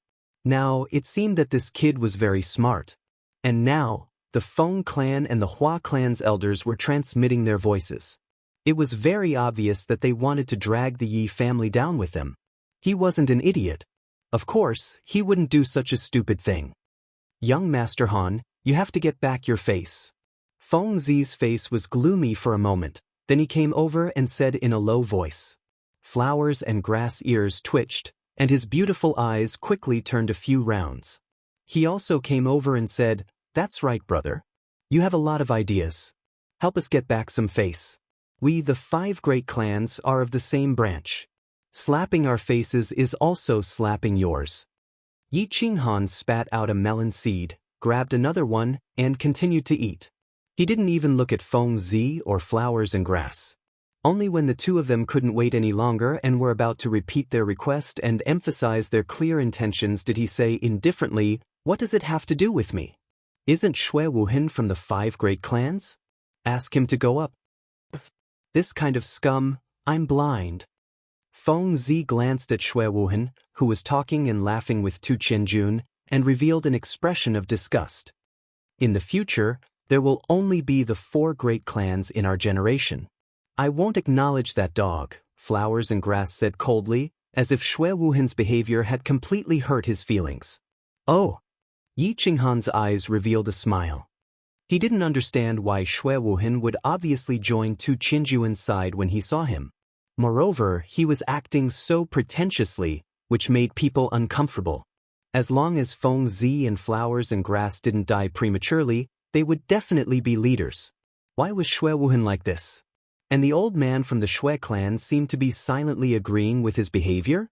However, he was very satisfied with Feng Zi and Flowers' attitude. Xue Wuhan had sent people to kill him, and he was the real culprit who had left his sister lying in the back of the mountain. He had to kill this person.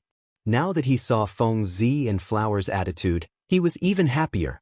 Therefore, he laughed happily, then shook his head and said, I promised the 4 of you that I wouldn't do anything today, and I'm a man of my word. Feng Zi and Flowers could hear what he meant, and their eyebrows twitched at the same time. This guy was so strange. Did he really have the confidence to help them regain some face? Therefore, the two of them said very seriously, Young Master Han, of course you're a man of your word.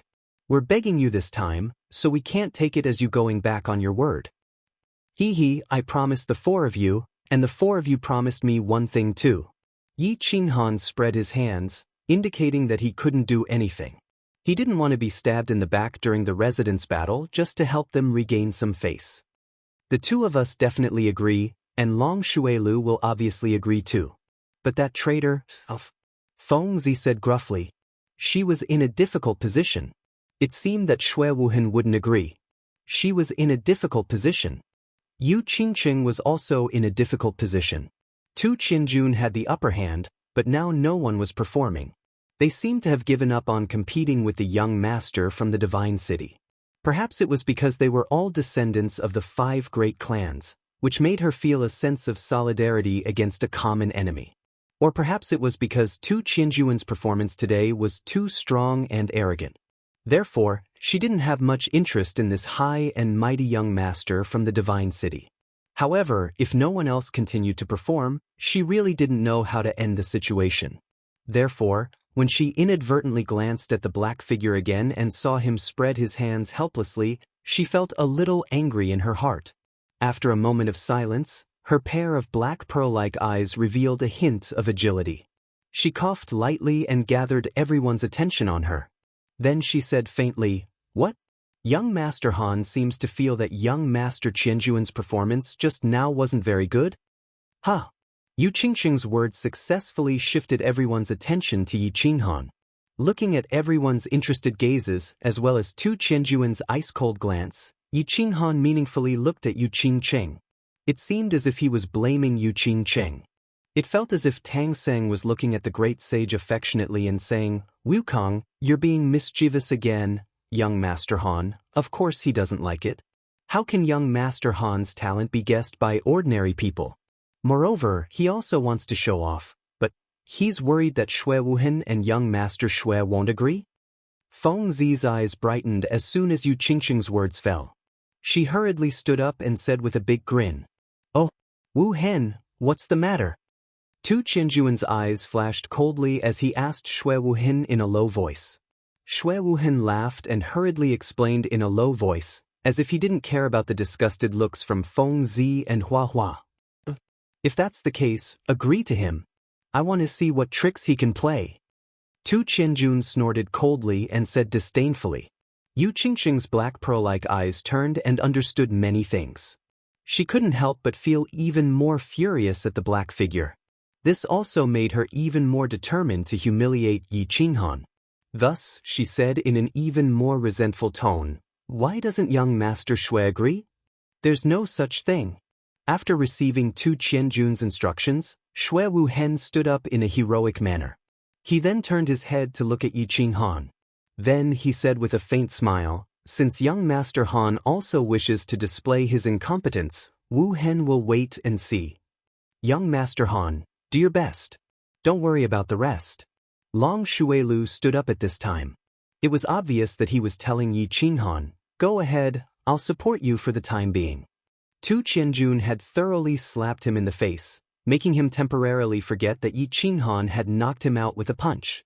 He stubbornly believed that it was a duel and that his skills were inferior to Yi Qinghan's, so he lost. It wasn't particularly shameful. Moreover, Dragon Fifth had told him that Yi Qinghan had also held back at that time. Otherwise, he would have lost his life. Therefore, when faced with the current situation, he immediately stood up and supported Yi Qinghan. If Yi Qinghan performed well, then it would help him regain some face. If Yi Qinghan didn't perform well, then he could also vent his anger from being knocked out by Yi Qinghan. It would be a win-win situation, so it would be a waste not to do it. "Little Han, if you're confident, then go up and do it. This brat is making me, old ox, very unhappy." Yi Qingyo's voice immediately rang in Yi Qinghan's ears. Yi Qinghan awkwardly rubbed his nose and sighed deeply. He stood up, stretched his body comfortably, and yawned lazily. After attracting enough attention, he leisurely said, "You're right, you're right. I've always believed that the Yu Clan Summer Fire Festival choosing men through the performances of the young masters is a very wrong way of doing things. It's a bit like a beautiful female monkey asking a group of male monkeys to dance a flirtatious hula dance. Depending on which monkey danced well, it would decide which monkey could sleep on its bed at night. Yi Qinghan's opening sentence caused an uproar among the crowd. Many people in the crowd spat out a mouthful of wine at the same time. His words offended almost all the young masters who had performed, including the goddess-like young lady Yu Qingxing. Feng Zi and Hua Hua lowered their heads in embarrassment, but they were cursing in their hearts. Meanwhile, Tu Qianjuan's expression didn't turn gloomy because of Yi Qinghan's words. Instead, he looked at Yi Qinghan with interest, as if he was looking at a very interesting toy. Yu Qingxing's beautiful eyes narrowed. This brat was too hateful. Every time he opened his mouth, he would say words like, choosing a man, and sleeping with him. He even compared her to a female monkey. Although he said it was a beautiful female monkey, it was still unforgivable. Yi Qingyo's mouth was wide open from laughter. This brat was pleasing to the eye no matter how he looked at him. This aura, this sense of humor, he was as flirtatious as when he was young. The rest of the grand elders were also slightly stunned, and they shook their heads in unison. Seemed like Yi Dao's son was even more of a hooligan and wanton than Yi Dao in the past. Yu Ji lowered her head and pondered. She seemed to be thinking deeply about the deep meaning behind Yi Qinghan's words. Looking at everyone's unfriendly gazes, looking at Yu Qingxing's angry eyes, looking at Tu Qianjuan's interested expression, and looking at Xue Wuhan's mocking expression, Yi Qinghan laughed mischievously. Without waiting for everyone to fly into a rage, Yi Qinghan leisurely walked out. He rubbed his hands and continued, "Of course, this comparison isn't appropriate. In fact, I think that your performance just now was even uglier than a monkey's dance. Don't deny it first. I think that the way men fight over a woman can actually be divided into two types. The first type is pure martial strength. Everyone fight in the arena, and then fight an elimination match. Isn't that more direct? And I personally think that the things passed down by your clan's ancestors aren't for you to perform, but to kill your enemies on the battlefield, and to save your life in the face of death. The other type is pure artistic performance. I don't think there's such a thing as artistic in this world. However, everyone, think about it. The martial strength that you rely on to survive and fight is actually used for performance. The martial strength that you rely on to survive and fight is actually used for performance, and other than showing off your strength and special skills, as well as feeling good about yourself, what else is there in your performance? That's why I feel that your performance is inferior to a monkey's dance. No matter what others are dancing is pure art. It's not like the abstract performance of a monkey's dance that was passed down from your clan's supreme martial strength. I really don't feel comfortable watching it. And I'm a person who likes to be more direct and say whatever is on my mind. Of course, the young masters here are all elites, and their hearts are as broad as the ocean. I think everyone won't mind.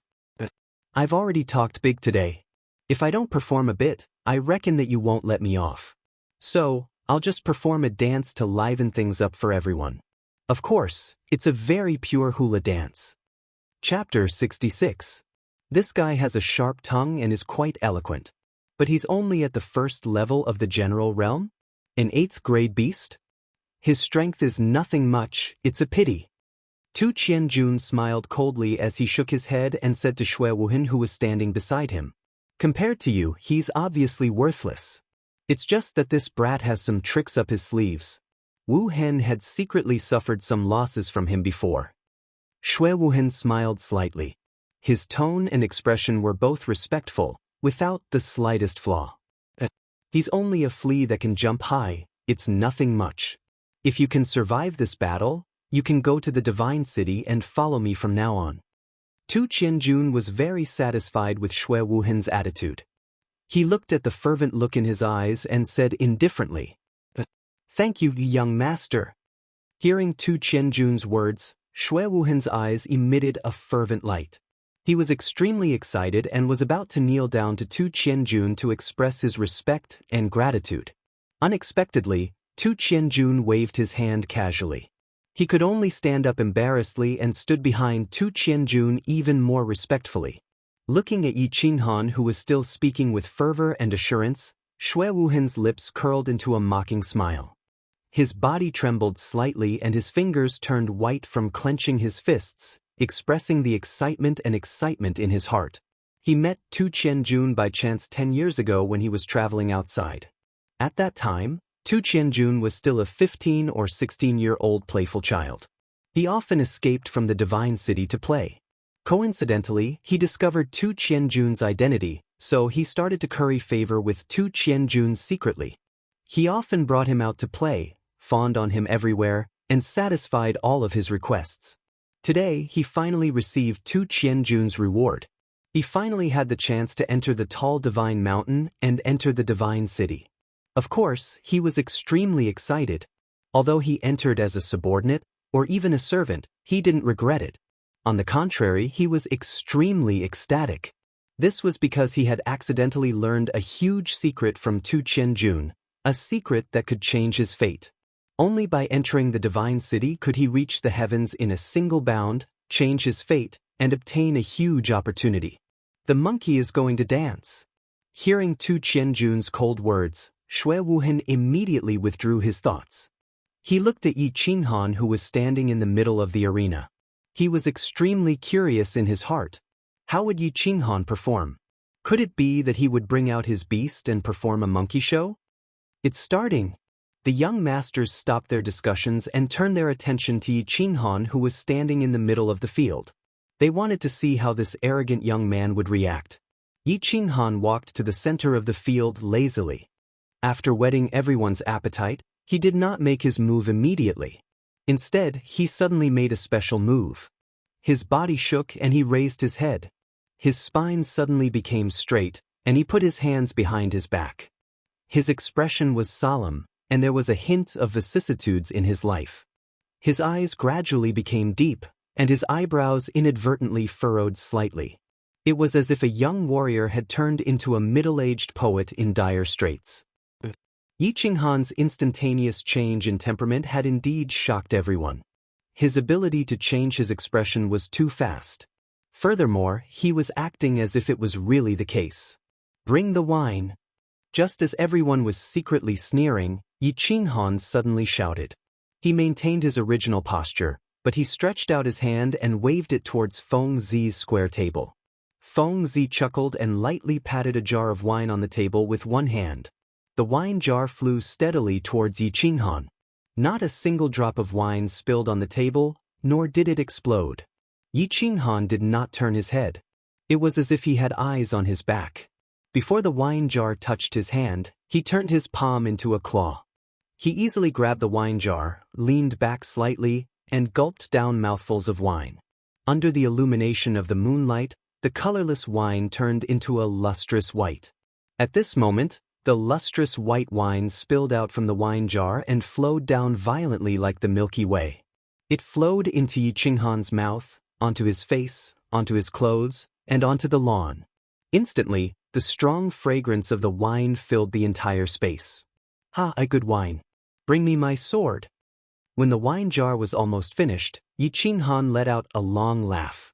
With a wave of his hand, he flung the wine jar towards Feng Zi. Then he pointed at Dugu Jian, who was behind his square table. Dugu Jian smiled. He picked up his sword with his left hand and slapped the hilt with his right hand. His silver longsword shot out like a bolt of lightning, heading straight for Yi Qinghan's face. At this moment, Yi Qinghan seemed to be a little drunk.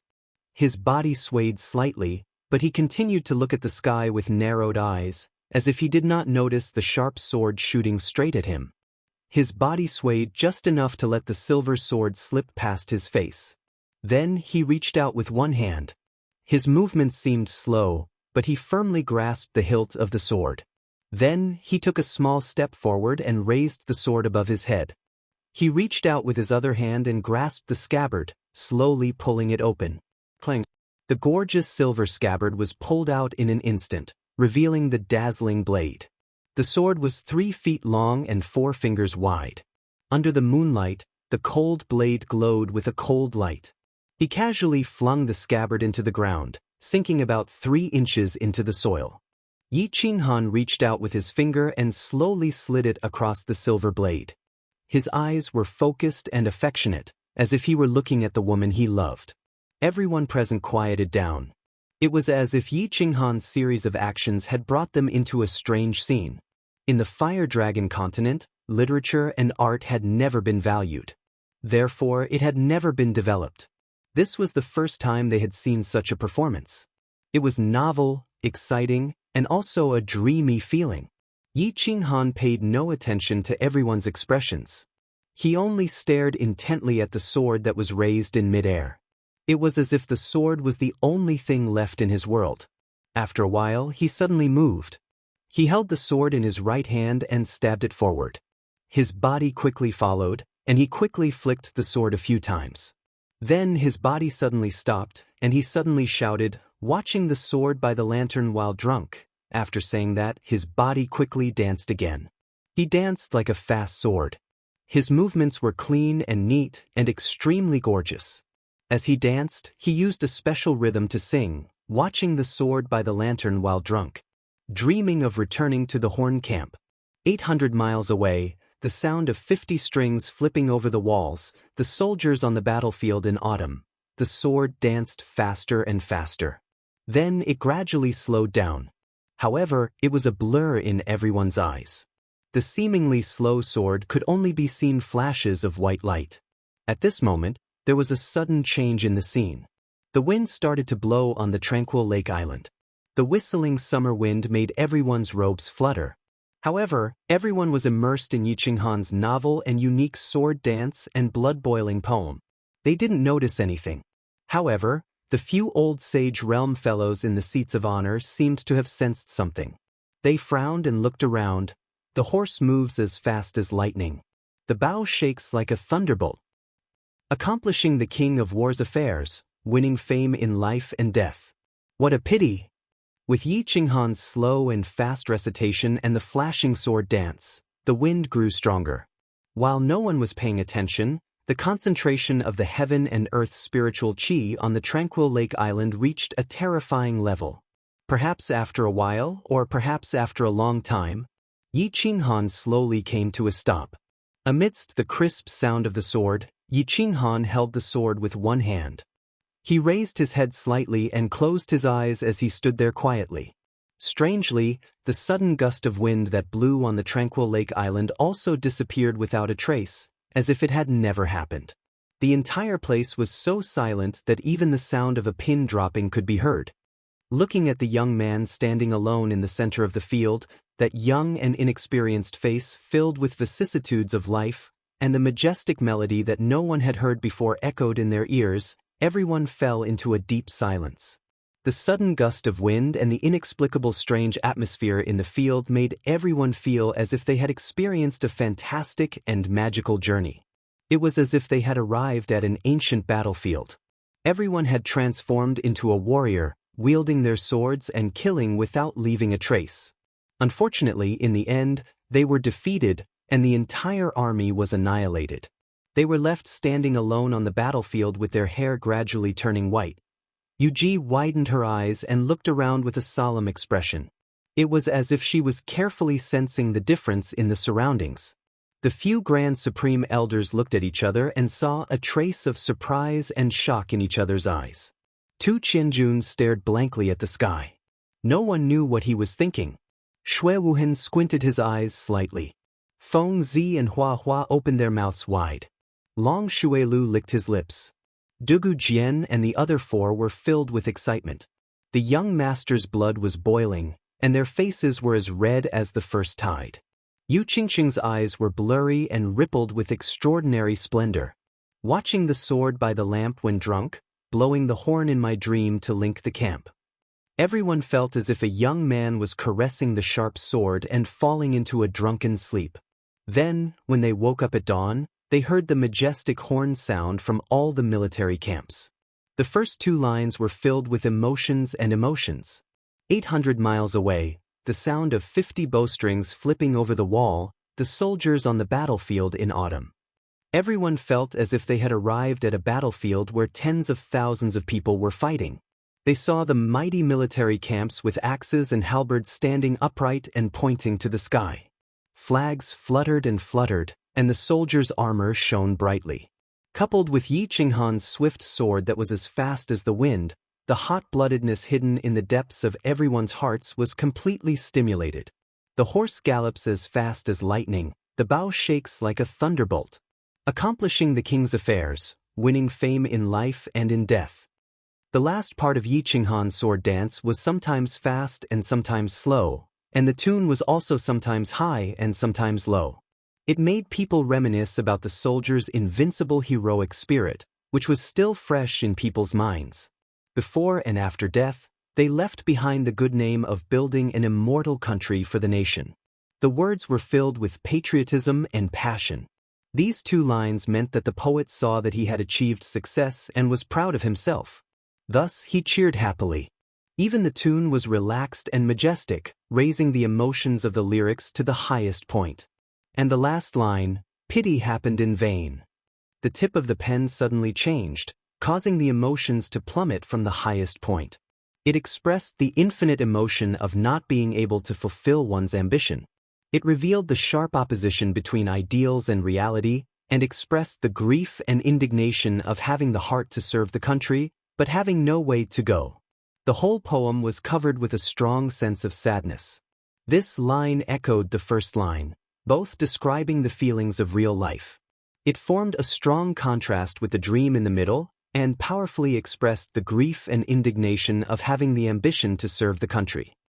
A brand new sword dance, a tune that no one had heard before, a poem that made people's blood boil, and filled with emotion. The cadence of the recitation matched with the bewitching sword dance.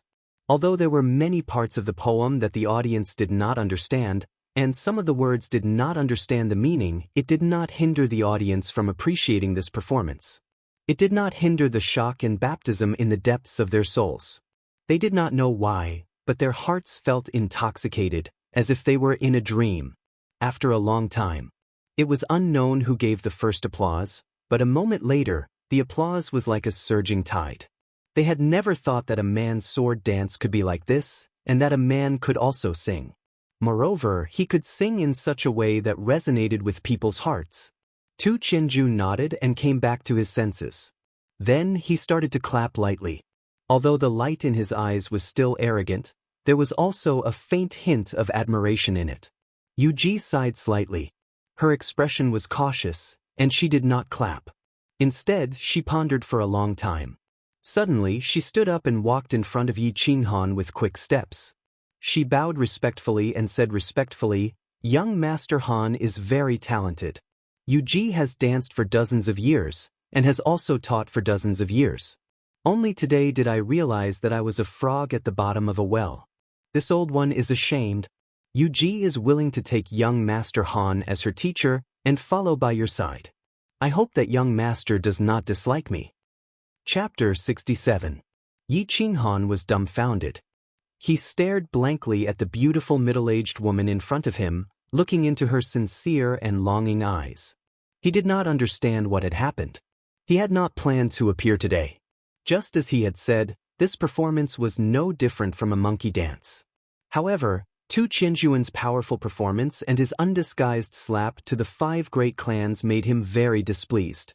Thus, he casually imitated a famous sword dance from his previous life to break the ice. However, he did not know whether it was because of the beautiful scenery of Tranquil Lake Island, or because he had recalled the events of his previous life and the white-clothed woman at the back mountain of the Yi family, or perhaps because he had drunk a jar of wine that made him slightly tipsy. The more he danced, the more intoxicated he became.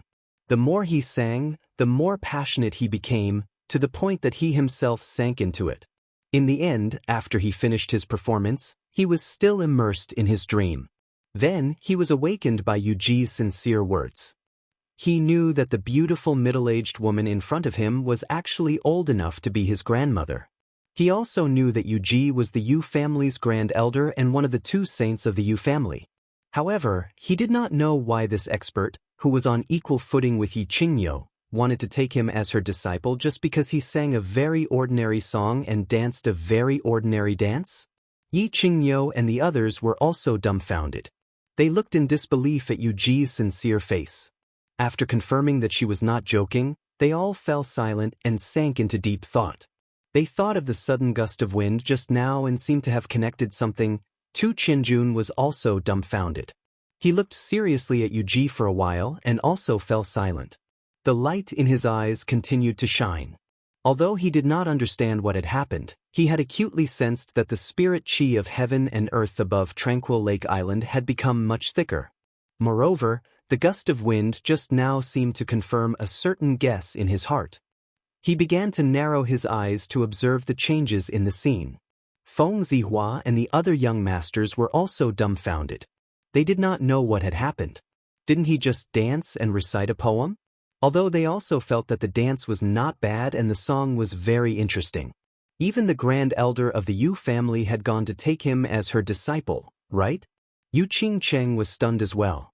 She silently looked at elder Yuji, whom she respected. She actually wanted to acknowledge a junior as her master? Then she seemed to have thought of something. She thought of that strange gust of wind just now, and a dazzling light burst forth from her eyes. At this moment, a voice transmission suddenly rang in her ears. She listened carefully, and after a moment of silence, she suddenly stood up and said in an unusually determined tone, "Young masters, I hereby announce the end of this summer fire festival. This time, I have chosen only one guardian, and he is Yi Qinghan." Hearing the determination in Yu Qingqing's melodious voice, looking at her peerless face and pearl-like eyes, Yu Qingqing's heart sank. Except for a few old fellows, everyone present was once again collectively dumbfounded.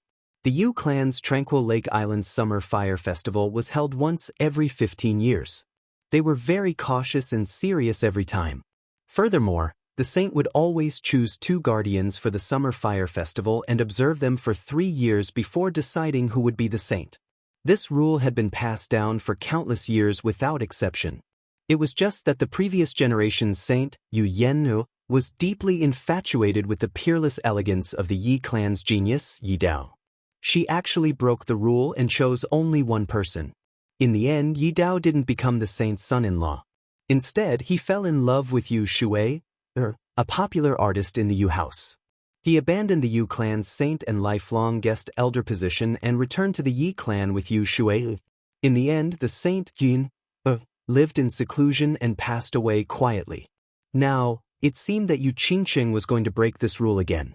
Not only did she end the Summer Fire Festival early, but she also personally announced the result that the man she chose was Yi Qinghan. Why weren't the young masters stunned? How could they not be shocked? Although Yi Qinghan was a disciple of the Yi clan, his strength was not bad. However, among the young masters present, there were obviously a few whose reputation and strength seemed to be higher than his. Most importantly, Tu Qianjun was a young master of the Divine City. No matter how one looked at it, Tu Qianjun was more outstanding than Yi Qinghan. Now, there was actually a dark horse. Yu Qingqing chose Yi Qinghan and even removed the position of the other protector. This completely severed everyone's hope. There wasn't even a trace of hope left. This poisonous peach blossom had bewitched everyone and made them infatuated. Now, this peach blossom actually bloomed early, and it bloomed because of one person. Was it because that person performed a rather interesting dance? This reason was obviously not sufficient, and it couldn't convince everyone. Therefore, Shui Wuhan obviously expressed his dissatisfaction. He carefully looked at Tu Qianjuan's gloomy face and stood up. He closed the folding fan in his hand and frowned. He cupped his hands and said, "Young Lady Qingqing, isn't this decision a little too rash? I think it's better to be cautious with such a decision." Yu Qingqing, who was wearing a peach blossom and a peach-colored palace dress, knew that there would definitely be people who would oppose and question her decision. However, she didn't expect that the first one to speak was actually Shui Wuhan, who had been low-key for the whole night. Furthermore, his high-profile appearance wasn't for himself, but for Tu Qianjun, who was beside him. A trace of disgust flashed through Yu Qingqing's heart. Furthermore, it was displayed on her face without any concealment. She coldly said, "Young Master Shui, are you lecturing me?" Once Yu Qingqing's words left her mouth, Shui Wuhan's complexion changed. Even Shui Fei, who was sitting at the head of the table, looked a little pale. Meanwhile, Yuji continued to stand beside Yi Qinghan and pretended not to have heard anything. Shui Wuhan saw that Yu Ji's complexion was the same as before, but Tu Qianjuan's complexion was getting worse. Yu Qingqing's pearl-like eyes were coldly staring at him, waiting for his reply. He could only summon up his courage and awkwardly said, "I don't dare. It's just that I feel that it's better to ask your clan's elders for such an important decision." "This decision? I have considered it very carefully." After a moment of silence, Yu Qingqing faintly said, "As for the elders' opinions, I can tell everyone that I have just received a sound transmission. The meaning of this sound transmission is exactly the same as my decision. And the person who sent this sound transmission is our Yu clan's clan leader. I think everyone should be satisfied with this explanation." Yu Qingqing's words were like a bomb that exploded in the field. The Yu clan's clan leader had always been elusive and rarely appeared in front of the common people. However, her peerless beauty and peerless strength, as well as her charming techniques, had been circulating in the House of Aries for a very long time. Today, she actually sent a sound transmission to Yu Qingqing. It seemed that this clan leader valued Yi Qinghan very much. Qingqing is right. The clan leader has also sent a sound transmission to me. Moreover, I also support Qingqing's choice. Everyone, I'm sorry. Yu Ji, who had been silent all this time, suddenly opened her mouth. She looked at Tu Qianjun with an apologetic expression. Her words completely severed the last remnant hope in his heart. "Since it's like this, Qianjun will take his leave." After Yu Qingqing announced the result, Tu Qianjun remained silent. Now that Yu Ji had spoken, he knew that there was absolutely no hope for him today. He looked coldly at Yi Qinghan, seemingly unable to conceal the jealousy and resentment in his eyes. After he finished speaking, he directly leaped onto the winged dragon. Then he looked deeply at Yu Qingqing, smiled coldly, and commanded the winged dragon to soar through the sky.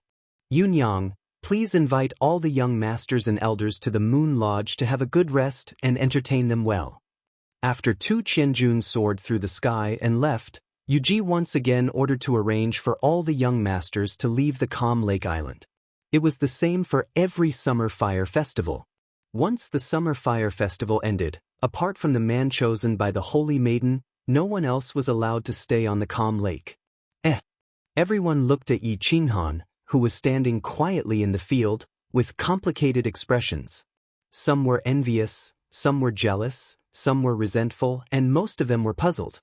However, since their master had already given the order, it wasn't appropriate for them to ask too much. They could only think of a way to snatch one of the 12 Calm Lake girls. "Young Master Han, congratulations. You're very good, brat. Although I'm very jealous and resentful of you, at least the fertile water didn't flow to the divine city. I'm still very happy about this." Feng Zi walked out with a cup of wine and stood in front of Yi Qinghan. She raised her head and drank it in one gulp. Her expression was a little lonely and disappointed. "No need." Yi Qinghan shook his head slightly and pushed Feng Zi's body away. He looked at Yu Ji and said very seriously, "Elder Yu Ji, you've forgotten something? I don't think you've asked me, the person involved, for my opinion. I didn't agree to be your clan's son-in-law." Chapter 68. Everyone who was just about to leave suddenly turned their heads as if they had seen a ghost in broad daylight when they suddenly heard this. They blinked their big eyes, trying to see if Yi Qinghan was drunk, or if he had a fever and was talking nonsense. Seeing Yi Qinghan's incomparably serious expression, everyone knew that he was actually serious. "Stinking brat, what did you say?" Ever since Yu Qingqing announced the results, Yi Qingniu had been grinning from ear to ear. Just a moment ago, he was still chatting with the Feng clan elder. When he suddenly heard Yi Qinghan's words, he glared at her, his eyeballs almost popping out of their sockets as he angrily rebuked her. Yu Qingqing blushed when she heard this. Yi Qinghan's sword dance today made her think that Yi Qinghan's previous actions were all to loosen the reins only to grasp them better. Today, he came out to perform because he liked her. Therefore, when she received the patriarch's voice transmission, she disregarded her girl's modesty and resolutely stood out. She said those embarrassing words in order to move Yi Qinghan's heart even more. Who would have thought that at this moment, Yi Qinghan actually acted out the scene of Yi Dao rejecting Yu Yin, in front of her? How could she endure this? When Yu heard Yi Qinghan's incomparably serious words, she couldn't help but recall that 15 years ago, Yi Dao also rejected Yu Yen in the same way. Like father, like son. A Yu clan girl owed a Yi clan when she was born? She sighed inwardly, thought for a moment and said, "That's right, it was my negligence." But why did young Master Han reject? Is Qingqing not good enough? Young Master Han doesn't like it? Grand Elder, this is Qinghan's private matter. I hope you won't interfere. Yi Qinghan first cupped his hands at Yi Qingyo and said with a resolute tone. Then, he looked at Yu Qingqing with some guilt and turned to Yu Ji. Elder Yu Ji, Qinghan has no intention of offending the Yu clan's dignity. Moreover, young Lady Qingqing is very good in all aspects and is worthy of the name Qingqing. However, Yi Qinghan already had a fiancée. So forgive me, but I can't agree. As he spoke, Yi Qinghan let out a deep sigh. He raised his head and looked at the southern sky. It was as if he could see through the stars and see the weak, white-haired, white-clothed woman lying on the bed. When did you get a wife? Once. Yi Qingyo's eyes seemed to bulge even more when he heard this. However, halfway through his words, he saw the desolate expression on Yi Qinghan's face and seemed to think of something. He stopped his outburst and paused for a moment, then rubbed his head and continued, "Even if you want to marry Yi Qingyu, you can also marry Yu Qingqing." Feng Zi and Hua Hua also rolled their eyes. In the Fire Dragon continent, even a normal man with a bit of money would have multiple wives, let alone their status. This excuse was too lousy. Wife, fiancé? That's the only reason? Yu Ji looked at Yi Qinghan in shock. She thought to herself, even if you want to reject, you have to find a reason. In the Fire Dragon continent, the strong were respected. It was normal for a man to have multiple wives. So she immediately said, "It's all right. Qingqing, I think she won't mind. Also, I think that if you marry Yu Qingqing, it will be very important for your future career development. I think your fiancé at home will also agree to this marriage. Am I right, Elder Green Bull?" Yu Qingqing was originally embarrassed and angry, but seeing that Yi Qinghan did not seem to be lying, and seeing Yi Qinghan's desolate expression as he looked up at the starry sky, it seemed to have touched a certain soft spot in her heart. She was no longer angry. Instead, she looked hopefully at Yi Qinghan, waiting for his explanation. Her black pearl-like eyes were shining, and her cherry lips were slightly open. Her pitiful expression made people unable to bear to hurt her. Yi Qinghan saw everyone looking at him, like a tiger watching its prey. He knew that if he did not give an explanation today, he would not be able to leave this calm lake island. He somewhat admired his father, Yi Dao. Back then, he rejected Yu Yenner's offer to leave the calm lake island. He touched his nose and thought for a moment. Then he looked up at Yu Qingqing and Yu Ji. "Elder Yu Ji, Miss Qingqing, I really don't know how to explain. Let me put it this way, my fiancée almost died because of me, and she's still unconscious right now. She's still waiting for me to use a type of treasure to save her. My beloved woman is still in a deep sleep. Do you think I will be in the mood to marry again? To have another romance? Furthermore, Lady Qingqing and I are not familiar with each other yet. It can be said that we have no feelings for each other. I am not familiar with her personality, and she does not understand my situation. It is unfair for both of us to get together in such a hurry. A marriage without love will never be a happy one." Yi Qinghan's words stunned everyone. They looked at Yi Qinghan's serious expression and Yi Qingyo's lowered head and sighed. In the end, everyone believed that Yi Qinghan really did have a fiancée who was in a coma at home. They also felt admiration for his persistence. However, towards the latter part of Yi Qinghan's words, all the young masters raised their middle fingers in their hearts. Feelings, love? Was there such a thing? In the minds of the men of the Fire Dragon continent, the feelings and love of a woman were all nurtured in bed. Wouldn't a man treat a beauty like Yu Qingqing as a treasure if they slept with her? Wasn't love something that came out of nowhere? However, Yi Qinghan's novel words had a completely different feeling in Yu Ji and Yu Qingqing's ears. Looking at Yi Qinghan's deep eyes and feeling the emotions from this little man's heart, Yu Qingqing's initial admiration for Yi Qinghan completely turned into the ignorant heart of a young girl at this moment. Ji was like a mother-in-law looking at her son-in-law. The more she looked at Yi Qinghan, the more satisfied she was. This man was willing to reject a beauty like Yu Qingqing for the woman he loved. His temperament was rare. As for love and feelings, she had always believed that once a woman of the Yu family married over, the man's heart could only revolve around her. With Yu Qingqing's seduction arts and the skills she had learned to serve men since young, she believed that no man would not fall under her skirt. If that's the case, I don't think this is a problem. What do you think? Ji pondered for a while and came up with a compromise. If you want to save your fiancé, we won't object. Furthermore, our Yu family will do our best to help you achieve this goal. But you have to promise me, give Qingqing a chance, and also give the Yu family a chance. You two get along well. If your fiancé is cured and you two get along well, then you two get married. How about that? Feng Zihua and Long Shuelu looked at each other, each of them seeing deep jealousy and envy in the other's eyes. They had encountered similar situations before. Some small families had done the same thing in order to form a marriage alliance with them. Only, when did the Yu family's saintess become so worthless? Giving a woman to Yi Qinghan and still afraid that Yi Qinghan wouldn't want it, they still had to coax Yi Qinghan. Not only did they offer very generous conditions, they even sent their daughter to dress Yi Qinghan for a period of time. They clearly said, if you like it, then you can keep it. If you're not used to it, it's fine, you can just return it. Little sister Ji, how can we do this? Sigh. This little brat, it's all because we didn't teach him well. Old brother feels guilty. Yi Qingyo rubbed his hands and said with some embarrassment, but he couldn't hide the smile in his eyes, causing the two old men from the Feng and Hua families to almost explode. Like this? Yi Qinghan also rubbed his hands, but he was truly embarrassed. He looked at the peach blossom with some shame and said very sincerely, "This is very unfair to young Lady Qingqing. What virtue does Yi Qinghan have to make the Yu family treat me like this?" Pissed. The moment Yi Qinghan said this, the surrounding young masters all booed. This brat was too good at pretending. Did he want everyone in the Yu family to kneel and beg him? They had seen shameless people, but they had never seen someone so shameless. Feng Zihua clenched his fists.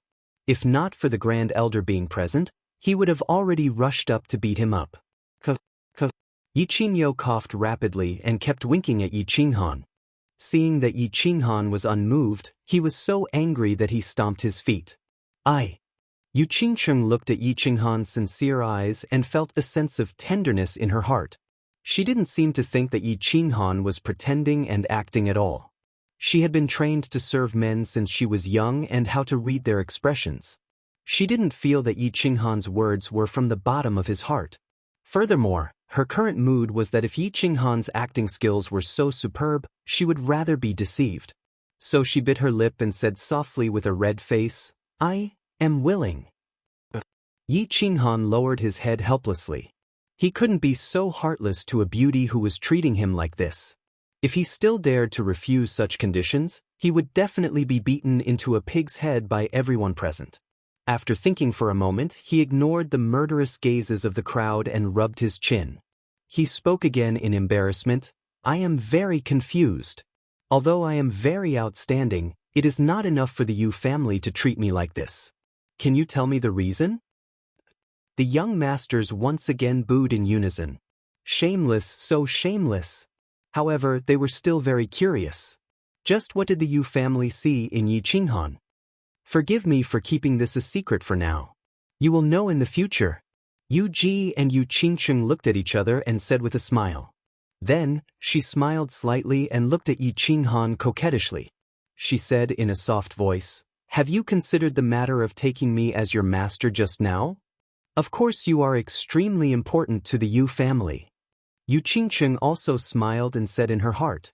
Seeing Yu Ji move to Yi Qinghan's side like a child, she smiled even more happily. The peach blossom on her head seemed to bloom even more brightly with her smile. Chapter 69. The silvery moon hung high in the night sky. Although it was already late at night, the entire Ecstasy City was still bustling with noise. This was a city without night. City center, Moon Tower. All the young masters and great elders were politely escorted here by the Yu family to rest. the summer fire festival was over. Other than the saintess's guardian, no man could stay at the tranquil lake. This was a rule left by the founder of the Yu family, the Moon Queen. The Yu family had followed it for generations, and this time was no exception. The moon tower was divided into 3 parts, covering an area of dozens of hectares. It was said that there were 9,900 rooms inside. The front yard was used to entertain guests from all over the world. The middle yard was made up of 9 pavilions of different sizes, used to entertain distinguished guests. The backyard was where the manager of the moon tower lived. The moon tower was the top entertainment place in the entire House of Aries, or rather, the entire continent. The front yard took up 2/3 of the moon tower, with 3 floors and 9,000 rooms. Every day, thousands of guests came from all over the world to spend their semen and crystal coins here. This brought a steady stream of wealth to the Yu family. The Yu family was undoubtedly the wealthiest among the 5 major families. Yi Qinghan sat quietly in one of the pavilions, listening to the manager of the moon tower explain the situation of the moon tower in detail. He looked calm on the surface, but he was secretly speechless. Tonight, he did not stay on Tranquil Lake Island. Instead, he followed the crowd to the moon tower. It was not that he was pretentious and did not want to sleep on Yu Qingxing's bed, which all men on the continent wanted to sleep on. In fact, he was just like any other man. He could not resist the temptation of the poisonous peach blossom. In Barbarian City, he went to the bed of that coquettish lady boss without any hesitation. However, he felt that Yi Qingyu had been sleeping in the Yi family's back mountain for him. Now that he had gone to someone else's bed after leaving the Yi family, he would definitely not forgive himself. Moreover, the peach blossom was indeed poisonous. He was afraid that he would never come down from that bed. Therefore, he left in a hurry and went to the moon tower.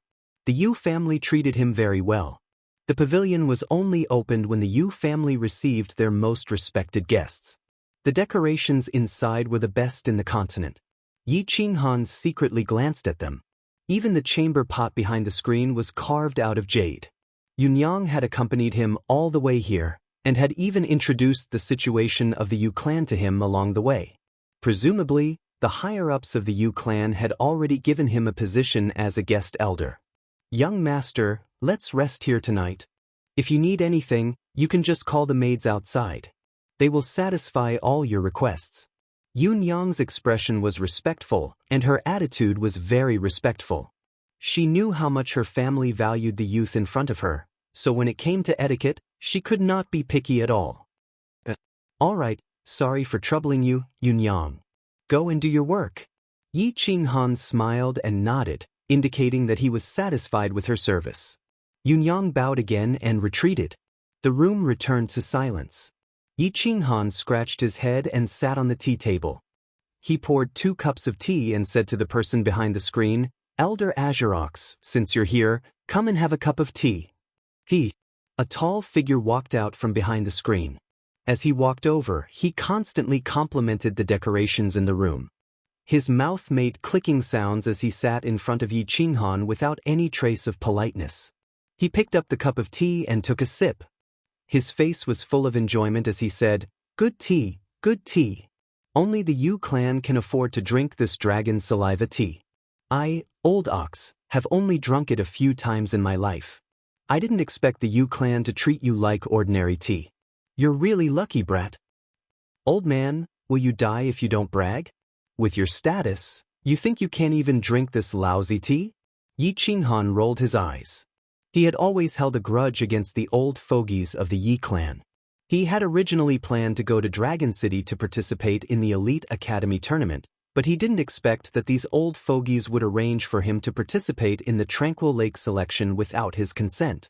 Of course, he had some resentment.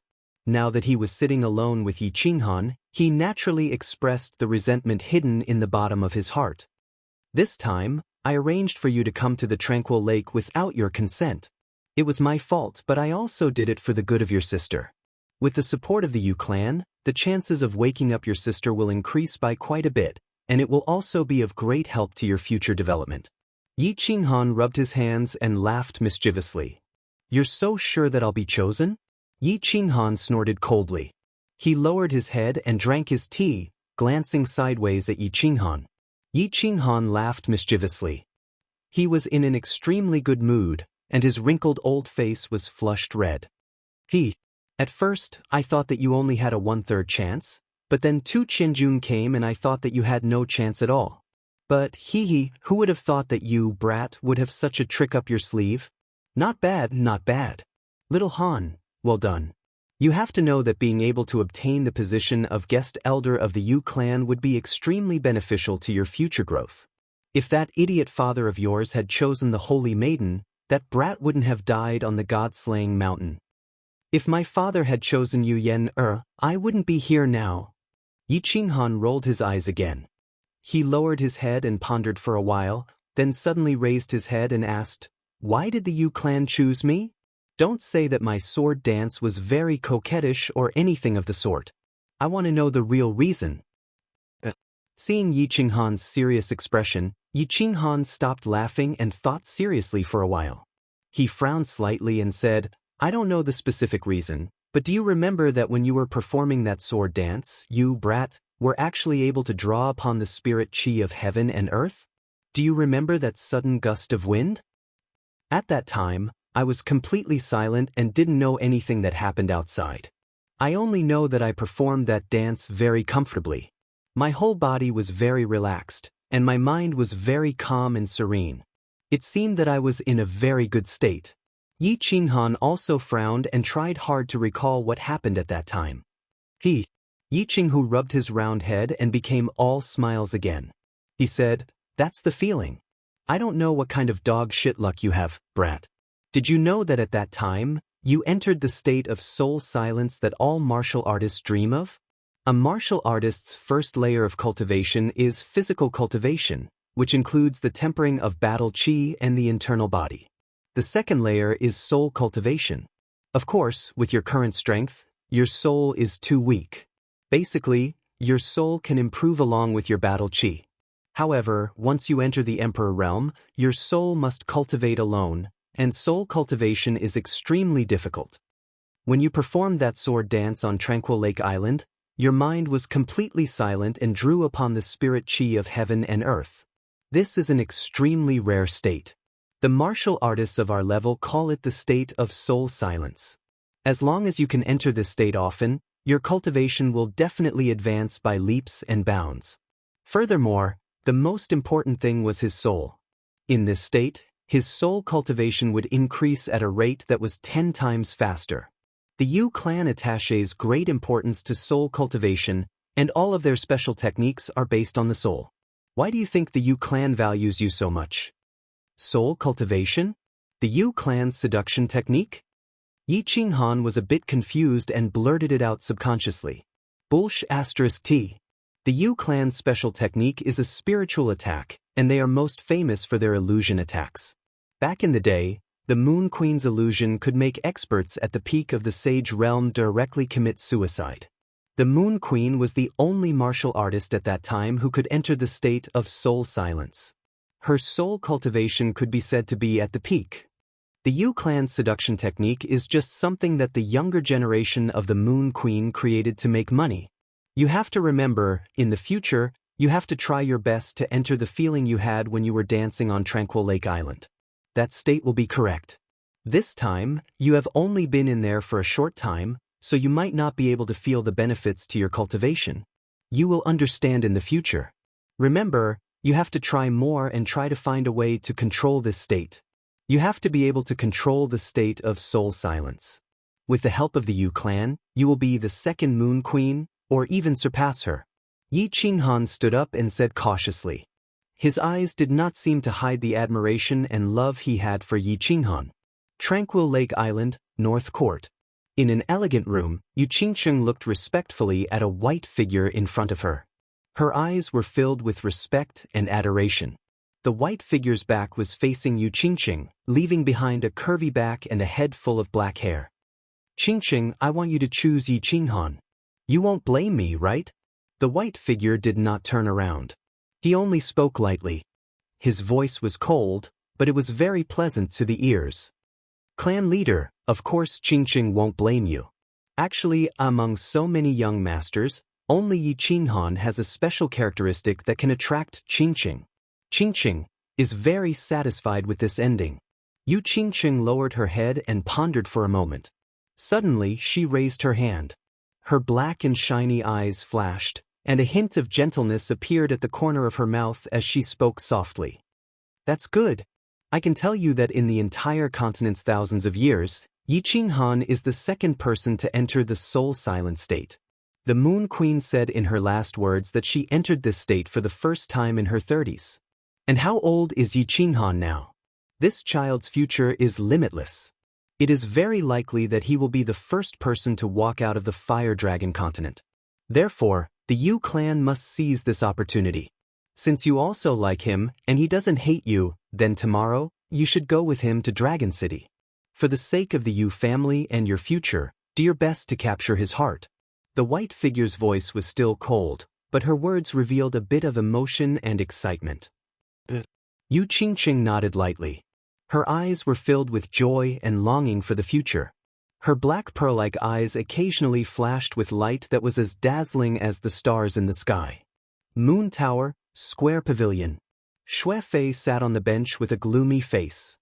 He looked at Xue Wuhan, who was standing respectfully in front of him. After a long silence, he sighed deeply and said, "Your thoughts are not wrong. It's just that your actions are too radical. This will cause the Xue clan to be ostracized by the 5 great clans. Forget it. Since things have already reached this point, I can't say whether it's a blessing or a curse. Since you want to walk the path of Tu Qianjun, then keep walking. I hope you're right." Wu Hen is right. To walk out of the well that is the Fire Dragon continent, there is no other way but to borrow the power of the Divine City. As for the 5 great clans, as long as I can reach that step, the 5 great clans can be destroyed at any time. Second Grandpa, you must believe me. Xue Wuhan said lightly, but the arrogance and insolence in his words were unmistakable. Forget it, let's not talk about this anymore. Xue Fei sighed as he stared at the stubborn Xue Wuhan. Suddenly, a vicious glint flashed across his eyes as he scanned his surroundings. His lips trembled as he spoke in a low voice. "Yi Qinghan, since you've already formed a grudge with this person, then you must protect yourself in the sect battle and think of a way to secretly eliminate him." Xue Wuhan's eyes flashed with a trace of ruthlessness, and he nodded heavily.